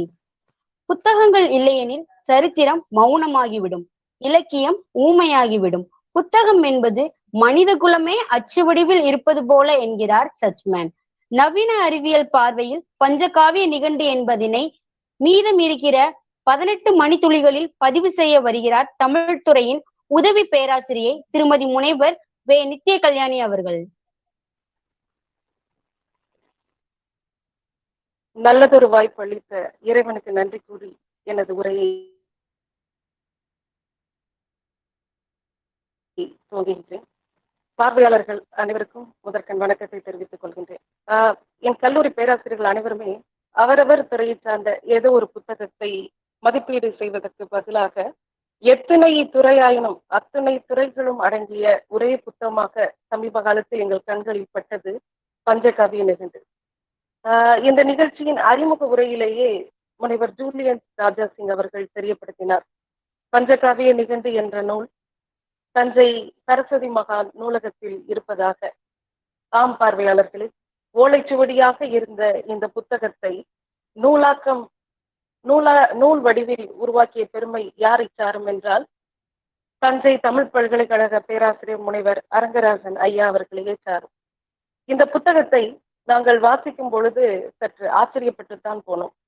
ஏனெனில் இதற்கு முன்பாக பேசிய அனைத்து பேராசிரியர்களும், அதாவது எங்கள் கல்லூரியை சார்ந்த பிற பேராசிரியர்கள் அனைவருமே ஒவ்வொரு துறையை சார்ந்தவர்கள். குறிப்பாக ஜூலியன் ராஜாசிங் அவர்கள் உடற்கல்வி இயக்குனர், அதுக்கு அடுத்ததாக பேசிய கவிதா அவர்கள் ஆங்கிலத்துறை பேராசிரியர், ஜபா ஏஞ்சல் அவர்கள் வணிக மேலாண்மை துறை பேராசிரியர், சொர்ணஜயா அவர்கள் தமிழ்துறை பேராசிரியர். இப்படி இருக்கையில் இந்த ஒரு புத்தகத்திலேயே அவரவர் துறையை சார்ந்த அவரவர் மனதிற்கு பிடித்தமான கருத்து இடம்பெற்றிருப்பதை நினைக்கும் போது எண்ணி எண்ணி மகிழ தோன்றுகின்றது. தமிழ் துறையை சார்ந்த அனைவருக்குமே தெரியும், நிகண்டு என்பது உரிச்சொல் பணுவல் என்று. அதாவது ஒரு பெயருக்கு வழங்கக்கூடிய வெவ்வேறு பொருட்களையோ இல்லை ஒரு பொருளுக்கு வழங்கக்கூடிய வெவ்வேறு பெயர்களையோ குறிப்பதாக அமையும்.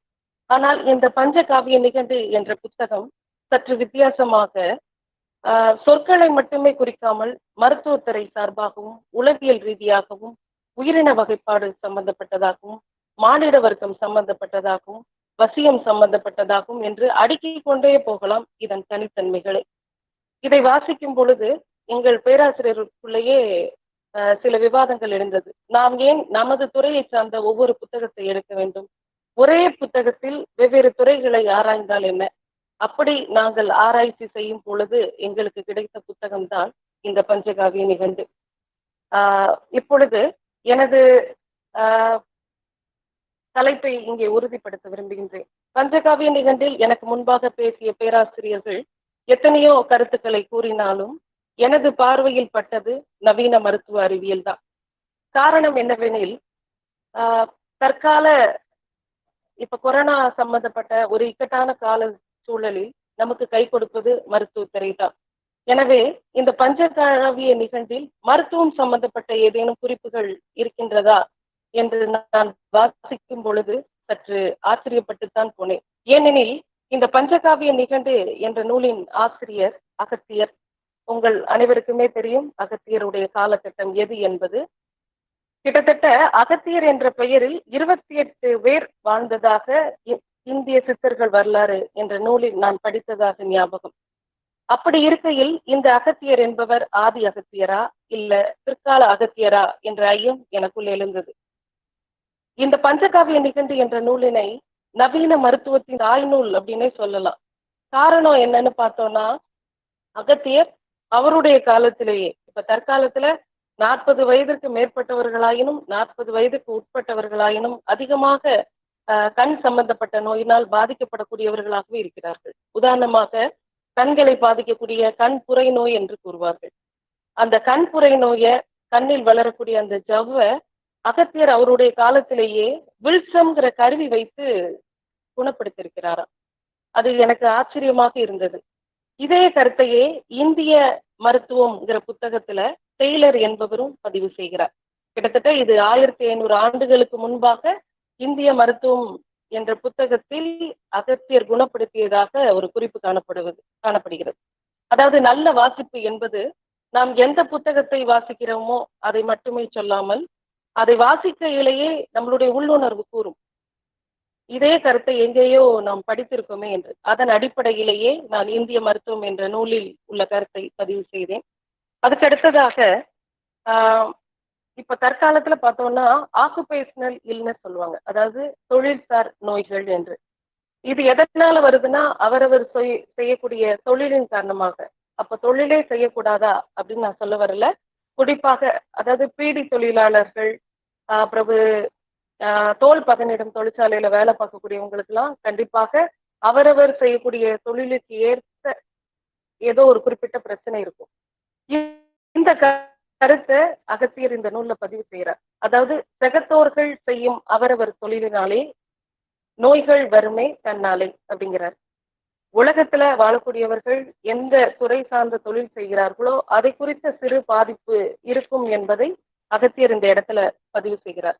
அதுக்கு அடுத்ததாக அவர் சொல்லக்கூடிய கருத்துல எனக்கு மிகவும் பிடித்தது என்றால் தண்டு செல் சிகிச்சை முறை, அதாவது ஸ்டெம் செல் சயின்ஸ்ன்னு சொல்லுவாங்க. தண்டு செல் சிகிச்சை முறையை பற்றி அகத்தியர் சொல்லியிருக்கிறார் என்று நினைக்கும் போது மறுபடியுமே எனக்கு ஐயப்பாடு வந்தது. நான் தமிழ் துறையை சார்ந்தவளாக இருந்தாலும் நவீன மருத்துவ அறிவியலை பற்றி தமிழ் முனின்னு சொல்லக்கூடிய அகத்தியர் அன்றைக்கே கூறியிருக்கிறார் என்று நினைக்கும் போது அவருடைய ஞானத்தை நான் என்னவென்று சொல்வதென்றே தெரியவில்லை. அறிவு என்பதற்கும் ஞானம் என்பதற்கும் வேறுபாடு அதிகம். அது தங்கள் அனைவருக்கும் நன்றாக தெரிந்தது. இதில் அகத்தியர் பார்த்தோம் என்றால் தாய்க்கும் சேய்க்குமான உறவை பற்றி சொல்லக்கூடியது தொப்புள் கொடி, அதாவது நஞ்சு கொடி என்று கூறுவார்கள். அந்த நஞ்சு கொடியில நோய்களை குணப்படுத்தக்கூடிய தண்டு செல் இருப்பதாக கூறுகிறார். அது மட்டும் இல்லாம அந்த நஞ்சு கொடியிலிருந்து அந்த தண்டு செல்களை பிரித்து எடுத்து 41 நாட்கள் சில மூலிகைகளை கலந்து சூரிய புடமுட, அதாவது சூரியன் படாத வெளிச்சத்தில் பூமிக்கு கீழே புதைத்து வைத்தோம் என்றால் அந்த எந்த குழந்தையிலிருந்து நஞ்சு கொடியிலிருந்து தண்டு செல்களை பிரித்து எடுத்தோமோ அதே குழந்தைக்கு எதிர்காலத்துல பரம்பரை நோயோ அல்லது வேறு ஏதேனும் நோய் வந்தாலோ இல்ல உறுப்பு குறைபாடு ஏற்பட்டாலோ இந்த தண்டு செல்லின் மூலமாக அந்த நோயை குணப்படுத்துவதோடு மட்டும் இல்லாம புதிய உறுப்புகளையே அதாவது உருவாக்கலாம் அப்படின்லாம் அகத்தியர் சொல்லியிருக்கிறார். நான் வாசிக்கும் போதே இந்த புத்தகம் எனக்குள்ள நிறைய ஐயப்பாட்டை ஏற்படுத்தியது. நான் ஒருவேளை நிகண்டுதான் வாசிக்கிறேனா அல்லது இந்திய மருத்துவத்துறை சார்ந்த ஒரு புத்தகத்தை வாசிக்கிறேனா என்று என் மனதளவில் பஞ்சகாவிய நிகண்டு என்றால் நான் நிகண்டுதான், அதாவது அகராதியைத்தான் படிக்கப் போகிறேன் என்று பார்த்தோம் என்றால் இதில் சொல்லாத துறைகளே இல்லை. அதுதான் ஆச்சரியம். அடுத்ததாக அவர் சொல்ல விரும்புவது பனிக்குட நீர். இந்த பனிக்குட நீர் என்பது அனைவருக்கும் தெரிந்தது. தாய் வயிற்றுக்குள் கருவாக குழந்தை இருக்கும்போது தாயோட எந்த செய்கையும் குழந்தையை பாதிக்க கூடாது என்பதற்காக இயற்கையால வடிவமைக்கப்பட்ட ஒரு அமைப்பு தான் இந்த பனிக்குட நீர். இந்த பனிக்குட நீர்ல கூட நஞ்சு கொடியிலிருந்து எப்படி நாம் தண்டு செல்களை பிரித்தெடுக்கிறோமோ அதே போல இந்த பனிக்குட நீரிலிருந்தும் தண்டு செல்களை பிரித்தெடுக்க முடியும் அப்படி என்று கூறுவதோடு மட்டும் இல்லாம தன்னுடைய ஆராய்ச்சியின் மூலமாகவே நிரூபித்திருக்கிறார். அதற்கு அடுத்ததாக நான் ஆச்சரியப்பட்டு கொண்டே சென்ற விஷயம் எதுவெனில் கருவின் வளர்ச்சி. இந்த கரு வளர்ச்சி என்று எடுத்துக்கொண்டோம் என்றால் தற்காலத்துல எத்தனையோ நவீன உபகரணங்கள் இருக்கின்றது. ஒரு தாயின் வயிற்றில் கருவாக உருவாகியதிலிருந்து அந்த கருவின் நடவடிக்கையை மருத்துவர்கள் மூலமாக கண்காணிக்க எத்தனையோ கருவிகள் கண்டுபிடிக்கப்பட்டன. ஆனால் அகத்தியருடைய காலத்தில் நவீன கருவிகள் என்று ஒன்று கூட கிடையாது. ஆனால் அவருடைய ஞானம் எப்படிப்பட்டதாக இருக்கிறது என்று பாருங்கள். கருவில் ஒவ்வொரு மாத குழந்தை, அதாவது ஒவ்வொரு மாதமும் கருவில் இருக்கக்கூடிய குழந்தையின் வளர்ச்சியை அப்படி விரல் நுனியில் கூறியிருப்பதாகவே எனக்கு தோன்றுகின்றது. காரணம் என்னவெனில், குழந்தை தாயின் வயிற்றில் கருவாக இருக்கும்போது, அதாவது முதல் மாதத்திலிருந்து 2வது மாதம் வரை அந்த கருவின் வளர்ச்சி என்பது எப்படி இருக்கும் எனில், இளநீர் வழுக்கை போன்று இருக்குமா, ரொம்ப மென்மையாக.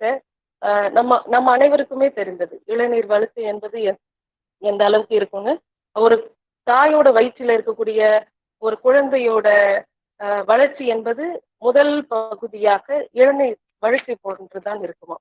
அதுக்கு அடுத்ததாக பார்த்தோம் என்றால் கிட்டத்தட்ட 3ஆம் திங்கள் கரு. இந்த 3ஆம் திங்கள் கருனா 3 மாதத்துல அந்த கருவுக்கு பார்த்தோம்னா தாய் சாப்பிடக்கூடிய ஊட்டச்சத்துக்களை எல்லாம் அந்த குழந்தை வாங்கி கொள்ளுமா. அது மட்டும் இல்லாம இந்த காலகட்டத்துலதான் அந்த குழந்தைக்கு ஐம்புலன்களே உருவாகுமா. இது இப்படி சொல்லுவது இன்றைய மருத்துவ அறிவியல். இதை அகத்தியர் ஏற்கனவே கூறியுள்ளார். அதைத்தான் நான் மறுபடி கூறுகின்றேன். இன்றைய நவீன மருத்துவத்துறையில் நாம் எதை ஆச்சரியமாக கண்டு வியப்போமோ அதை எந்தவித நவீன அறிவியல் கண்டுபிடிப்புகளும் இல்லாத காலகட்டத்தில் அகத்தியர் கூறியிருப்பது என்பது ஆச்சரியத்தை மேலும் அதிகரிக்கின்றது. அதற்கு அடுத்ததாக 3ஆம் திங்களுக்கு அடுத்ததாக 4ஆம் திங்கள் கருவோட வளர்ச்சி எப்படி இருக்கும் அப்படின்னா, அப்பதான் அந்த குழந்தையோட உடம்புல கிட்டத்தட்ட செரிமானத்திற்கான உறுப்புகள்லாம் தோன்றுமா. அந்த செரிமான உறுப்புகளையும் பார்த்தீங்கன்னா 3 வகையாக பிரிக்கின்றார். உபானவாயு, அபானவாயு, சபானவாயுன்னு. இது என்னடா வாயுன்னு வருதுன்னு நினைக்காதுங்க. நம் உடல்ல சாப்பிடக்கூடிய உணவுப் பொருட்கள் செரிப்பதற்கு என்னென்ன உறுப்புகள் பயன்படுமோ அதுதான் அந்த குழந்தைக்கு 4ஆம் திங்களில் உருவாகுமா. அடுத்ததாக 5ஆம் திங்கள் கரு. இந்த 5ஆம் திங்கள் கருவை பற்றி படிக்கும் போதே நமக்கே சற்று இப்படியெல்லாம் கரு வளர்ச்சி ஏற்படுமா அப்படின்னு நமக்கு ஒரு ஆச்சரியமாக இருக்கும். இந்த 5ஆம் திங்கள் கருவானது தாயோட வயிற்றில் இருக்கும் பொழுது யானை போல பவனி வருமா. நமக்கு அனைவருக்கும் தெரியும், யானை ஓடும் போதுதான் வேகமாக ஓடும், நடந்து வரும்போது மெல்ல அசைந்து வரும். அதனால தாயோட வயிற்றில் 5 மாத கருவாக இருக்கக்கூடிய குழந்தை யானை போல சற்று மெதுவாக அப்படியே பவனி வருமா. அதற்கு அடுத்ததாக 6வது திங்கள் கரு. இந்த 6வது திங்கள் கரு என்று பார்த்தோம் என்றால் சற்று கொஞ்சம் வளர்ச்சி அதிகமாக்கியதோடு மட்டும் இல்லாம துள்ளும் தன்மையை பெறுமா. இந்த துள்ளக்கூடிய தன்மை என்று நான் படித்த உடனே என்னுடைய நினைவுக்கு வருவது புனித விவிலியத்தில். காரணம், இயேசுநாதர் அன்னை மரியாளுடைய வயிற்றில் கருவாக இருக்கும் பொழுது அந்த மரியாளுக்கு ஏற்படக்கூடிய பயத்தை போக்குவதற்காக இறை தூதர் சகரியா என்பவருடைய மனைவியை பார்ப்பதற்காக அழைத்து செல்வார். அந்த சகரியா மனைவி யாரு அப்படின்னு பார்த்தோம்னா எலிசபெத். அந்த எலிசபெத்துக்கு கன்னி மரியாள் குழந்தை பெறுவதற்காக வாழ்த்து சொல்லும் போது அவங்க 6 மாதம் கருவுற்று இருப்பாங்க. அந்த 6 மாத கரு என்பது அன்னை மரியாள் என்றைக்கு எப்பொழுது வாழ்த்து சொன்னாலும் அப்பொழுது அந்த 6 மாத கரு என்பது துள்ளிற்று அப்படின்னு சொல்லிட்டு புனித விவிலியத்தில் நாம் கேள்விப்பட்டது. அதை இந்த இடத்துல நான் பதிவு செய்யறேன். யோசித்து பாருங்களேன், எந்த அறிவியல் கண்டுபிடிப்புகளும் கண்டுபிடிக்கப்படவில்லை. அகத்தியருடைய ஞானம் என்பது தாயின் வயிற்றில் கருவாக இருக்கக்கூடிய குழந்தையை எந்த அளவிற்கு அதோட வளர்ச்சி நிலையை கணித்திருக்கிறார் என்று. இது சாதாரணமாக கட்டுக்கதைகளே இல்லை. இந்திய மருத்துவம் என்ற நூலை நீங்கள் வாசித்து புரட்டி பார்த்தாலும் இதே கருத்து நவீன அறிவியல் அடிப்படையில் இருக்கும். அதுக்கு அடுத்ததாக பார்த்தோம் என்றால் கிட்டத்தட்ட 7ஆம் திங்கள் கரு. என்னடா ஒவ்வொரு திங்கள் கருவாக சொல்லிக்கிட்டே போறாங்களே நீங்க நினைக்க வேண்டாம். 7ஆம் திங்கள் கருவுல பார்த்தோம்னா அந்த குழந்தை அப்பொழுதுதான் முழுவதுமாக ஒரு மனித உருவம் பெற்றதோடு மட்டும் இல்லாம கிட்டத்தட்ட அந்த குழந்தையோட உடம்புல முடி முளைக்க ஆரம்பிக்குமா. இப்பொழுது யாராவது ஒரு மருத்துவரிடம் சென்று 7 மாத கருவுக்கு எத்தனை முடி முளைக்கும் என்று கேட்டால் நம்மை இவருக்கு ஏதோ புத்தி பேதலித்து விட்டது, இப்படி எல்லாம் கேள்வி கேட்கிறாரு, இது எப்படி என்னால் எண்ணி கூற முடியும் அப்படி என்று கூறுவார். ஆனால் அகத்தியர் அந்த 7 மாத குழந்தைக்கு எத்தனை முடிகள் முளைக்கும் என்பதை இந்த இடத்துல பதிவு செய்திருக்கிறார். அதாவது அந்த குழந்தையோட உடம்புல இருக்கக்கூடிய முடிகளோட எண்ணிக்கை 3.5 கோடியாம். இதை அவர் எண்ணினாரா, இது உண்மையா என்றால் ஆராய்ந்து பார்த்தால் தான் தெரியும். நாம் தான் அடிக்கடி மருத்துவமனைக்கு செல்லக்கூடியவர்களாகவே இருப்போமே, சற்று கேட்டுத்தான் பார்க்கலாமே. அடுத்ததாக பார்த்தீங்கன்னா நவீன அறிவியலில் அளவுக்கு அதிகமாக பேசப்படக்கூடிய தற்கால துறை என்றால் கோன் துகள் மருத்துவம் என்று கூறுவார். அதாவது நானோ பார்ட்டிகல் சயின்ஸ் அப்படின்னு கூட சொல்லலாம். தமிழ் திரைக்கும் நானோ பார்ட்டிகல் அதாவது கோன் துகள் மருத்துவத்திற்கும் என்ன சம்பந்தம் கூட நீங்க யோசித்து பார்க்கலாம். நான் கூறவில்லை, அகத்தியர் கூறியுள்ளார். அதனால இந்த கருத்தை நான் பதிவு செய்யறேன். அதாவது கோன் துகள் என்று பெயர் வைத்ததன் இயல்பு என்னவெனில், கம்பர் தான் ஒரு அணுவை 100ஆக பிரித்து அதுல ஒரு பிரிவிற்கு கோன்னு பெயர் வச்சிருப்பார் கம்பராமாயணத்துல. அந்த கருத்தையே நான் இங்கு பதிவு செய்கிறேன். கோன் துகள் மருத்துவம் என்று, அதாவது நானோ பார்ட்டிகல் மெடிசின் என்று கூறுவார்கள். நம்ம எல்லாருக்குமே தெரியும் அணு என்றால் எந்த அளவுடையது, அணுவை உடைக்க முடியுமா, அளவு எவ்வளவு சிறியதாக இருக்கும், கண்ணுக்கே தெரியாத அளவு உடையதாக இருக்கும் என்பது பொதுவான கருத்து. அணுவை உடைக்க முடியும் அப்படின்னு என்று கண்டுபிடித்தவரே நமது ஔவையார் தான். குறள் உங்களுக்கு நன்றாக தெரியும், திருக்குறளை பற்றி குறிப்பிடும் போது சொல்லியிருப்பார். இங்க பார்த்தோம்னா நவீன மருத்துவத்துறையில அந்த நானோ என்பதற்கு என்ன அளவு சொல்றாங்கன்னா 10⁻⁹ என்று சொல்வார்கள். என்னடா 10⁻⁹ என்று சொல்கிறார் என்று நினைக்காதீங்க, அது அணுவோட அளவு. இதை இன்னும் முழக்கமாக கூறுவதென்றால் 10 ஹைட்ரஜன் அணுவை ஒன்றாக சேர்த்தால் ஒரு நானோ. அது சுருக்கமா சொல்லலாம். இல்ல எனக்கு தமிழ் முறைப்படி சரியாக அளவு வேண்டுமெனில் நம்ம எப்படி சொல்லலாம் அப்படிங்கிறத இந்த இடத்துல அகத்தியர் சொல்றார். என்ன சொல்றார் அப்படின்னா, அவருடைய பார்வையில் ஒரு கோன் துகள் என்பது எது என்றால், ஒரு முடிய ஒரு கோடியா பிரிச்சோம்னா, அதாவது ஒரு நீண்ட நெடிய கூந்தலை ஒரு ஒரு கோடி அளவுக்கு தனித்தனியாக பிரித்தோம் என்றால் அதில் ஒரு துளி அளவு எடுத்து பார்ப்போம் என்றால் அதுதான் நானோவா. அதாவது ஒரு முடிய ஒரு கோடியா பிரிச்சோம்னா அதுல ஒரு துகளுக்கு பேரு தான் நானோ என்று இந்த இடத்துல, அதாவது கோன் துகள் என்று அகத்தியர் பதிவு செய்கிறார். அது மட்டும் இல்லாம இந்த கோன் துகள் மருத்துவம் என்பது எப்படி அகத்தியருக்கு உதவியது அப்படின்னு பார்த்தோம்னா, உங்க எல்லாருக்குமே தெரியும் உடல் இளமையாக இருக்க வேண்டும் எனில் தங்க பற்பம் சாப்பிடுவார்கள் அப்படிலாம் கேள்விப்பட்டிருப்போம். இணையத்தை சொடுக்கினாலே நிறைய பேர் பார்த்திருப்போம். இங்க பாத்தீங்கன்னா இவர் ரசவாத வித்தைக்கும் சரி, இல்ல உலோகத்தை மருத்துவத்திற்கு பயன்படுத்துவதிலும் சரி, அளவுக்கு அதிகமான தங்கத்தையோ அளவுக்கு அதிகமான இரும்பையோ அவர் மருத்துவத்துல பயன்படுத்தல. ஒரு நுண்ணிய துகள் அளவுக்கு எடுத்து மருத்துவத்திற்கு பயன்படுத்தினாரா. உலோகத்தையுமா சாப்பிட்டார் அப்படின்னா, எந்த உலோகமுமே அளவுக்கு மிஞ்சினால்தான் அமிர்தமும் நஞ்சாகும். இவர் ஒரு நுண் துகள் அளவுக்கு எடுத்து பயன்படுத்தியிருக்கிறார். அந்த அளவை படிப்பவர்கள் புரிந்து கொள்வதற்காகவே மறைபொருளாக அந்த அளவை குறிப்பிடும் போது, ஒரு முடியை ஒரு கோடியாக பிரித்தால் அதில் ஒரு துளி அளவு எடுத்துக்கொள்ளுங்கள் என்று தன்னுடைய பாடலில் பதிவு செய்கிறார். எனக்கு முன்பாக பேசிய பேராசிரியர்கள் ஒரு சொன்னஜெயா அவர்களும், அதற்கு முன்பாக பேசிய கவிதா அவர்களும் மானிட வர்க்கத்தை பற்றி பேசினார்கள். நான் கூட அதை ரொம்ப சுவாரஸ்யமாக கேட்டுக்கொண்டிருந்தேன். அதற்கு முன்பாக திரு குர்ஷித் கான் அவர்கள் அந்த கருத்தை பதிவு செய்தார்கள். அகத்தியர் நமது பார்வையில் ஒரு ஞானியாக பார்த்திருப்போம். இவர் எப்படி மானிட வர்க்கத்தை பற்றியும் ஜாதி முறையை பற்றியும் கூறினார் என்று நம் அனைவருக்குமே ஆச்சரியமாக இருக்கும். அகத்தியர் ஜாதியை கூறினாரா என்று அதன் அர்த்தம் அதுவாக எனக்கு தெரியவில்லை. இப்போ நவீன காலகட்டத்தில் திருமணம் என்பது மனப்பொருத்தம், ஜாதக பொருத்தம் என்ற அடிப்படையில் திருமணம் செய்கிறார்கள். ஆனால் அகத்தியருடைய காலத்தில் உடல் அமைப்பிற்கும் நிறத்திற்கும் ஏற்ப குணத்திற்கும் ஏற்ப திருமணம் செய்தார்களாம். ஆம் பார்வையாளர்களே, அகத்தியருடைய காலகட்டத்தில் இன்று இருப்பது போல அதிகப்படியான விவாகரத்துகள் இல்லை. ஒருவேளை அந்த கருத்தை பதிவு செய்வதற்காகவே அகத்தியர் ஜாதிய அடிப்படையில் பார்க்காமல் குண அடிப்படையில், உருவ அடிப்படையில் மானிடர்களை பிரித்து அதன் மூலமாக திருமணம் பொருத்தம் பார்த்தாரோ என்று எமக்குத்தான் என்ன தோன்றுகின்றது. அதுக்கு அடுத்ததாக பேசிய திருமதி ஜபா ஏஞ்சல் அவர்கள் சில கருத்தை பதிவு செய்தார். அதாவது பயோடைவர்சிட்டி என்று கூறுவார்கள், உயிரின வகைப்பாடுகளை பற்றி. ஒரு சித்தராக இருந்து கொண்டு எப்பொழுது தாவரத்தை பற்றியும் விலங்குகளை பற்றியும் மானிட வர்க்கத்தை பற்றியும் ஆராய்ச்சி செய்ய முடியும் என்று நமக்குள் நிறைய கேள்விகள் எழலாம். சித்தர்கள் என்பவர்கள் எப்பொழுதுமே தியான நிலையில் இருப்பவர்கள். அவர்கள் எப்பொழுதுமே மக்கள் நடமாட்டக்கூடிய பகுதிகளில் தியானம் செய்ய மாட்டார்கள். காட்டு பகுதிகளில் மக்கள் நடமாட்டமே இல்லாத அமைதியான இடங்களில் தான் அவர்கள் தியானம் செய்வது இயல்பு.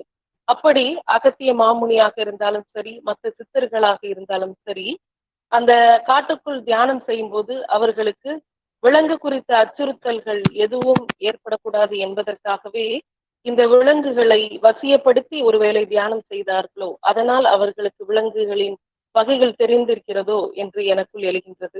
எனக்குள் எழக்கூடிய கேள்விகள் ஏராளம். கேள்விகளாகவே இருக்கட்டும். நேரமாகிவிட்டதால் எனது உரையை இனிதே நிறைவு செய்கின்றேன். அனைவருக்கும் நன்றி கூறி விடைபெறுகின்றேன். நன்றி, வணக்கம். பொக்கிஷமாக பூட்டி வைக்கப்பட்ட ஓலையின் சுவடிகளை புத்தக வடிவில் அனைவர் கையிலும் சென்றடைய வழிவகுத்தவர் அரங்கநாதர் ஐயா. அகத்தியரின் பொருத்தத்தை அறிந்து திருமணம் நிச்சயிக்கப்பட்டிருந்தால் விவாகரத்து என்ற விவகாரமே தற்போது இருக்காது என்று பதிவு செய்திருக்கிறார். அது மட்டுமல்லாமல் உள்நோக்கி இல்லாத காலகட்டத்திலேயே உள்ளிருக்கும் குழந்தையை நோக்கி மருத்துவத்தை கையாண்டு உள்ளனர் நம் முன்னோர்கள். அகத்தியர் காலத்தில் உள்நோக்கி இல்லை என்றாலும் தொலைநோக்கு பார்வையோடு செயல்பட்டிருக்கிற என்ற சுவாரஸ்யமான கருத்துக்களை பதிவு செய்து சென்ற பேராசிரியர் அவர்களுக்கு நன்றி. விதைகளின் தூங்கும் சக்திகளை மழைநீர் எழுப்பி விடுவது போல இளைஞர்களின் தூங்கும் சக்திகளை எழுப்பி விடுகிறது நூலகம். முடிக்க முடியும் என்ற தன்னம்பிக்கையும் முடிக்க வேண்டும் என்ற கட்டாயமும் முடியாத காரியத்தையும் முடித்து வைக்கும். நன்றியுரையாற்றப்படுகிறார் எம் கல்லூரியின் ஆங்கிலத்துறை உதவி பேராசிரியர் திரு முகமது குர்ஷித் கான் அவர்கள். இந்த சாதனை நிகழ்வை நடத்தி கொண்டிருக்கும் தமிழ்நாடு ஆசிரியர் கல்வியியல் பல்கலைக்கழகத்திற்கு CSI ஜெயராஜ் அன்னபாக்கிய கல்லூரியின் சார்பாக எனது நன்றியை தெரிவித்துக் கொள்கிறேன். மற்றும் இந்த நிகழ்விற்கு தன்னுடைய முழு ஆதரவை தந்த நம் CSI ஜெயராஜ் அன்னபாக்கிய கல்லூரியின் செயலர் மற்றும் தாளாளர் திரு ஜெசு ஜெகன் அவர்களுக்கும் முதல்வர் முனைவர் வில்சன் அவர்களுக்கும் எனது நன்றியை தெரிவித்துக் கொள்கிறேன்.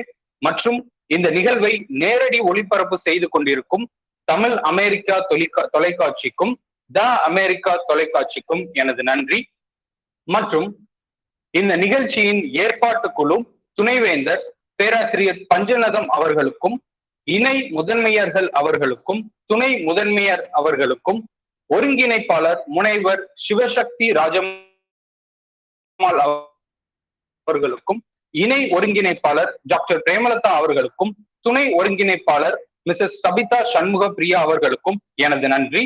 நம் நிகழ்வின் வரவேற்புரை ஆற்றிய வணிக மேலாண்மையியல் துறை உதவி பேராசிரியர் மற்றும் நிகழ்ச்சி ஒருங்கிணைப்பாளர் செல்வி ஆரோக்கிய பாத்திமா அவர்களுக்கும் எனது நன்றியை தெரிவித்துக் கொள்கிறேன். மற்றும் ஆரம்பம் முதல் இறுதி வரை தன்னுடைய முழு ஒத்துழைப்பையும் ஒருங்கிணைப்பையும் வழங்கிய நம் கல்லூரி உடற்கல்வி இயக்குனர் சிறப்புரை மற்றும் அறிமுக உரை ஆற்றிய இந்த நிகழ்வின் துணை ஒருங்கிணைப்பாளர் முனைவர் ஜூலியன்ஸ் ராஜாசிங் அவர்களுக்கு எனது நன்றியை தெரிவித்துக் கொள்கிறேன். மற்றும் இந்த நிகழ்வின் பேச்சாளர்கள் ஆங்கிலத்துறை தலைவர் உதவி பேராசிரியர் திருமதி கவிதா அவர்களுக்கும் தமிழ்துறை உதவி பேராசிரியர் திருமதி சொர்ணஜயா அவர்களுக்கும் வணிக மேலாண்மையியல் துறை உதவி பேராசிரியர் திருமதி ஜெபா ஏஞ்சல் அவர்களுக்கும் தமிழ் துறை உதவி பேராசிரியர் முனைவர் நித்ய கல்யாணி அவர்களுக்கும் எனது நன்றி. மற்றும் இந்த முழு நிகழ்ச்சியும் ஆரம்பம் முதல் இறுதி வரை நிகழ்ச்சி தொகுப்பு வழங்கிய முதுகலை ஆங்கிலத்துறை மாணவி செல்வி மெர்சி பியூலா அவர்களுக்கு எனது நன்றி. மற்றும் இந்த பல கல்லூரி மற்றும் நம் கல்லூரியின் துறை தலைவர்கள், பேராசிரியர்கள், அலுவலக பணியாளர்கள், மாணவ மாணவியர்கள் என அனைவருக்கும் CSI ஜெயராஜ் அன்னபாக்கிய கல்லூரியின் சார்பாக நன்றி கடந்த வாழ்த்துக்களை தெரிவித்துக் கொள்கிறேன். கலங்கரை விளக்கமாய் மாணவர்களின் வளர்ச்சி பாதையில் வழிகாட்டியாக இருக்கக்கூடிய அனைத்து ஆசிரியர்கள் மற்றும் பேராசிரியர்களுக்கு CSI ஜெயராஜ் அன்னபாக்கியம் கல்லூரியின் சார்பாக ஆசிரியர் தின வாழ்த்துக்களை தெரிவித்துக் கொண்டு விடைபெறுகிறோம். நன்றி. Thank you so much, ma'am. On behalf of Tamil Nadu Teachers Education University, we thank CSI Annapakyam Arts and Science College, Nallur, Tenkasi for their excellent program. We now request Srivatsa College of Education to take over the session. Over to you, Srivatsa College of Education.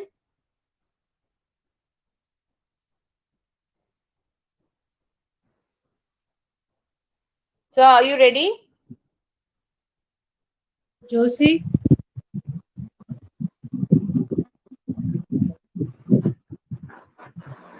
Yes, ma'am, you can start your session now.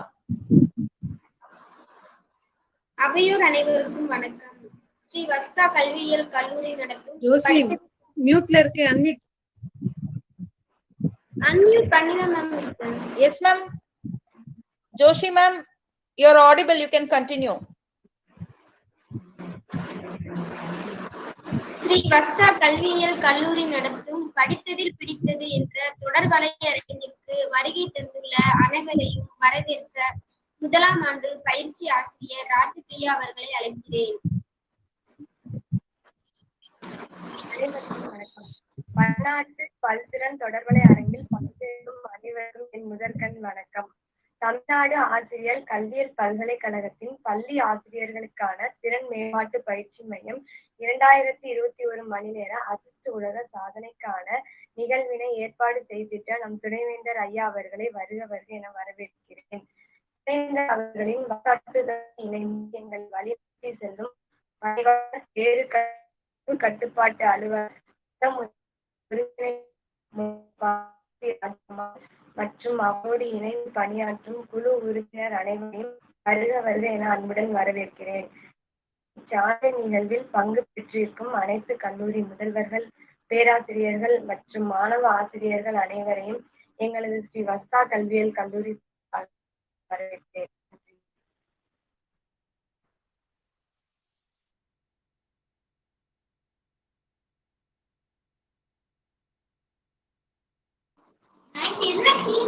வரவேற்புரை வழங்கிய ராஜபிரியாவிற்கு நன்றி. உங்களால் வெல்ல முடியும், you can win என்ற தலைப்பில் கலந்துரையாட வந்துள்ள பயிற்சி ஆசிரியர்கள் மா நட்சத்திர நளினா, மா பவித்ரா அவர்களை அன்புடன் அழைக்கிறேன். அனைவருக்கும் வணக்கம். நம்ம வாழ்க்கையில எல்லாருக்குமே எதையாவது சாதிக்கணும் அப்படின்ற ஒரு வெறி இருக்கும். சில பேர் அவங்க இலக்கை தீர்மானிச்சு அதை நோக்கி பயணிச்சுக்கிட்டு இருப்பாங்க. இன்னும் சில பேர் இலக்கு என்னன்னே தெரியாம வாழ்க்கையை வாழ்ந்துகிட்டு இருப்பாங்க. முதல்ல நம்ம லட்சியம் என்ன அப்படின்றத நம்ம தீர்மானிக்கணும். நம்ம தனியா இருக்கும்போது 2 நிமிடம் நம்ம கண்களை மூடி நமக்கு லட்சியம் என்ன அப்படின்றத தீர்மானிக்கணும். லட்சியத்தை இப்ப நம்ம தீர்மானிச்சிட்டோம். தீர்மானிச்சதுக்கு அப்புறம் இலக்குல நம்ம எந்த நிலையில இருக்கோம் அப்படின்றத அறிஞ்சுக்கிறது ரொம்பவே முக்கியமான ஒன்று. அப்படி நம்ம லட்சியத்துல இலக்கை அடையிறதுக்கு ஒரு புக் ரொம்பவே உபயோகமா இருக்கும். அந்த புக் தான் யூ கேன் வின், உங்களால் வெல்ல முடியும் அப்படின்ற புக் தான். இந்த புக்கோட ஆத்தர் சிவ்கோரா. இவங்க பீகார் மாநிலத்தை சேர்ந்தவங்க. இவங்க ரைட்டர் மட்டும் இல்ல, ஒரு வணிகவியலாளராகவும் இருந்திருக்காங்க. இந்த புக்ல ஆத்தர் என்ன சொல்றாங்க அப்படின்னா, சாக்ரட்டிஸ் கிட்ட ஒரு இளைஞன் போய் கேக்குறாங்கன்னா, நான் வாழ்க்கையில வெற்றி அடையணும், அதுக்கு ஒரு வழி சொல்லுங்க அப்படின்னு கேக்குறாங்க. அதுக்கு சாக்ரட்டிஸ் கொஞ்ச நேரம் யோசிச்சுட்டு அந்த இளைஞனை கூட்டிட்டு போய் ஒரு குளத்துக்கிட்ட நிக்க வச்சு உள்ள தள்ளி விட்டுட்டாங்களாம். அந்த இளைஞனால வெளியே வரவே முடியலையா. அவர் முயற்சி பண்ணி வெளியே வரணும்னு நினைக்கும் போது சாக்ரட்டிஸ் அவங்க தலைகளை பிடிச்சு அப்படியே அந்த தண்ணிக்குள்ள மூழ்கிற மாதிரி இருக்க பிடிச்சுக்கிட்டாங்களாம். அந்த இளைஞன் ரொம்ப போராடி முயற்சி பண்ணி வெளியே வரவே முடியல. ரொம்ப நேரம் போராட்டத்துக்கு அப்புறம் சாக்ரட்டிஸோட கையை தள்ளி விட்டுட்டு அந்த குளத்துல இருந்து வெளியே வராங்க. வெளியே வந்துட்டு சாக்ரட்டிஸ்ட சொல்றாங்க, என்னோட வாழ்க்கையில வெற்றி அடைய உங்கள்கிட்ட வழி கேட்டேன், ஆனா நீங்க என்ன கொல்ல பாத்துட்டீங்களே அப்படி கேட்டிருக்காங்க. அதுக்கு சாக்ரட்டிஸ் சொன்னாங்களா, இல்லப்பா, உனக்கு வாழ்க்கையில வெற்றிக்கு நான் வழி சொல்லியிருக்கேன் அப்படின்னு இருக்காங்க. என்ன வெற்றிக்கு வழி எனக்கு புரியலையே அப்படின்னு அந்த இளைஞன் கேட்டாங்களா. அதுக்கு சாக்ரட்டிஸ் சொன்னாங்களா, நீருக்குள்ள இருக்கும்போது எது உனக்கு ரொம்ப முக்கியமா தெரிஞ்சது அப்படி கேட்டாங்களா. அதுக்கு இந்த இளைஞன் இந்த உலகத்திலேயே காற்றுதான் ரொம்ப முக்கியமானது அப்படின்றது அந்த தண்ணிக்குள்ள இருக்கும் போதுதான் நான் உணர்ந்தேன் அப்படின்னு இருக்காங்க. சாக்ரட்டிஸ் சொன்னாங்களா, நீருக்குள்ள உனக்கு எப்படி அந்த காற்று முக்கியமா இருந்ததோ அதே மாதிரி இந்த உலகத்துல வெற்றி உனக்கு முக்கியம் அப்படின்னு நினைச்சா மட்டும்தான் உன்னால வெல்ல முடியும் அப்படின்னு சொன்னாங்களாம். அததான் நம்ம புக்கோட ஆத்தரும் இந்த புக்ல சொல்றாங்க. வின்னர்ஸ் எல்லாமே வித்தியாசமா பண்ண மாட்டாங்களாம். நம்ம எல்லாரும் பண்றத வித்தியாசமா யோசிச்சு பண்ணுவாங்களாம். இததான் வின்னர்ஸுக்கும் லூசருக்கும் உள்ள டிஃப்ரெண்டா நம்ம ஆத்தர் சொல்றாங்க. வின்னர்ஸ்க்கு எல்லாமே சில குவாலிட்டிஸ் இருக்குமா. இந்த குவாலிட்டிஸ் தான் லைஃப் அப்படின்ற கேம்ல வின் பண்றதுக்கு அவங்களுக்கு உதவியா இருக்குமா. இந்த குவாலிட்டிஸ் எல்லாம் பேஸ் பண்ணி 4 ஹேபிட்டை நம்ம ஆத்தர் சொல்றாங்க. ஷிவ்கோரா இதுதான் வெற்றியோட ரகசியமாவும் சொல்றாங்க. ஃபர்ஸ்ட் என்ன அப்படின்னா ஆட்டிடியூட். ஆட்டிடியூடு தான் நம்ம ஒருத்தர்கிட்ட எப்படி அணுகுறோம் அந்த முறையை வச்சுதான் நம்மளோட கேரக்டரையே தீர்மானிப்பாங்களாம். ஹிட்லர் நம்ம எல்லாருக்குமே தெரியும். அவங்க ஒரு எதிரி நாட்டு மேல படையெடுத்து போயிருக்காங்க. அப்ப அவங்களோட சோல்ஜர் சொல்றாங்க, நம்ம பெரிய ஆபத்துல இருக்கோம், அந்த எதிரி நாடு நம்ம 4 பக்கமும் நம்மள சூழ்ந்துருச்சு அப்படின்னு சொல்றாங்க. அது ஹிட்லர் சொன்னாங்களா, இது எதுக்கு நீ ஒரு ஆபத்தா பாக்குற, இது ஒரு ஆப்பர்ச்சுனிட்டியா பாரு, நம்ம எந்த பக்கத்துல இருந்து தாக்குனாலும் அந்த எதிரி நாடு வீழ்ந்துரும் அப்படின்னு சொல்லிட்டு சொன்னாங்களாம். பாத்தீங்களா, எவ்வளவு இக்கட்டான சூழ்நிலையிலும் அவர் போல்டான அந்த ஆட்டிடியூட பயன்படுத்தினால மட்டும்தான் இன்னைக்கு வரைக்கும் ஹிட்லர் நம்ம ஞாபகத்துல இருக்கிறாங்க. ஒரு சர்வே என்ன சொல்லுது அப்படின்னா, எம்ப்ளாயிஸ்க்கு அவங்க 85% அவங்க ஆட்டிடியூடால செய்யற விஷயத்தினால மட்டும்தான் அவங்களுக்கு ப்ரொமோஷன் கிடைக்குதான். மிச்சம் 50% மட்டும்தான் அவங்க பிரெயின் யூஸ் பண்ணி செய்யற வேலைக்கு கிடைக்குதான். ஃபாஸ்டான ஆட்டிடியூட் இருக்கிறவங்க கோலியத்தோட கதை தெரியும். தாவீது வந்து ரொம்ப சின்ன பையன். அவன் கோலியத் மாதிரி பெரிய அரக்கனை வெற்றி பெற்றுட்டான் அப்படின்னா இன்னைக்கு வரைக்கும் யாராலையும் நம்ப முடியாது. ஆனா அவன் வெற்றி அடைஞ்சிட்டான். எதனால அப்படின்னா தாவீதோட பாசிட்டிவ் ஆட்டிடியூடால மட்டும்தான் அது நடந்தது. எல்லாரும் சொன்னாங்க தாவீது கிட்ட உன்னால முடியாது ஆனா தாவீது அதை நம்பவே இல்ல. அவனால முடியும் அப்படின்னு அவன் நம்பினால மட்டும்தான் அவனால வெற்றி அடைய முடிஞ்சது. நம்மளும் என்ன பண்ணணும் அப்படின்னா நம்ம கிட்ட இது இல்ல அது இல்ல அப்படின்னு வருத்தப்படாம நம்ம கிட்ட என்ன இருக்குதோ அதை பாசிட்டிவா மாத்தணும் அப்படின்னா நிச்சயம் நம்மளாலையும் வாழ்க்கையில வெற்றி பெற முடியும். இரண்டாவதா ஒரு ரகசியம் சொல்றாங்க. அது என்ன அப்படின்னா இரண்டாவதா என்ன ரகசியம் சொல்றாங்க அப்படின்னா ஆப்பர்ச்சுனிட்டி, அதாவது வாய்ப்பு. எல்லாருக்குமே சில வாய்ப்புகள் வந்து வாழ்க்கையில கிடைச்சு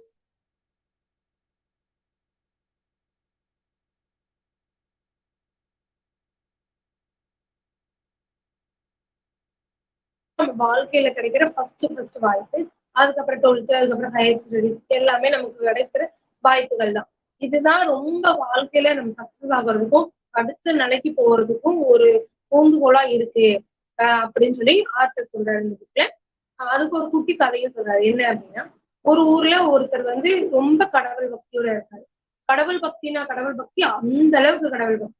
அவர் வந்து எப்பவுமே கடவுள் என்னை பார்த்துப்பாரு, கடவுள் வந்து என்னை கைவிட மாட்டாரு, இப்படி பண்ணுவாரு அப்படி பண்ணுவாருன்னு கடவுளை மட்டும்தான் பத்தி பேசிட்டே இருப்பாரு. முழுக்க ஒவ்வொரு நாளும் ஒவ்வொரு நிமிஷமும் இறைவனை பத்தி மட்டும்தான் அவரோட எண்ணங்களும் செயல்களும் இருந்துச்சு. ஒரு நாள் அந்த அவர் வசிச்ச அந்த ஊர்ல வந்து வெள்ளம் வந்துச்சு. அப்ப வந்து ஊர்ல வந்து எல்லாரும் வெளியில போறதுக்கு நடந்து போயிட்டு இருக்காங்க. இப்பவாது போயிருவோம், இல்லைன்னா நம்ம வெள்ளத்துல சிக்கிக்கிட்டு நம்மளால வெளியில போக முடியாம போயிரும் அப்படின்னு சொல்லி அவரையும் வாங்க போலான்னு கூப்பிட்டுருக்காங்க. அவர் வந்து இல்ல, என்னைய வந்து இறைவன் காப்பாத்துவாரு, நீங்க போங்க அப்படின்னு சொல்லி அதே ஊர்லயே இருந்துறாரு. கொஞ்ச நேரம் கழிச்சு கார்ல வந்து சில பேர் வாங்க, இப்பவாது என் கூட வந்துருங்க, போயிடலாம் அப்படின்னு சொல்லி. அப்பவும் அவர் வந்து இல்ல, என்னை வந்து இறைவன் காப்பாத்துவாருன்னு சொல்லி அதே ஊர்லயே இருந்துறாரு. அப்போ கொஞ்ச நேரம் கழிச்சு வெள்ளம் வந்து பாதி அளவு வந்து அவர் முழுகி பாதி அளவு முழுகிட்டார். அதுக்கப்புறம் போட்ல வந்து சில பேர் சரி இப்பவாது வாங்க எங்க கூட அப்படின்னு சொல்லி. அப்பவும் இல்ல, என்னை இறைவன் காப்பாத்துவாருன்னு அங்கேயே இருந்துறாரு. அதுக்கப்புறம் ரெஸ்கியூ டீம் வந்து பிளைட்ல வந்து கூப்பிட்டு வந்திருக்காங்க, ஹெலிகாப்டர்ல. வாங்க இப்பவாது என் கூட வந்துருங்க. அப்பவும் அவர் இல்ல, என்னை வந்து இறைவன் காப்பாத்துவாருன்னு சொல்லிக்கிட்டே முழுக்கி இறந்து போயிடுறாரு. இறந்து போய் இறைவனை போய் பாக்குறாரு. என்ன, நான் வந்து இத்தனை பேருக்கையும் நீங்க வந்து என்னை காப்பாத்துவீங்கன்னு நான் சொன்னேன், ஆனா வந்து நீங்க வந்து என்னை காப்பாத்தலையே, நான் உங்க மேல எவ்வளவு நம்பிக்கை வச்சிருந்தேன், ஏன் என் நம்பிக்கை பொய்யாக்கிட்டீங்க அப்படின்னு சொல்லி அவர் கேட்காரு. உடனே கடவுள் சிரிச்சுக்கிட்டே சொல்றாரு, நான் வந்து எவ்வளவு வாய்ப்புகள் உனக்கு கொடுத்தேன், நீ தான் அந்த வாய்ப்பெல்லாம் தவற விட்ட அப்படின்னு. வாய்ப்பா, அது என்ன அப்படின்னு அவர் கேட்டிருக்காரு. ஆமா, நான் வந்து முதல்ல நடந்து போறவங்க மூலியமா ஒரு வாய்ப்பு கொடுத்தேன், அப்பவும் நீ அதை உபயோகப்படுத்தாம விட்ட. அதுக்கப்புறம் கார் மூலியமாவும், அதுக்கப்புறம் படகு மூலியமாவும், அதுக்கப்புறம் கடைசியா ஹெலிகாப்டர் மூலியமாவும் உனக்கு ஒரு வாய்ப்பு கிடைச்சது. நீ கிடைச்ச எல்லா வாய்ப்புமே தவற விட்டுட்டு இப்ப வந்து என்ன மட்டும் குறை சொல்ற அப்படின்னு சொல்லி கடவுள் சொல்லிடுறாரு. அப்பதான் அவருக்கு புரியுது, அவர் தடையா நினைச்ச எல்லாமே நமக்கு கிடைச்ச வாய்ப்பு அப்படின்னு சொல்லி. அதே மாதிரிதான் நம்ம வாழ்க்கையில கிடைக்கிற எல்லா வாய்ப்பையும் நம்ம பயன்படுத்தணும். சின்ன வாய்ப்பை கூட பயன்படுத்தணும். அதை ஒரு தடையா பார்க்காம வெற்றி படிக்கட்டா நினைச்சு நம்ம கால் எடுத்து வச்சா மட்டும்தான் நம்ம வெற்றியை வந்து அடைய முடியும் அப்படின்னு ஆர்த்து சொல்றாங்க. இது ரெண்டாவதா சொன்ன மாதிரி. மூணாவதா ஒரு விஷயம் சொல்லியிருக்காங்க. அது என்னன்னா, மூணாவதா என்ன ரகசியம் சொல்றாங்க அப்படின்னா சக்சஸ். நம்ம எல்லாருமே வெற்றியை நோக்கி தான் பயணிச்சுக்கிட்டு இருக்கோம். வெற்றியாளர்கள் எல்லாமே அவங்க வாழ்க்கையில ஒவ்வொரு நாளையும் கடைசி நாளா நினைச்சுக்குவாங்களாம். அதனாலதான் அவங்க இருக்கும் தருவாயில கூட சாதனையாளர்களாகவே இருக்கிறாங்க. நம்ம ஆத்தர் என்ன சொல்றாங்க அப்படின்னா, நம்ம ஒருத்தரை பார்த்த உடனே இவனுக்கு என்னப்பா இவன் வெற்றி அடைஞ்சுதான் நினைப்போம். ஆனா அந்த வெற்றிக்கு முன்னாடி அவங்க நிறைய ப்ராப்ளம்ஸ் வந்து சந்திச்சிருப்பாங்களாம். நம்மளோட சந்திக்கிற ப்ராப்ளம் வந்து எவ்வளவுக்கு எவ்வளவு பெருசா இருக்கோ அதே அளவுக்கு நம்ம வெற்றியும் ரொம்ப பெருசா இருக்குமா. அதுக்கு உதாரணத்துக்காக என்ன கதை சொல்றாங்க அப்படின்னா, ஹெலன் கெல்லர் அவங்களுடைய கதை தான் சொல்றாங்க. ஹெலன் கெல்லர் அவங்க சின்ன வயசுல வந்து அவங்களுக்கு ஏற்பட்ட அந்த மர்ம நோயால அவங்க பார்வை திறன், கேட்கும் திறன், பேச்சும் திறன் மூணையே இழந்துட்டாங்களாம். ஆனா அவங்க தன்னம்பிக்கை மட்டும் விடவே இல்லையா. ஆனி சூரியன் அப்படின்ற அவங்க டீச்சரோட உதவியால அவங்க படிச்சு மாற்றுத்திறனாளிகள்ல முதல் பட்டதாரியா ஆனாங்களாம். அது மட்டும் இல்லாம 40 நாடுகளுக்கு சுற்றுப்பயணம் மேற்கொண்டு அதனால வர ஃபண்டை வச்சு மாற்றுத்திறனாளிகளுக்கு நிறையவே உதவி பண்ணிருக்காங்களாம். நம்ம எல்லாம் பாக்குறப்ப சாதனையாளர்களுக்கு எல்லாம் ப்ராப்ளம்ஸ் வந்து வெளியே இருந்து வரும். ஆனா ஹெலன் கெல்லருக்கு அப்படி இல்லை. ப்ராப்ளம்ஸ் வந்து அவங்களுக்கு உள்ள இருந்து வந்துச்சு, வெளியே இருந்து வந்துச்சு. ஆனா அந்த தடைகள் எல்லாம் உடைச்சுதான் ஹெலன் கெல்லர் அவங்க வாழ்க்கையில வெற்றி அடைஞ்சிருக்காங்க. இதே மாதிரி நம்ம ஆத்தர் சுகரா என்ன சொல்றாங்க அப்படின்னா 4 தடைகள் நம்ம வாழ்க்கையில வருமா. இந்த 4 தடைகளை உடைச்சோம் அப்படின்னா கண்டிப்பா நம்மளால வெற்றி அடைய முடியுமா. ஃபர்ஸ்ட் என்ன அப்படின்னா ஃபியர், பயத்தை வந்து நம்ம உடைக்கணும். பயத்தை உடைச்சாலே நம்ம வாழ்க்கையில நம்ம வெற்றி அடைய முடியுமா. இதுக்கு உதாரணமா என்ன கதை சொல்றாங்க அப்படின்னா நீல் ஆம்ஸ்ட்ராங் அவங்க கதை தான் சொல்றாங்க. நிலாவுல முதலில் கால் வச்சது யாருன்னா நீல் ஆம்ஸ்ட்ராங், நம்ம எல்லாருக்கும் தெரியும். ஆனா இந்த வாய்ப்பு முதல்ல யாருக்கு கொடுக்கப்பட்டது அப்படின்னா எட்வின் அவங்களுக்கு தான் கொடுத்துருக்காங்க. அவங்க கமாண்டர் வந்து எட்வின் வந்து நிலாவுல இறங்குங்க அப்படின்னு சொல்லும் போது அவங்க ஒரு நிமிஷம் யோசித்து பயந்ததுனால இறங்க முடியல. இதே வாய்ப்பு வந்து நீல் ஆம்ஸ்ட்ராங் கொடுக்கப்பட்டது. அவர் வந்து இறங்கி இன்னைக்கு வரைக்கும் ஒரு சாதனையாளரா இருக்கிறாங்க.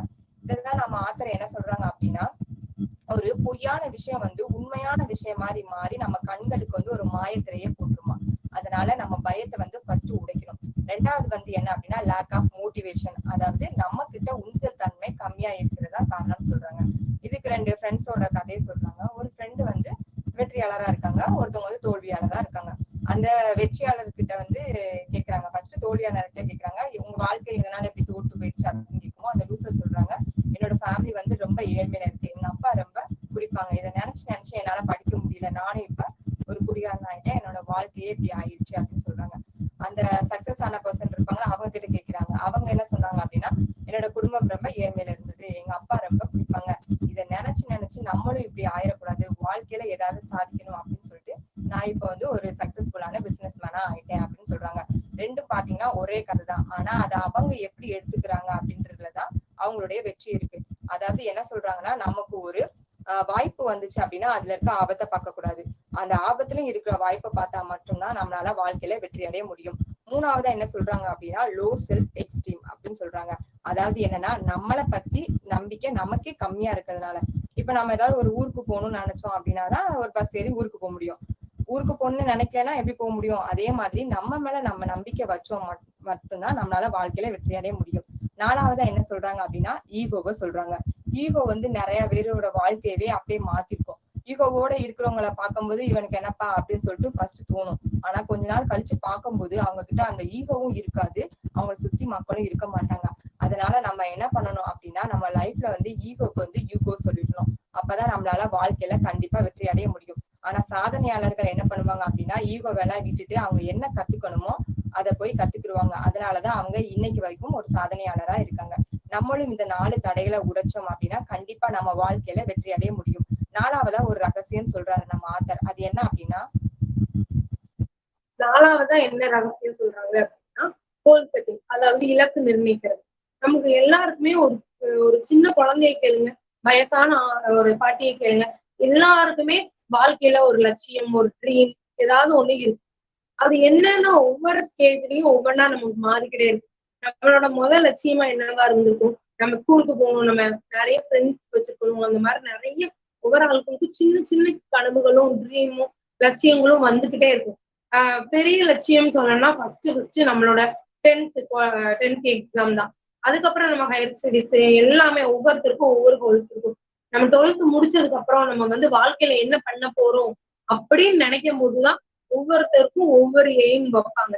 அப்படி வந்து நம்ம ஒரு அப்துல் கலாம் எடுத்துக்கிட்டோம் அப்படின்னா அப்துல் கலாம் ஐயாவுக்கு வந்து சின்ன வயசுல இருந்து கனவு வந்து என்ன அப்படின்னா ஒரு விஞ்ஞானி ஆகி விமானம் கண்டுபிடிக்கணும், ஒரு ஏதாவது சயின்டிஸ்ட் ஆகி ஒரு இதை கண்டுபிடிச்சிட்டே இருக்கணும், நம்ம தமிழ்நாட்டை வந்து பெருமைப்படுத்தணும் அப்படிங்கறத அவங்களோட ஒரு முதல் ஒரு கனவா இருந்துச்சு.